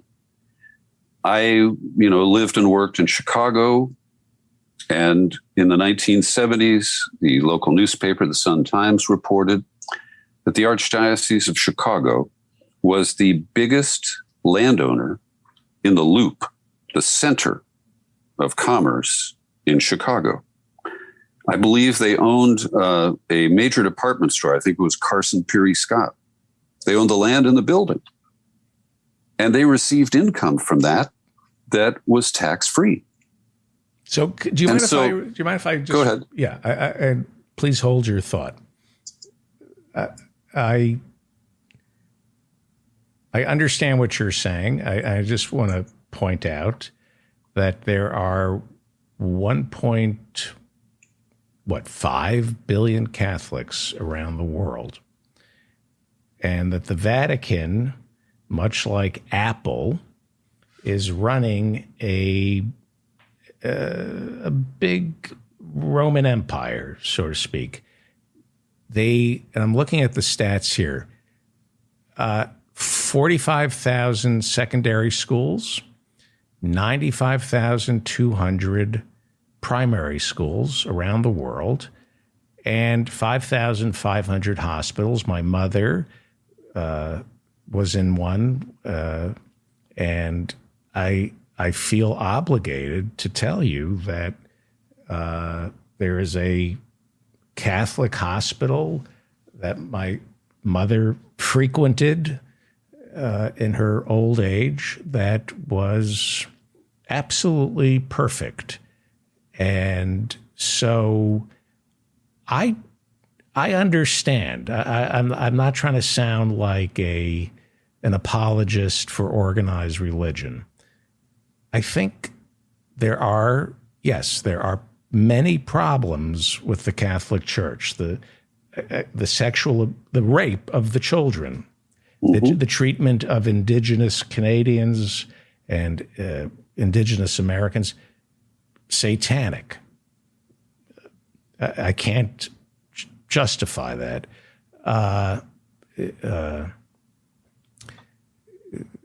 It's horrible. But it is consistent. The rape thing is, I can't address. That's just, but they are consistent. They're against the death penalty. Mm-hmm. They believe, life. And so the abortion thing, I believe in abortion. I think I don't even want to tell you what I think about it. I'm pro-abortion. I'm not pro-choice. I'm pro-abortion. So, yes, I have a problem with that. But there are 1.5 billion Catholics who are there are 420,000 priests. It is a big organization, and I think the good far outweighs the bad. When you look at liberation theology, when Texas Tom Weber has taught some classes on that, when you look at how the Catholic Church in South America is, feeds the poor, houses the poor, teaches the poor, the hospitals, the nuns, you don't see priests and nuns getting rich off the church. The church might get rich, but nobody is going into the Catholic business to make money. Molest children, yes. But I wholeheartedly disagree. If you were to take beans, and that's how like Jon Stewart, who I don't like, you take some beans and you put them on a scale, good versus bad. Jon Stewart gets the beans, more beans in the good column than the bad column. And the Catholic Church, in terms of just bean counting, the beans weigh heavily on the side of good. They just do. And I know a lot of people are going to be pissed off at me for saying this, but well, I'm not one of them. I do not in the least disagree that the Catholic Church has done and continues to do a lot of good things. And the Pope is attacking capitalism. He's talking about man-made climate change. He attacks greed. He talks about the poor. He's trying to move towards same-sex marriage. You can hear it. He's putting out feelers on that, and he just gets pushback on it. But you get a sense that he wants to modernize this church and may even be thinking about letting priests marry. But he's up the same way. I'm not an apologist, but he is up against a sclerotic system that dates back to Peter. What is that, the first century? Mm-hmm. I mean, it's a deeply entrenched bureaucracy.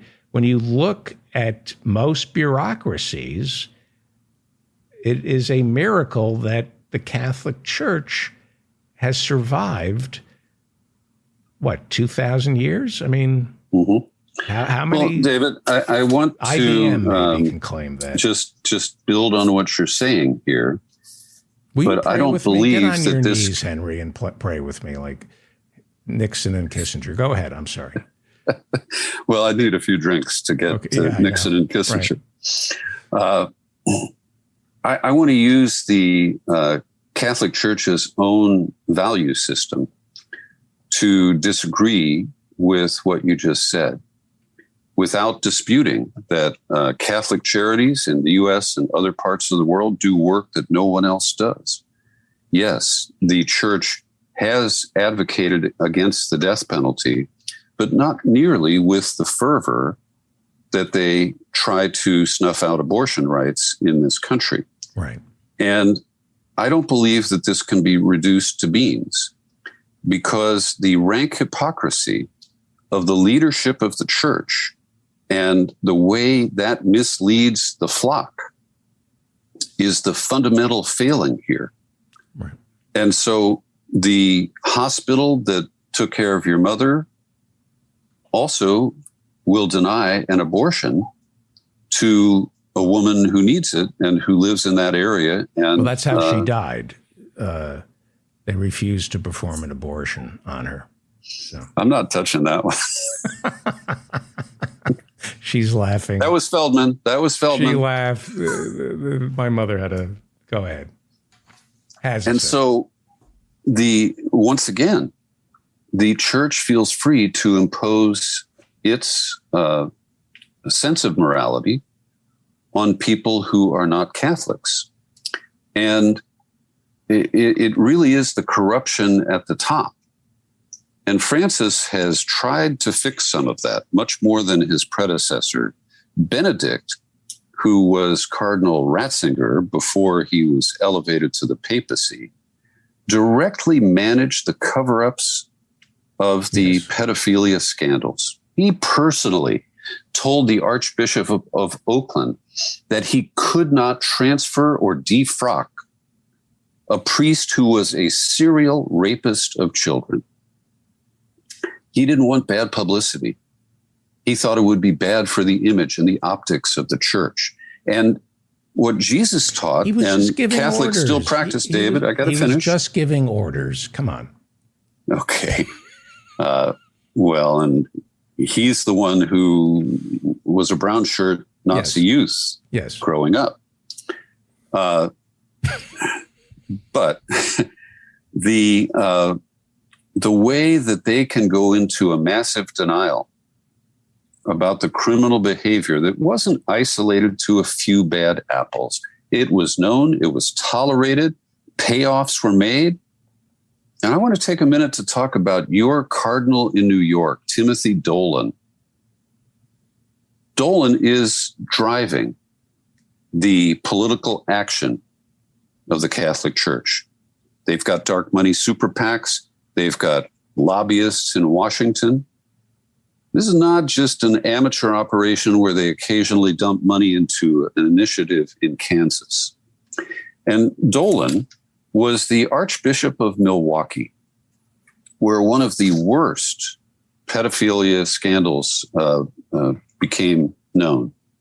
And that was a priest who ran a home for the deaf. And he sexually abused,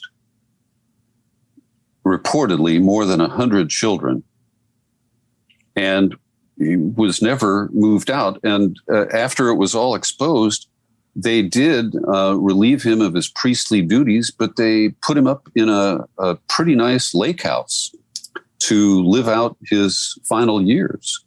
So Dolan went through the motions of meeting with victims of this priest. And he told them that, gosh, he was sorry about this and he felt their pain. He even negotiated monetary settlements with them. And then before the deadline to pay those amounts out, the Archbishop took the entire diocese into bankruptcy. He transferred millions of dollars from the, general bank account of the Archdiocese to the cemetery fund. And then he said, gosh, I'd love to pay you, but we're broke. Now, this is pure evil. And we have to separate that evil people can do good things. Mobsters are really nice to their kids and grandchildren, very generous. Mm-hmm.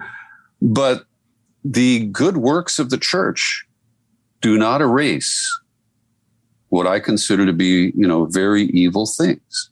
And Jesus left a process, and broadly it's called reconciliation, but people know about it as confession.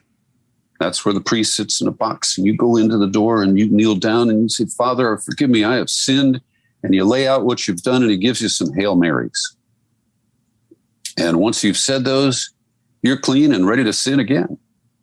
Well, the church has never used any form of reconciliation to even a more common restorative justice model to deal with these egregious long-term offenses.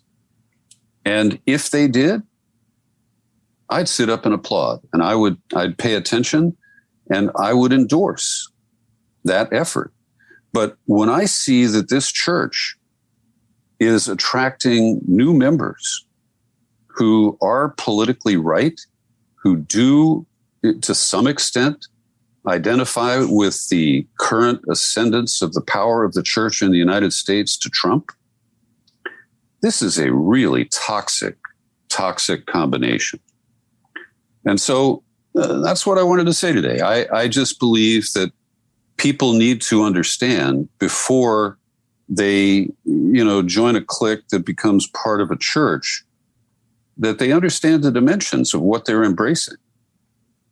And the extent to which people want to learn the gospel and live their lives that way, I have no criticism and I have full support. Right. But when you identify with the institution that really is a racketeering scheme in the real black and white terms of the law, and that it enjoys tax-exempt status, that every American is subsidized, I feel that young people need to know this and make their decisions accordingly. Okay. You go after the church, I'll go after AIPAC, and we'll move out of the country.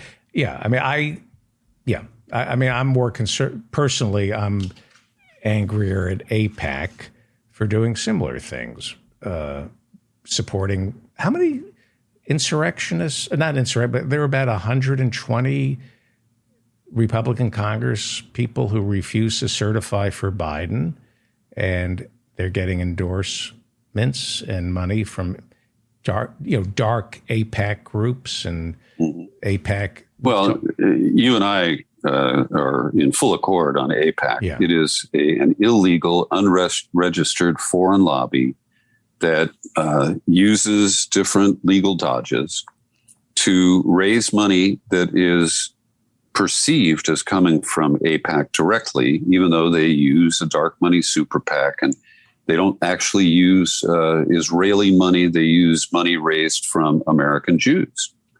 But they are using that to squeeze out progressives from the Democratic primaries and to promote extreme policies of the government of Israel. And the Democrats are not talking about it. They're simply accepting the money. And they see this as a deal that they can live with to try to hold on to power. Right. And these are unholy alliances, and we need to expose them and eliminate them. It is not anti-Semitic to criticize AIPAC influencing elections. 80% of American Jews do not support the candidates AIPAC is funneling dark money to. It is, and then with anti-Semitism on the rise in the United States, you make the situation worse by saying criticism of AIPAC is tantamount to anti-Semitism. It trivializes real anti-Semitism, and you're hiding behind a false charge, and it's not good. And if you want to see the extent of all this, I don't know if it's still available on YouTube, but Al Jazeera produced and distributed a 3-part documentary, maybe 6 or 8 years old now, but it's called The Lobby. And using undercover cameras and reporters who were undercover, they exposed quite a bit. And this relates to campuses and the Hillel centers, which are politicized as bases for an effort that is directed from Israel, right, with a $25 million annual budget and a cabinet minister who runs the operation. And, you know, we wouldn't allow any other country to do that. Well, Saudi Arabia. They're not allowed to operate politically in this country, not to that extent. Russia?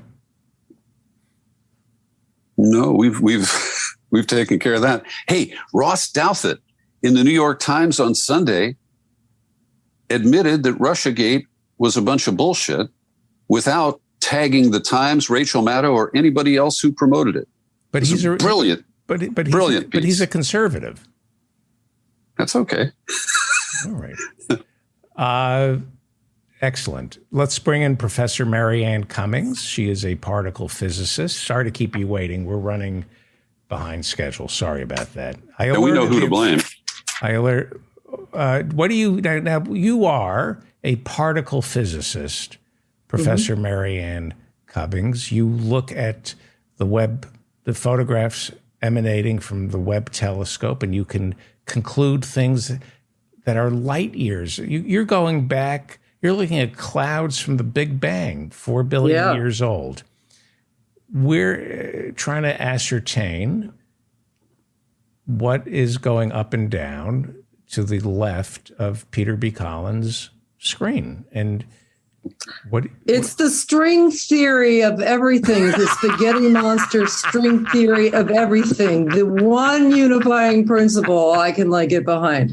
Such a relief. Not since the Church of the Subgenius have I ever gotten behind another religion.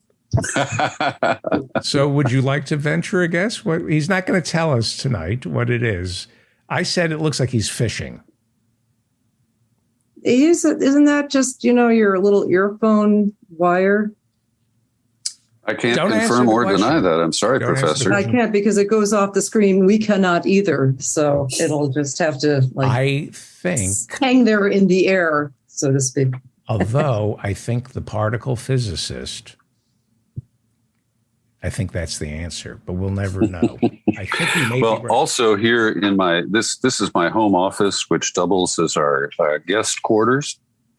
And I have a mobile that is constructed of sailboats, and you can partly see one on my camera right now. Oh, pretty, yeah. Anyway, when I turn on the fan here, they go flying around and bang into things and make a lot of noise. So, yeah.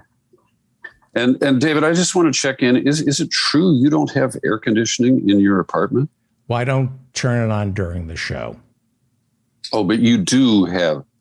I thought you were living in some kind of HUD place that doesn't actually have air conditioning. I go full Opus Dei during the show out of respect for my Catholic. Okay, and what's the status of your oven?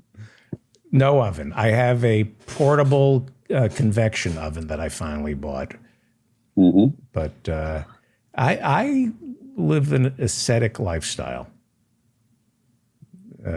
Okay. I call it morally. Show us your ash cloth.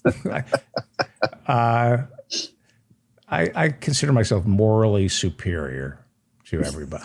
I'm kidding. I feel it. Virtue hoarding there in Manhattan. Yeah, New York City. I think most people these days are living an ascetic lifestyle in Manhattan. It's I don't know if it's it costs $25 just to leave your apartment in New York City. You have to pay. You step outside your door, and you just have to hand somebody $25 just to. Oh yeah, I mean, when I was visiting there first back in the 80s, somebody told me, "Yeah, New York's great, but it's just one $20 bill after another, all day long." And you kind of marvel. You go, "Wow, that's good." Like you kind of everything's a scam, and you just kind of go, "Wow!" Like I talked about Zabar's, and I don't want to trash Zabar's. It's a sacred place for people, and I understand it. But you go around, and they were doing inflation before it was fashionable. That's all I can tell you. They were ahead of the curve. Yeah. On the other hand, I had so this was when I was hanging out with those physicists as an undergraduate. I was working at Brookhaven National Laboratory, so we'd often go in town. On the other hand, when I'd visit my boyfriend at the time, when he moved to New York, and he got a job as a proofreader. I don't know if that job exists, but he's a musician, and he met like musicians and artists, and all these people were doing this kind of job, proofreading. So he got connected with all of the, the art world. And I just remember seeing fabulous concerts for like $2 and $4, and strange. Who was the guy who was Dave Letterman's music director? Paul Schaefer. Paul Schaefer. Unbelievable. All of these incredibly obscure musicians and acts, and he was always there. And in fact, kind of accused us of kind of tracking him. And I said, no, I mean, we just sort of happened to have the same kind of good taste, but it was pretty astounding. I always thought that guy was talented, but he really did make the rounds. Now we're talking the mid 80s in New York. Yeah, that was fantastic. I saw Yo-Yo Ma for $4. He was just playing at a local church. Gary got wind of that, and we were there in line waiting for like 2 hours before the concert. So New York was weird. I mean, it was an incredibly expensive place, and if you knew if you were in the right circles, it could be a cheap place too. It's just we met Grace. That was a time. We met Grace in Brooklyn last Wednesday. I don't hang out in Brooklyn. Never did hang out in Brooklyn. I used to hang out a lot in the Village. My favorite place was Cafe Reggio's. I hope it still exists. Yeah, it's near the Cellar. I'll be sad if it doesn't. No, it's still there. That was my go-to place whenever I visit New York. It was just to hang out there. Brooklyn, I said to Leslie, we were in Brooklyn. I don't get to Brooklyn that much. Yeah. I remember when Michael Brooks was alive, I occasionally met him in Brooklyn. I thought, I'm going to start coming to Brooklyn more often. This is great. And it reminded me of New York. It reminded me of New York when New York was more fun. And I still hated it. I don't like New York.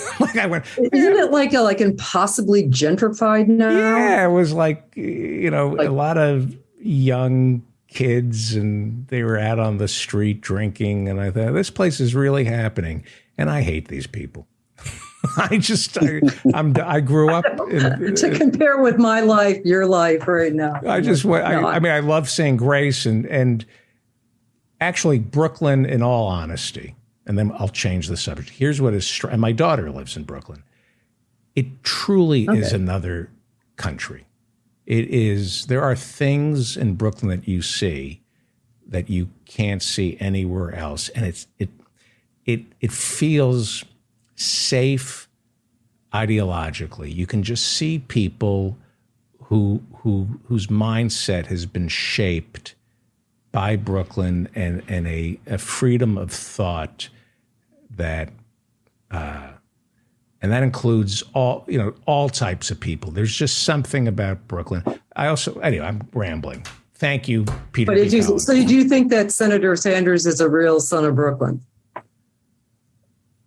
Yeah. Don't you? Okay. He sort of hesitated there. Is there another Brooklyn within Brooklyn? Well, if you can get through his thick Vermont brogue, I can hear the Brooklyn. But it's hard through that thick, that syrupy Vermont accent that he's got. David, before I go, just a quick one. I will make a note to self to get a longer earbud cord, or maybe even get the wireless going.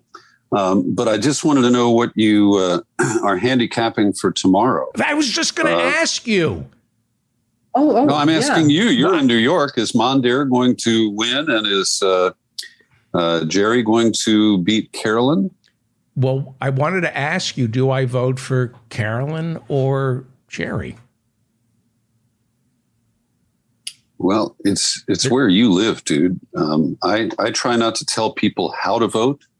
I think that's kind of presumptuous, and I find it annoying when people do it to me. Well, I've been watching. I recognize it's a tough call because Nadler is chair of judiciary. I think that's important. Maloney is running administration? House Oversight Committee. And she's really good. And I noticed he wasn't real. Was he the impeachment manager? Yes. But he's not on the January 6th committee, is he? No. If you remember, before the Ukraine Gate impeachment, there were special hearings where they were, running investigations and trying to get a Trumper to flip, and nobody did. And then, when the phone call surfaced, that's when it became impeachment. I think Nadler is, he's powerful. He's smart. He's way too pro-Israel for me. But on domestic issues, I think, he offers slightly more than Maloney does in terms of the issues that matter for Democrats, like what do we do with the January 6th findings? Can we actually reform this machinery? I had a couple of interviews over the years with Nadler, and he has absolutely no sense of humor. He's a real stuffed shirt, but that doesn't matter. Right. And what about he looks like Maloney, Sean Patrick? He looks like, by the way, Vito Spatafore from The Sopranos, Jerry Nadler. I think he's lost a little weight because I saw a photo of him campaigning over the last couple of days, and he looked slimmer. Yeah. Well, Sean Patrick Maloney, the head of the DCCC, who's he running against? Isn't that Mondaire Jones? I would vote for Mondaire Jones. Oh, no, wait a minute. I'm wrong. It's a state legislator. Mondaire Jones. Biaggi. We got it on the chat.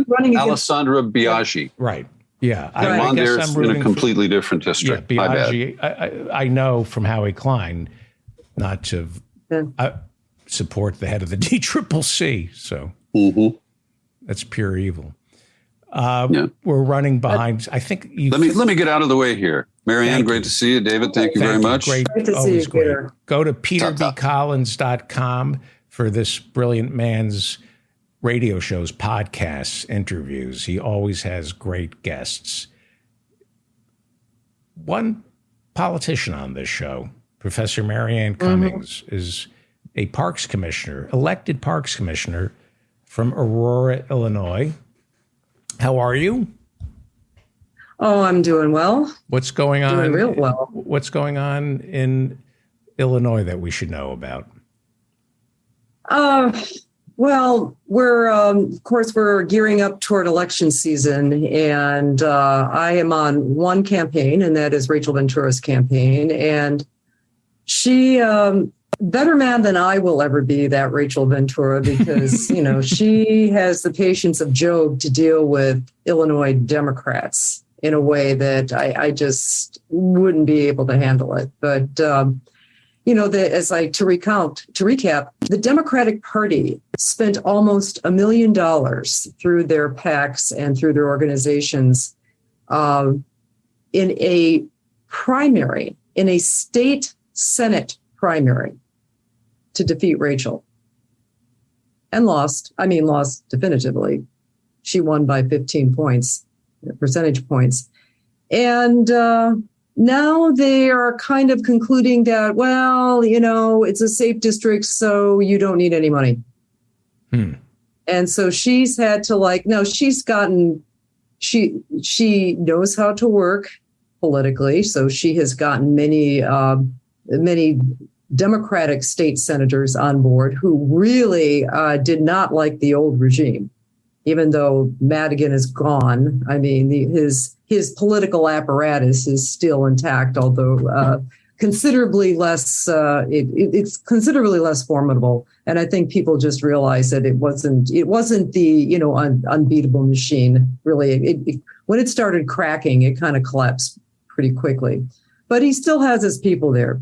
And so she's given me kind of an education on how to make alliances and, on how to deal with things.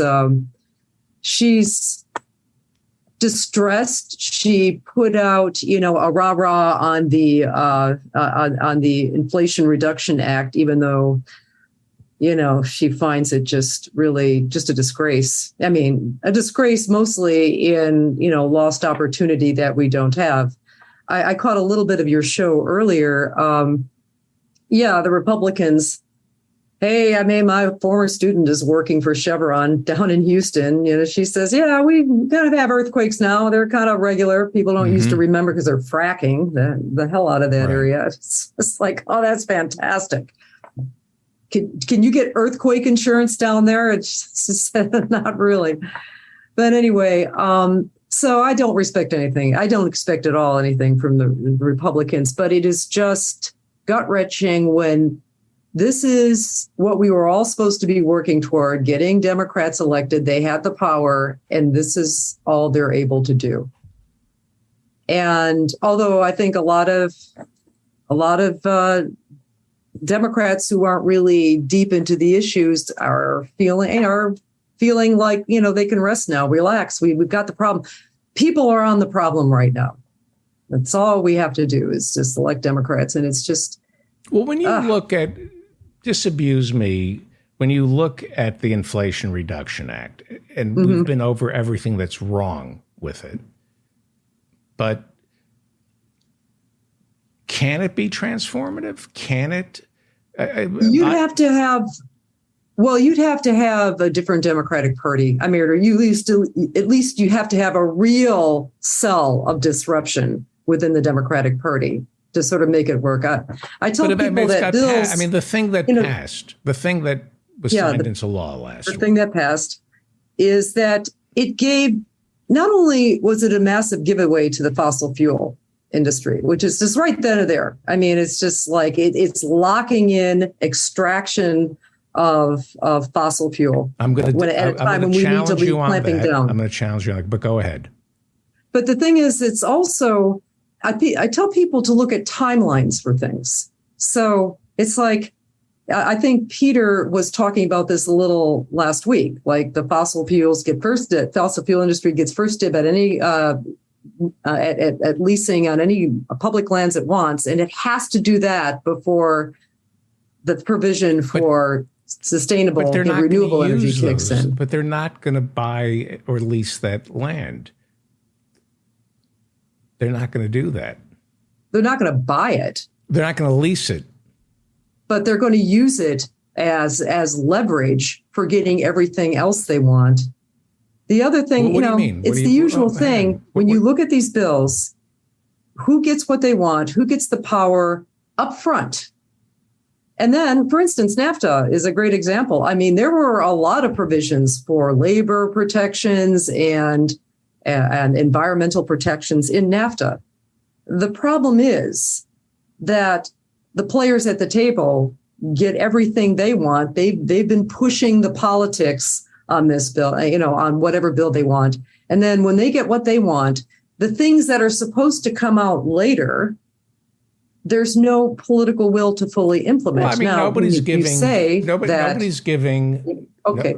Hang on. Nobody's giving a $7,000 tax refund if you buy a car that runs on an internal combustion engine. So that is, yeah.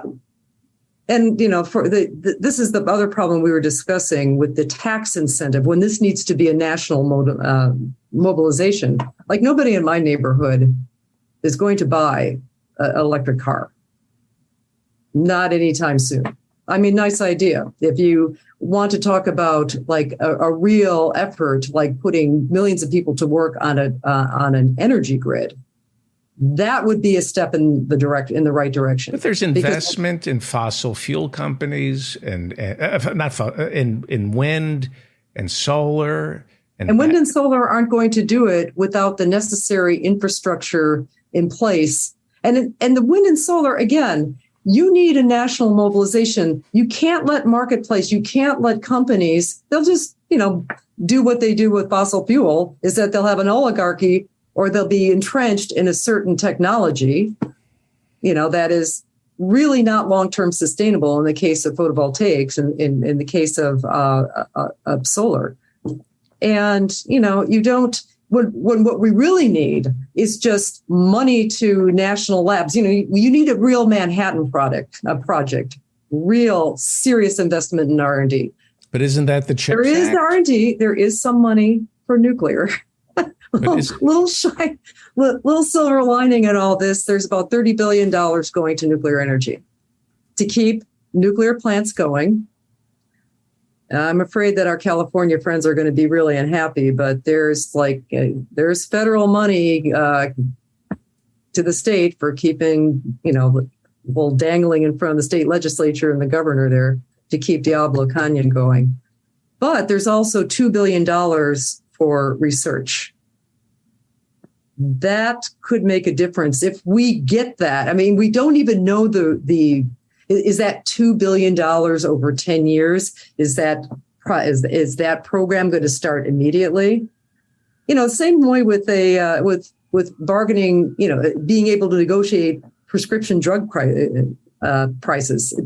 It doesn't kick in until 2026. And as somebody pointed out, patents on these drugs would have been close to expiring anyway. It's just, again,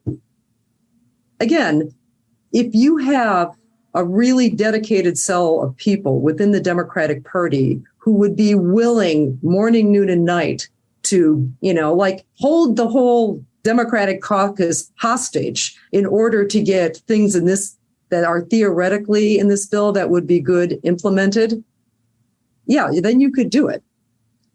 I mean, it's all about political will. As I said, the environmental and labor protections in NAFTA never got fully implemented, never really got implemented at all, because once the big players and the donors to both parties get what they want, there's where's the political will to push these other things forward? Because bills mostly, even though these bills are thousands of pages, the actual mechanics of how to implement them are usually left for later, for people to work out later. So it's very important to get the time to get the timelines of all these things in place. But that being said, we're going to have a little experiment. If Rachel and her friends can, get elected to the state Senate in Illinois, by John Lash's count, there'll be 13 progressive senators in the state Senate. I mean, serious progressives, not people who just want the branding. And that might be enough to force the legislature, to hold up, and they're willing to hold up legislation to do things that absolutely need to be done. And there's money in all the states, of course, for a bill like the IRA to pass. I mean, every state's got to get its bit of cash. So you can be there to decide what to do with it in the spirit of saving the planet, because the Democrats keep bragging about what a historical bill this is in terms of environmental issues. You know, again, it all depends on who you've got there at the table. So that's why I take voting seriously. That's why I say that, boy, you give your vote away and make no demands. It's like, what influence do you really have? You have to make demands for it. And so, and the state legislatures and state politics are where you can, are little incubators of, where federal leaders may come from. I mean, people like Sean Casten and Bill Foster, the two scientists in the House, the two people who are supposedly pro-green. I mean, they're just beholden to people who brought them. They're not building. They didn't get their building coalitions or working on real problems at the state and local level. They're just kind of sitting high. They just have an easy career, and they're comfortable. In fact, that's the problem. That's part of the problem, because people in Congress are comfortable, even if it's a hideous situation in terms of the way politics runs. They've got their comfortable little perch in that system.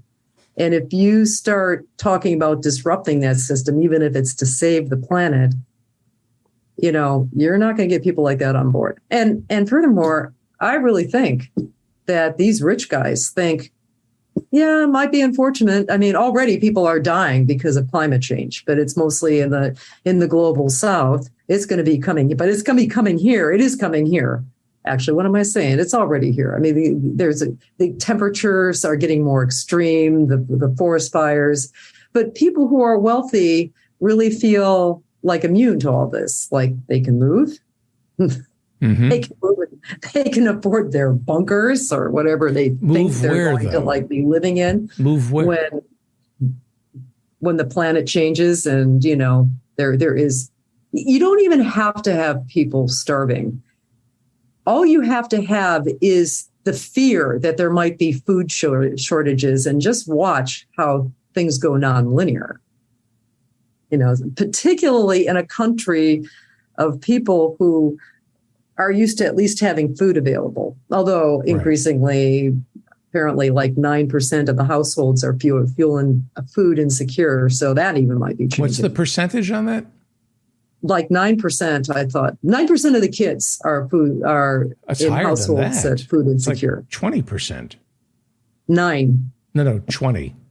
You think it's more like 20? In the course of there's a lot of elderly people who have no kids at home, who are on fixed incomes, for whom this inflation is really hitting hard.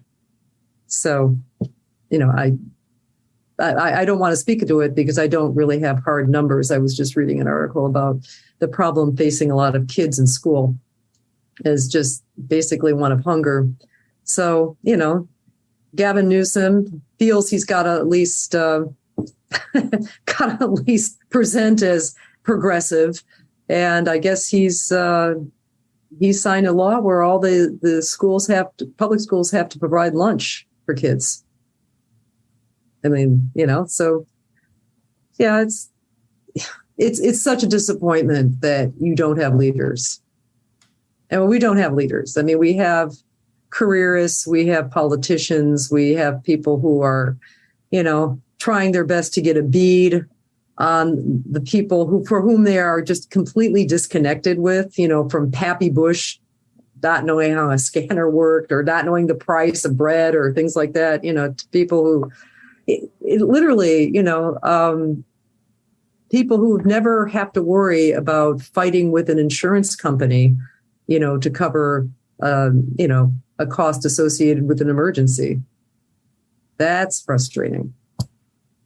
And, I'm astounded that working class people, when I was at Rachel Ventura's house this weekend, we were having kind of a kickoff, and it's just amazing to me, the people that were there who were like single moms, working class people who nonetheless won their primaries. Yeah, we're talking about county board, we're talking about school board, things like that. But, that's astounding. I mean, I'm just me. I'm not raising kids. I'm not worried about it. If things got nasty politically, I'm not worried about family members being in the blast radius. But, it's just very, very inspiring to me, that there's still people out there. I mean, even if Bernie is left his movement high and dry, I mean, the remnants of his movement are still metastasizing, in the state of Illinois and causing trouble. So, there's that. Good news. I just got a message that Ethan Hirschenfeld booked the rabbi role in Baltimore for Wednesday. So that's good news. He booked a rabbi role? He auditioned. He wasn't allowed. I guess he auditioned for the part of a rabbi for another important project, and he was waiting to hear. And he sent me a note that said he got the booking. So that's, if I did happy for other people, I would be happy for him. But I don't do happy for other people. So moving on. No, that's great. I wanted Peter to stay on just for a little bit because, the Catholic Church, what an organization, a true living fossil, by the way. Now, you were raised Catholic, right? I grew up in the Catholic Church. Right. The Catholic Church had the beginning of turning into a much different organization in the late 60s and early 70s. And, who was it? Pope John the 23rd was also a very cool guy, was a pope that non-Catholics liked. He left the Vatican. He'd go visit people in prisons. He was he was cool. He thought that, they should be at least reaching out to other Christian groups that, these historical divisions in Christianity were kind of obsolete. And there were some pretty radical theologians in the Catholic Church that, John Merton was one of them. And I read stuff of his. And, by the end of his career, he was also a practicing Buddhist. He was the one that introduced this famous Buddhist monk, Thich Nhat Hanh. If you went to the Borders bookstore in the spirituality section, you probably saw where you first saw a lot of his books. If you went there. And that all took a U-turn in the late 70s. When there was one Pope John Paul I, who was in for all of 1 month before he was found dead. I mean, this is kind of like a Medici Pope reign. And then there's JP2 comes in and he picks very, very, I mean, everybody was really ecstatic because it was a non-Italian Pope for the first time in 300 years or some such number. And, but boy, did he ever turn things very, very conservative. And he hired Joseph Ratzinger, Pope Benedict, the guy that's still wandering around the Vatican like the ghost of Christmas future or something, and half the College of Cardinals still refer to him as Your Holiness. So there's a little schism. He's effectively under house arrest. That's about the most polite way to put it, because there were several countries, that were preparing indictments of him. And I think there was diplomatically, it was just moved over. If you get a new pope, we won't arrest the old one. We just don't want him, traveling around anymore. So, but, it's too bad because the Catholic Church, I think Jimmy Carter nailed it. The ex-president Jimmy Carter nailed it when he said, look, theologians throughout the 2,000-year history of Christianity, not just and Catholicism in particular, could have interpreted scripture in a way that exalted women rather than suppress them. They just consistently for 2,000 years chose the latter. These are just decisions made by people. I mean, I understand my parents still believe it's easier to believe that there's a God than to be an atheist or a Buddhist, because then it's like, ugh, you never get away with anything ultimately. And death is no escape whatsoever, because karma is going to come up and catch up with you. But, still, it's kind of like the Queen of England. In many ways hideous, should be centuries outdated, but people need something more than just, material comfort. They absolutely need that. Even Jesus understood they needed that. But it does provide a certain level of comfort and the sense of universal community to people. And so I can't, life is so goddamn hard. I'm not going to be getting after people for still being devout Catholics, which is a good chunk of my family. So, plus, it's not just the church; it's the people who go to mass, who require it. I'm not going to dip my beak into this. No, I got my own issues. But I just have to say that rings of pedophiles behave universally the same. Whether it was that guy Sandusky, Mark Paterno's assistant coach, who, as the guy who uncovered the story and wrote about it in Sports Illustrated, said the story gets worse. It was the reason why these guys were protected, why Sandusky was protected, because his Second Mile orphanage, he was providing children for the wealthy Penn State donors. That's why the cover-up went all the way up to the Attorney General's office in Pennsylvania. And you looked into the Spotlight story in Boston.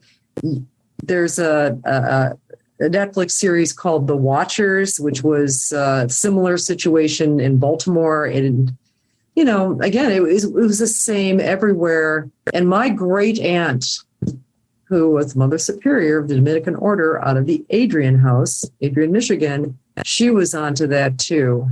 She just about she talked to my mother and I about this one night, and our jaws dropped. I was 19 years old. I thought I was pretty damn sophisticated and shock-proof, but I'm going, holy crap. What did she do? She got money out of these guys to build schools, to, run old folks' homes, have programs for the poor. See, look at me and my moral superiority. I mean, she was a much more practical person, did more good for more people than I probably ever do. But boy, it's a dirty system you have to work through sometime to get stuff done. Pure heart, dirty hands. Dirty hands, pure heart. I mean, there's something I need to work on. Anything you're paying attention to tomorrow on Election Day? I'm not really. I guess there was a state house. I think it was a state senate. Nomiki Konst had entered into it, kind of at a late date when there was already a good progressive. And I know our friend Harvey J.K. liked her, but boy, she just came in there and stunk the place up. Made accusations of the campaign of Jessica Gonzalez, but I guess she had a talking to last week by the party chair, and so she dropped out and endorsed Gonzalez. That's good because she seems like a very solid progressive. But Mondaire Jones, I mean, who is he running against? I thought he was running against another really good progressive because their districts had kind of merged, or they'd been redistricted into each other. Let me look him up. We like him, and I almost had him on the show. No, I just wish all of these guys I wish they would be much more willing to take on Democratic leadership. Hang on. But hang on.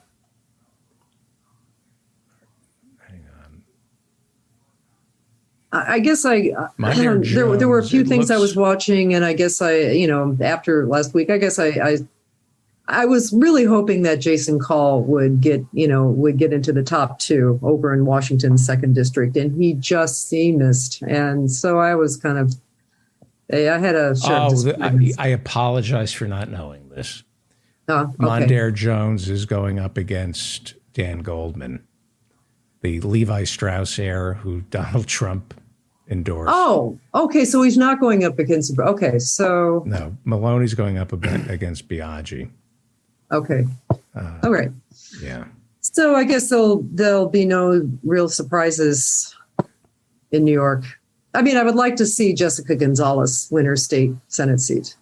So, that would be because she's running against one of the favorites is, I believe, the cousin of Joe Crowley, who AOC beat 4 years ago. So people were worried that the two progressives running would just make it much easier for her to pull through.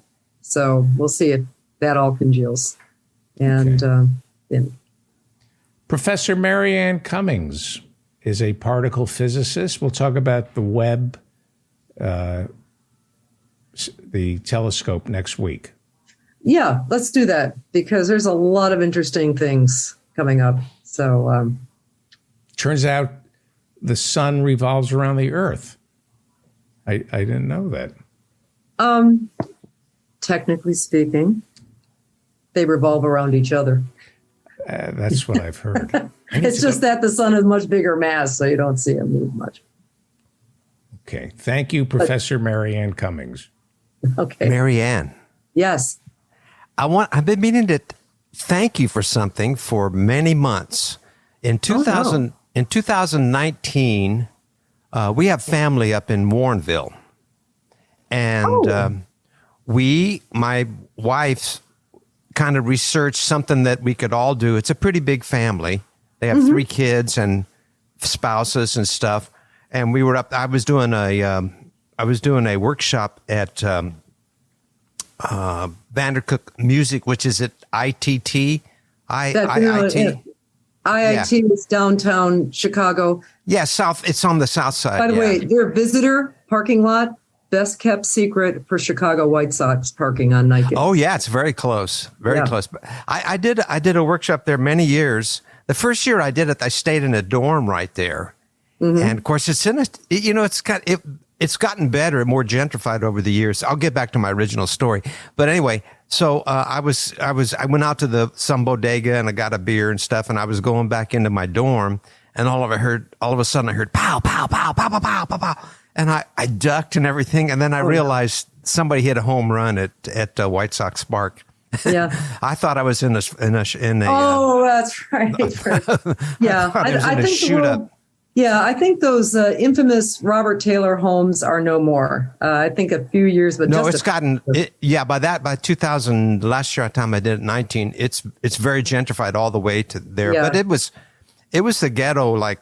Oh, it was rough. I started going there 20 years ago and doing I did too. I was working with colleagues down there. I was going there between there and University of Chicago.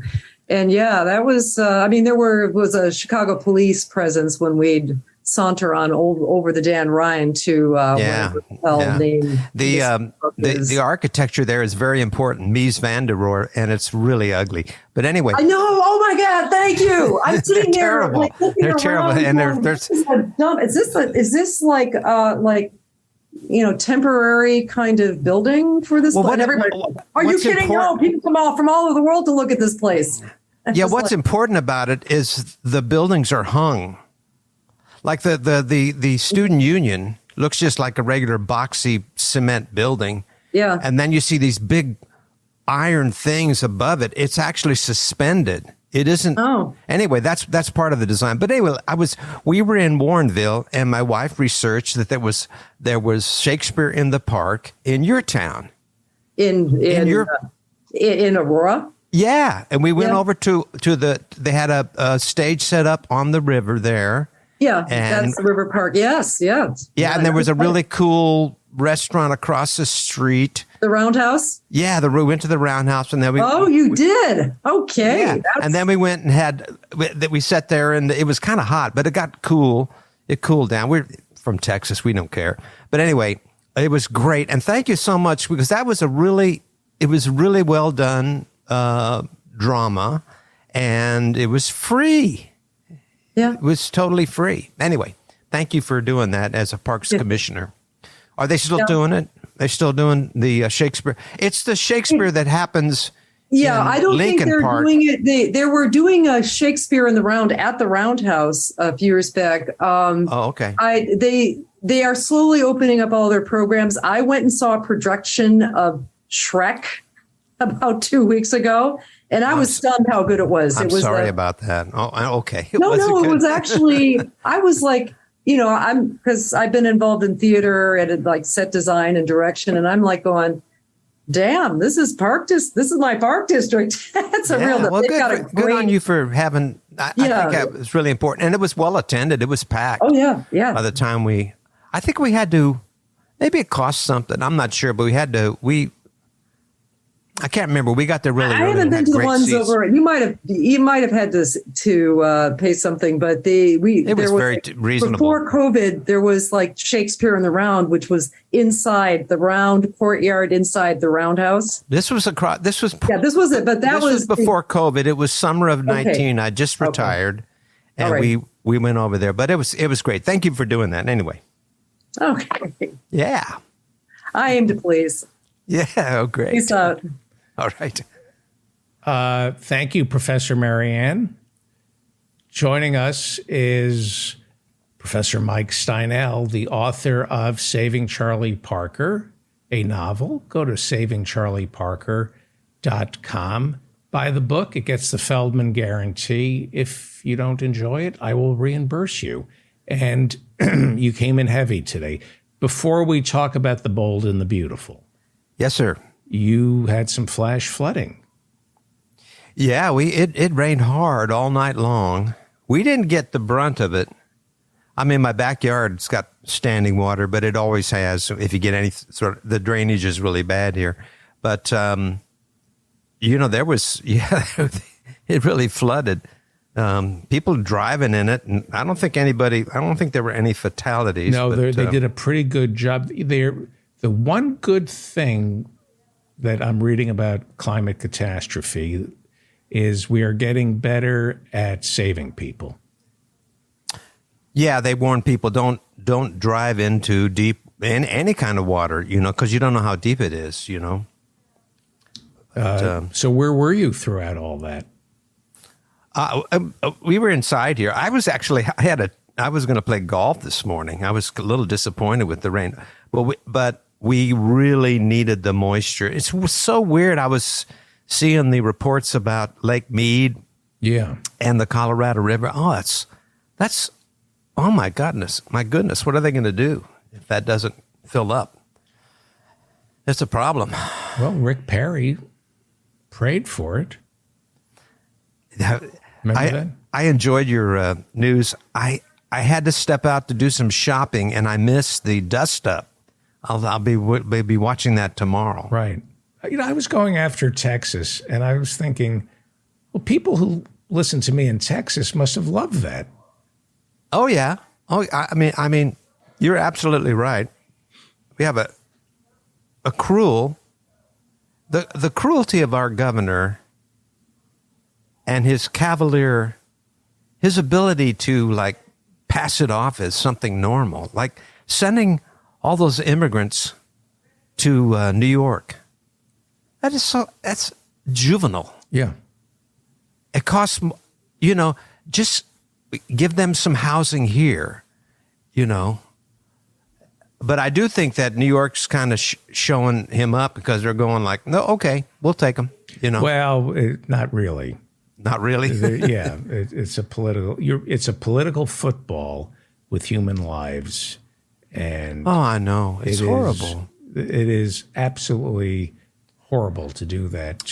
When you think about people my age who move and how upsetting it is to our equilibrium, and then you think of somebody who came all the way from Guatemala. Unbelievable. And you treat them like that? Yeah. I mean, evil. I was really shocked that Reverend Barry W. Lynn is moving out of, that's hard. It's hard to move when you're past 70. I'm sure he is. I think he's a little older than me. But his grandkid, he's actually looking for, I think. I'm sure he's looking forward to it. But man, I look at our house and I go like, it was hard enough for me to retire and bring all I had 40 years of office stuff. Right. So it's all packed in there. Right. I'm looking at it now. I built shelves and now I've got all this product. I've got books. Then I put in CDs and everything. Hey, by the way, the book is on Audible. I think I told you that last week. I think it went on Audible last Monday. So Saving Charlie Parker. I think the Audible is the best way to enjoy the book. You'll hear some music. The CD is available at Pender's Music, but it's still not quite on Spotify. I don't know what's up with, I made my own record company. Rosewood Audio. You like the name of that? Rosewood Audio. Good name, isn't it? Mm-hmm. Anyway, so we produced the record, the CD, and the audiobook is produced on Rosewood Audio. So I don't have like all this. The other, my other CD, Song and Dance, was on Origin, and they took care of all the, sending it out to radio stations like there are any radio stations and magazines, print and media and all that. So I've got to do that yet and submit it for the Grammy like I guess you should do. If you got something out, you should submit it. But anyway, I'm really, what I'm more excited about than anything is I'm 3 chapters into my new book. And we talked a little bit. I've got some, what do you think of these character names? Okay. The main character is going to be Martin Spencer. And his family is Robert Spencer, Sylvia Spencer, his little brother is Wilson, and his little sister is Tamara Spencer. Tamara Spencer. You like that? No? Well, it depends what the setting is. Well, they're going to be growing up in Morgan, Kansas. Oh, okay. That sounds about right. If it were Czechoslovakia, I might have a problem.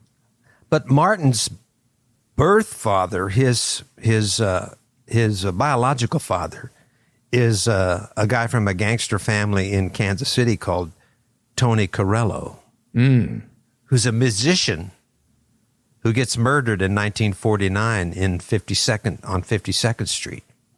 This is another time travel novel. The guy, Martin Spencer, has a gift to time travel. Is he, and is this based on a true story? Oh, yeah, there's a man named Martin Spencer who can time travel. No, the murder. What do you mean? No, but I'm going to bring in all this stuff about 50. Do you know much about 52nd Street in the 40s? I know a little bit about 42nd Street in the 50 seconds. 52nd Street, the 2 blocks between basically Broadway and Fifth Avenue. Oh, in New York City or Kansas? In New York City. In New York City. Oh, is that No, it was called Swing. They called it Swing Street. It was all these clubs sprung up. There's wonderful pictures of it. Matter of fact, what inspired me was a book called Sitting In. Oh, let me just kind of run and get it. Sure. Okay, hang on a second. You're listening to The David Feldman Show. Today's show is produced by Grace Jackson, Jonathan Bick, Andy Brown, Sarah Bush, Hannah Feldman, The Invisible Ninja, Joe in Norway, and of course, Dan Frankenberger. Perfect timing. I hope I didn't leave anybody out. Okay, this book is called Sitting In, and what it is, it's pictures from jazz clubs. It used to be that you go to a jazz club and there would be a photographer,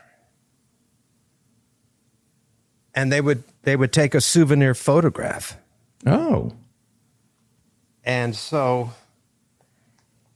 my character is going to be presented in 2018 with a picture from a nightclub, and his mother said, "This is your biological father." But and he has, some of them are like this, and some of them have jazz personalities in them.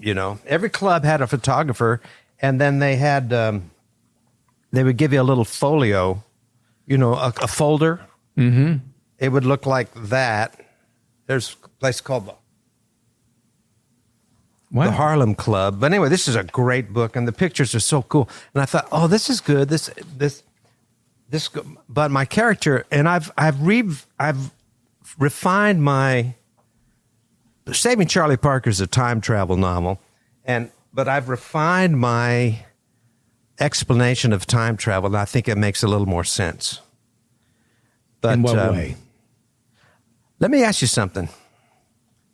If you had the power, and that's not that's sort of a thought experiment, but suppose you could get up tomorrow, and instead of it being tomorrow, it was today. What would you do? Kind of a groundhog thing, but suppose you could control it. In other words, you could say, tomorrow, I didn't like what happened today. So you could relive. I'm going to repeat it. Oh. I would have gotten up at 6 a.m. When did you get up? 9:30. I slept in.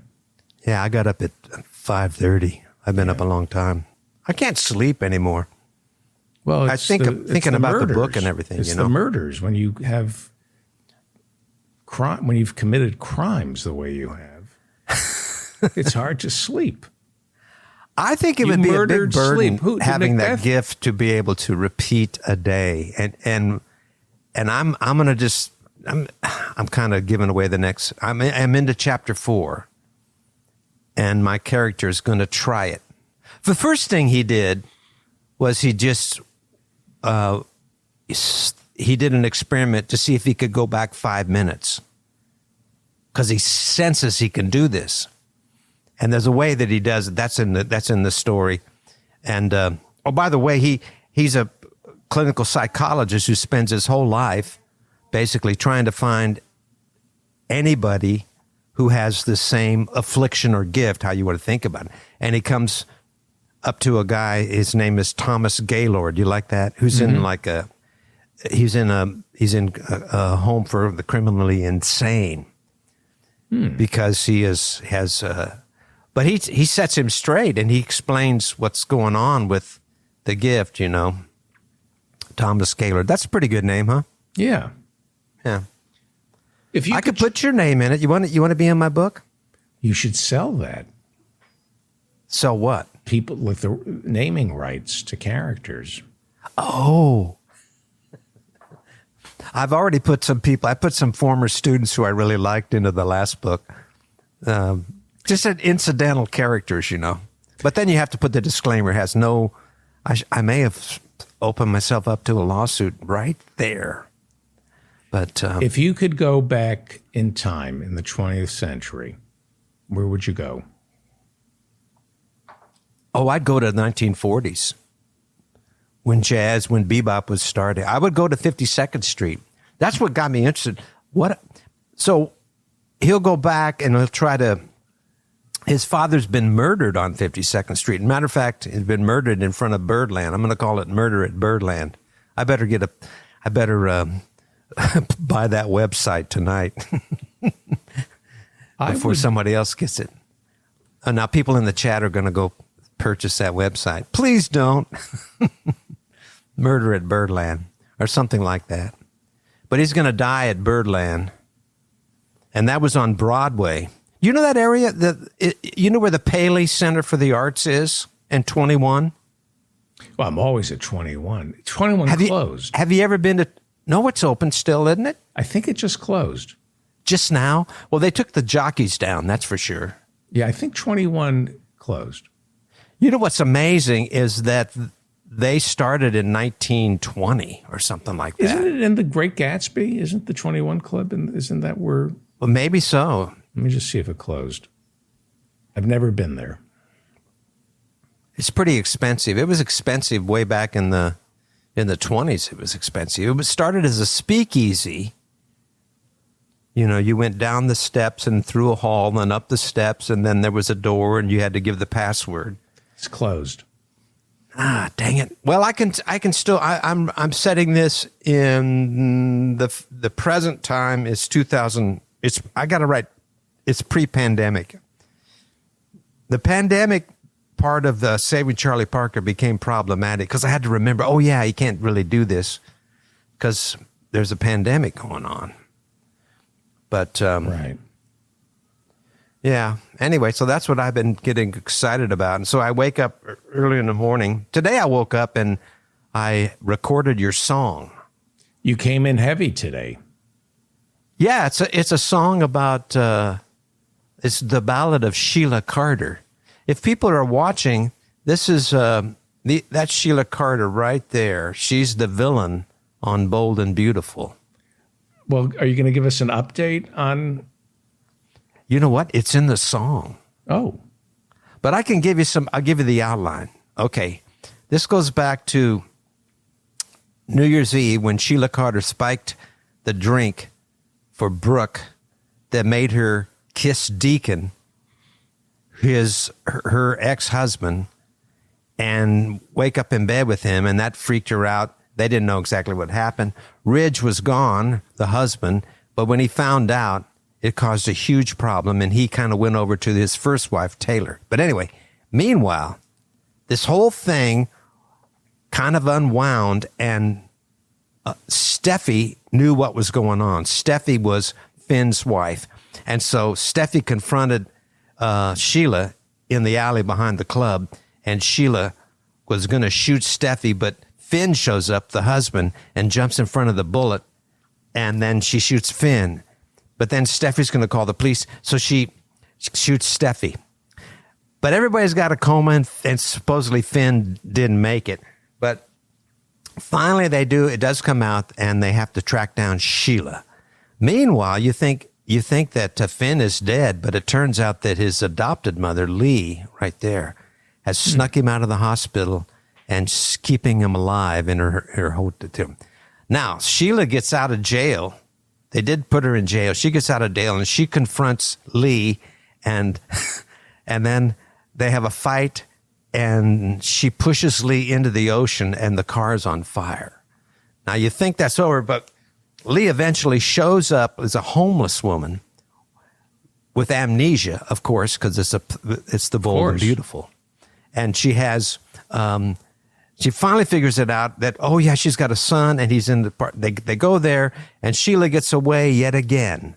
But Finn is reunited with Steffi, who's in Monaco. So it was a chance for the Bold and Beautiful to film in the beautiful.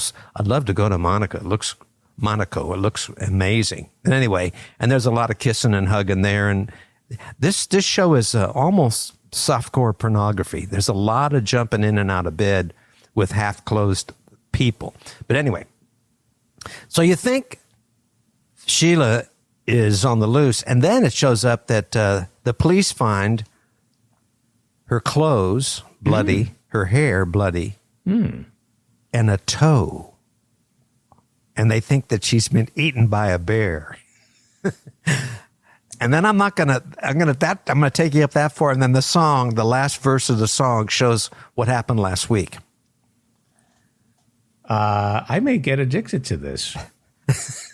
All right. This is the ballad of Sheila Carter. By the way, I recorded this early in the morning. I sound like the Grinch, the guy on the Grinch. The ballad of Sheila Carter. Mr. Grinch. I can't do it. It's too late. This is Mike's Bold and Beautiful update in song.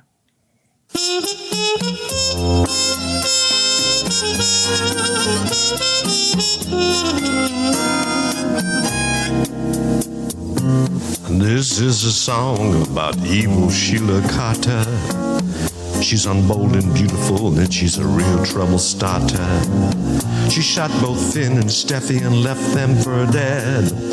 Took their rings and money, and then she fled.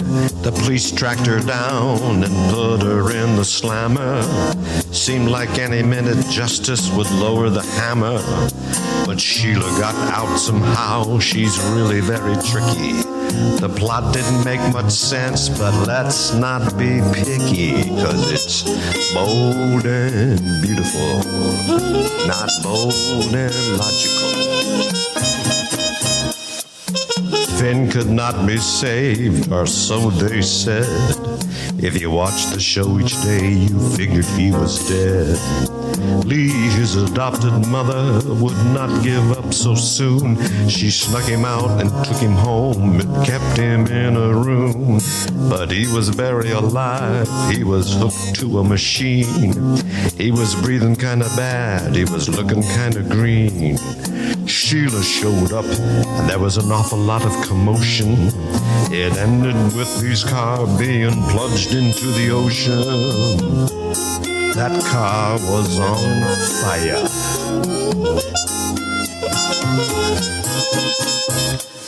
For more than 3 weeks, we thought that Lee was dead. Then came to, and Sheila messed with his head. He wanted to see his wife. He seemed quite agitated. Sheila knew he couldn't go. She kept him all sedated. Lee was found like a homeless woman. She acted like a freak. She couldn't remember anything. She couldn't even speak. But it all came back quite soon, and the police came swooping down. But Sheila got away, and she beat it out of town. That Sheila Carter is a bad mother. Shut your mouth. Now everyone was worried with Sheila running loose. They wanted to track her down and put her head into a noose. They found her bloody clothes and some bloody hair. They thought there was a possibility she'd been eaten by a bear. They needed to be sure, they couldn't let it go. They finally wrote her off as dead when they found her bloody toe. They checked the DNA, the match was quite exact. Sheila Carter now was dead, that was settled fact. And good riddance, bye-bye Sheila Carter. But Deacon was getting drunk when he saw the mystery lady. He didn't know who she was, but she acted kind of shady. He took her to his room, and they had some crazy sex. She ripped his shirt apart so we could see his pecs. The lady was a redhead, someone we didn't know. But Deacon sobered up, and then he saw the missing toe. The mask and wig came quickly off. Deacon had a panic attack. Sheila laughed her evil laugh and whispered, "Mama's back." Oh no, Mama's back. Sheila Carter, she's back, missing a toe. Oh no, Sheila Carter, she is back, but she's missing a toe. Oh no, Sheila Carter, she's back, Mama's back.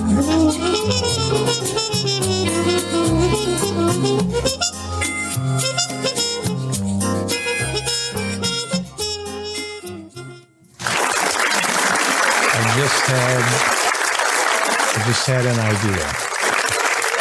What's that? This is probably how Bob Dylan writes music. Watching soap operas. This could be a Dylan song. That's mysterious and it's a story with hidden meanings. It's just something he watched on Bold and Beautiful. This is a Dylan song. You know, his a lot of his things are directly from movies, scenes out of movies, you know. But he won't. It won't be one movie. It'll be like a scene from here and a scene there, you know. Yeah, he. You know what? I learned a lot from Bob Dylan. I've listened to everything, and one of the things I've found is that I can do these songs if I find the rhyme and make the content fit rather than the other way around.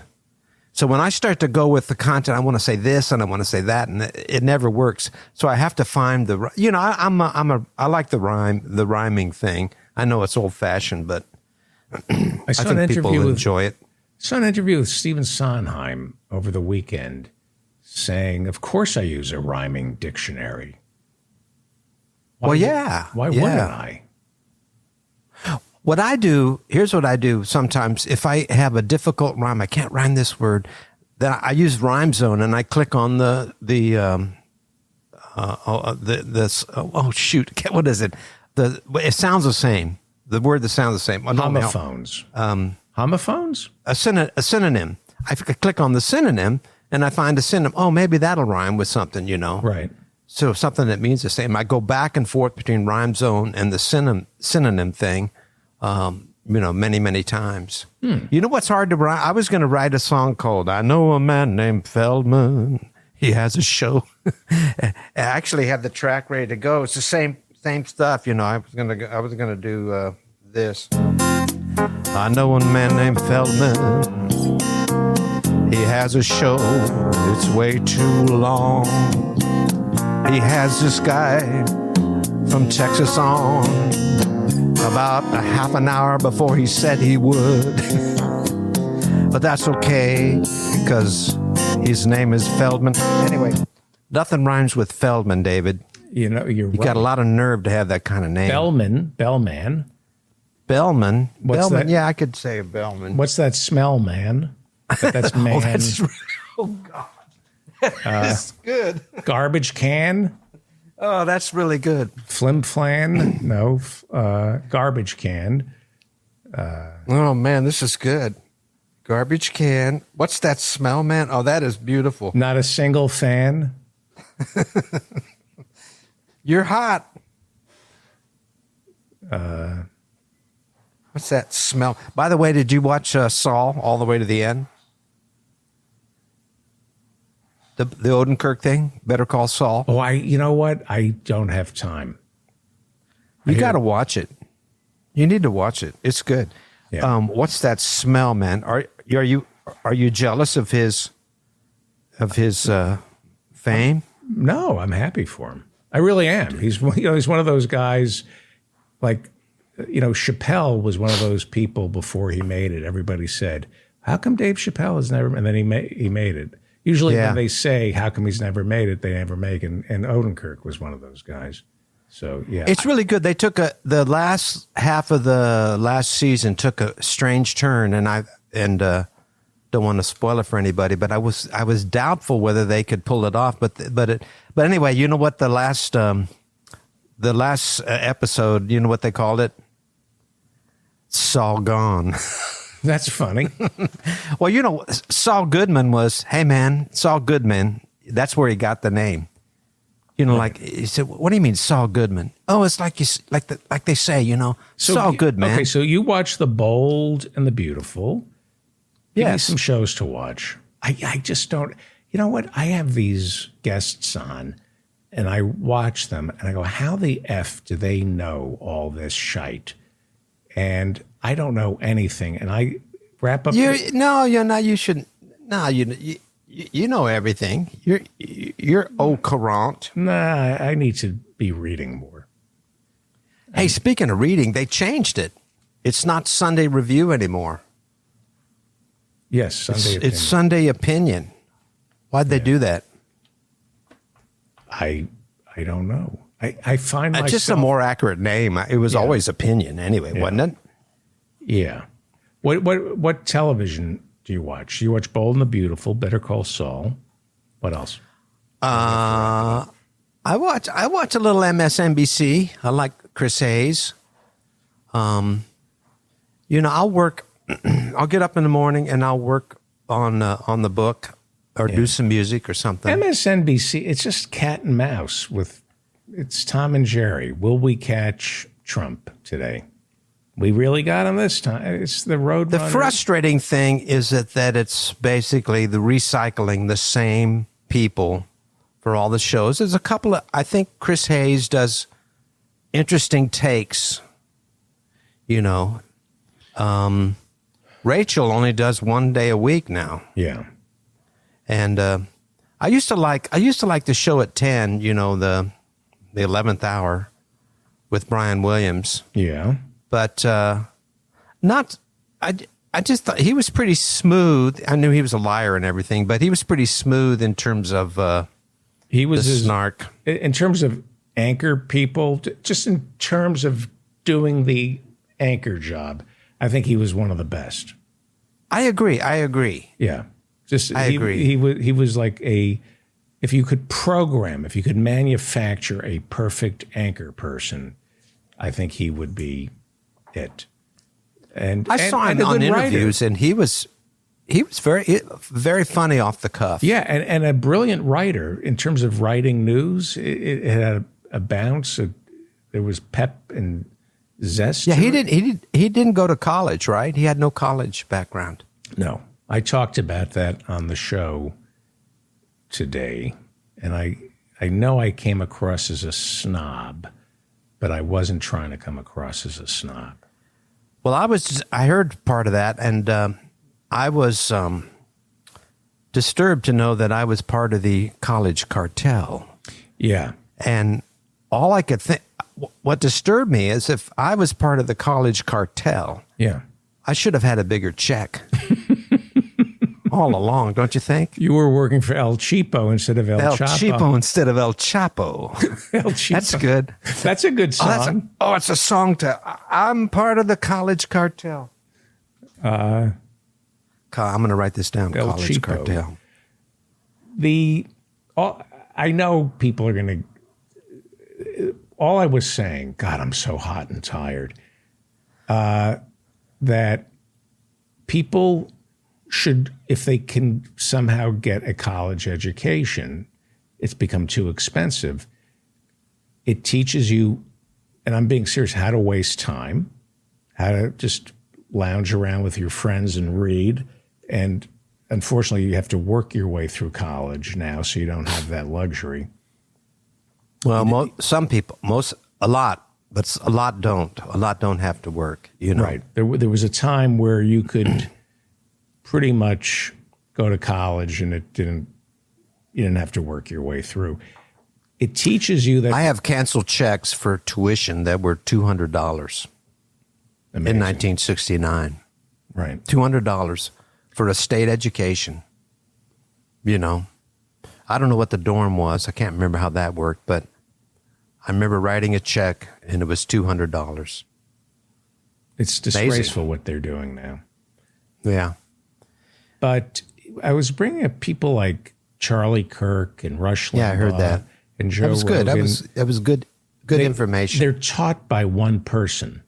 They have great minds, and then somebody sits them down, like Ned Beatty in Network, looming over. Great scene. Howard Beale. This is the way it's going to be. This is what you have meddled with. Yeah. He is so good. You know, and they're told what to say because they lack critical thinking, and and they're dangerous. They are really dangerous. Yeah, I saw something on kind of a meme where I can't remember, a friend of mine put it up. If you have trouble with books make you think. So you don't really have trouble with books. You have trouble with thinking. Right. You know. Right. And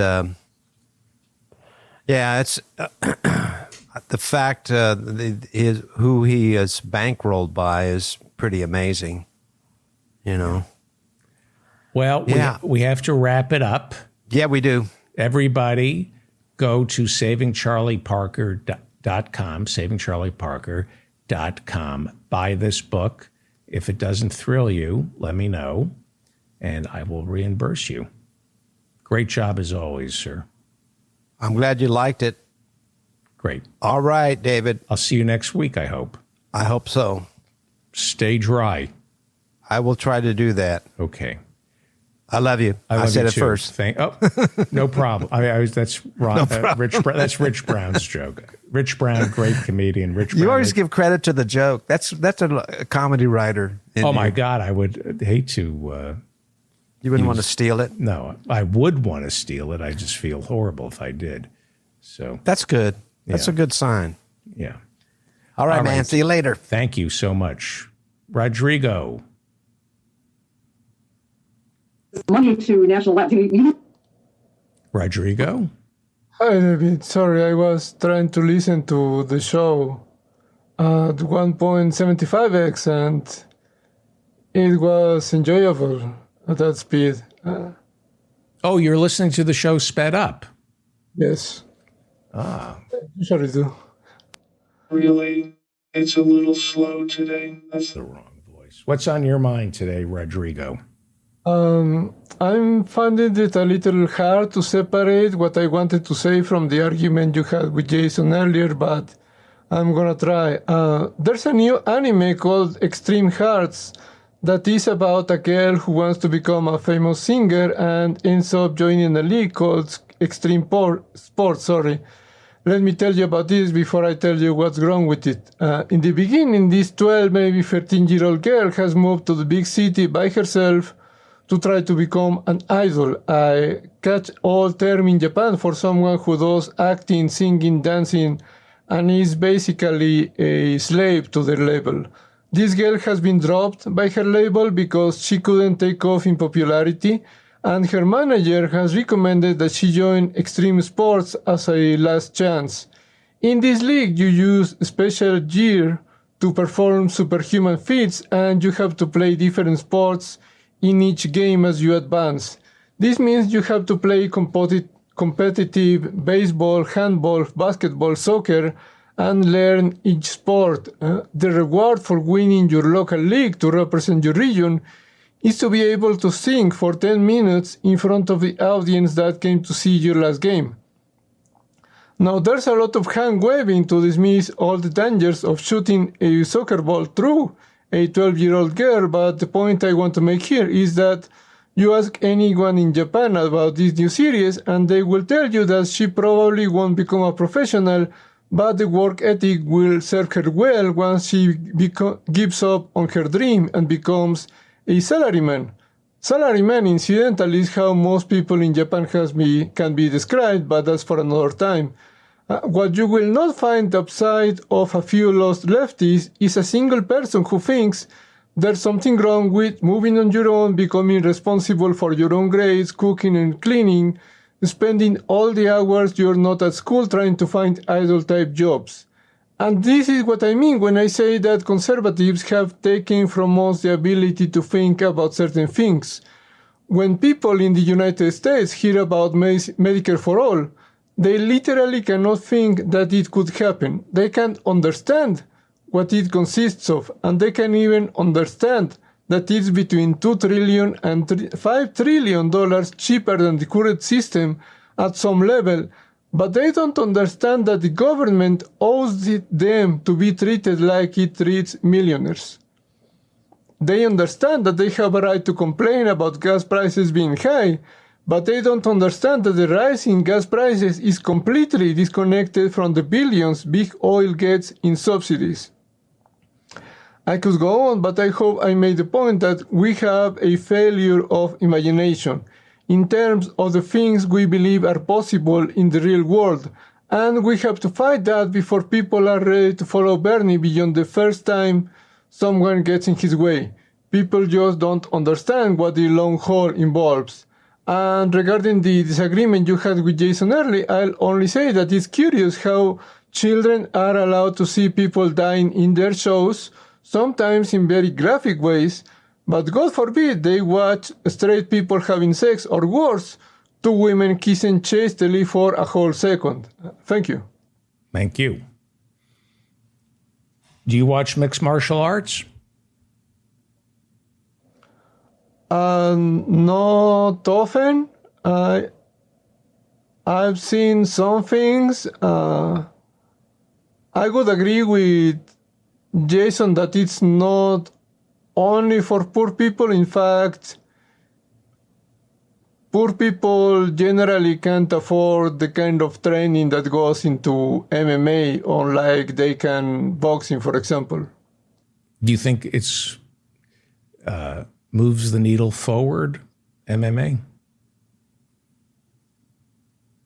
Think it's good for a culture to watch that and celebrate that? I think it should be a low priority to try to get rid of MMA compared to other things. But in terms of a value judgment, like, you think it's something that should be celebrated? Or is it like a bowel movement? Better left behind doors? I think it's less problematic than many shows where soldiers kill people and the good guys never die, and sometimes they get hurt, but inevitably they always get better. And I think those kinds of shows are more problematic than MMA. Mm-hmm. Okay. Thank you, Rodrigo. Thank you to all my guests. I want to thank Jason Miles. I love you, Jason. Come back. Pascal Robert, the two of them host This Is Revolution podcast. Ethan Hirschenfeld, Today Is Now is the book. Go buy it right now. Grace Jackson, Dr. Harald Fraad, Professor Adnan Hussein. Go listen to the Mudgeless podcast as well as Guerrilla History. I want to thank Dan Frankenberger. Great quiz tonight. I think I won. No, it was tied. It was tied, so I won. Thank you to Peter B. Collins. Go to peterbcollins.com. Professor Marianne Cummings. Follow her on Twitter at RazorGirl. And, of course, Professor Mike Steinel. No, I have to end the show. Professor Mike Steinel, go buy Saving Charlie Parker, a novel. Go to savingcharlieparker.com. Sign up for my newsletter. It comes out every Friday night, and it includes an invitation for office hours. Join us every Friday night at 8 p.m.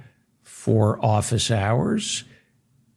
Subscribe to the show wherever you listen to it. Please share it with your friends. Please do that for us.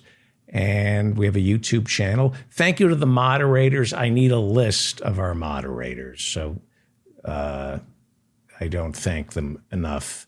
We have a skeleton. Somebody isn't here to do our one sheet. So anyway, thank you to the moderators. And this was a great show. I'm David Feldman, reminding you to stay strong and protect the weak. Let's go out on Turtle once again. Everybody loves Turtle. Let me find Turtle. There you go. We'll see you on Thursday.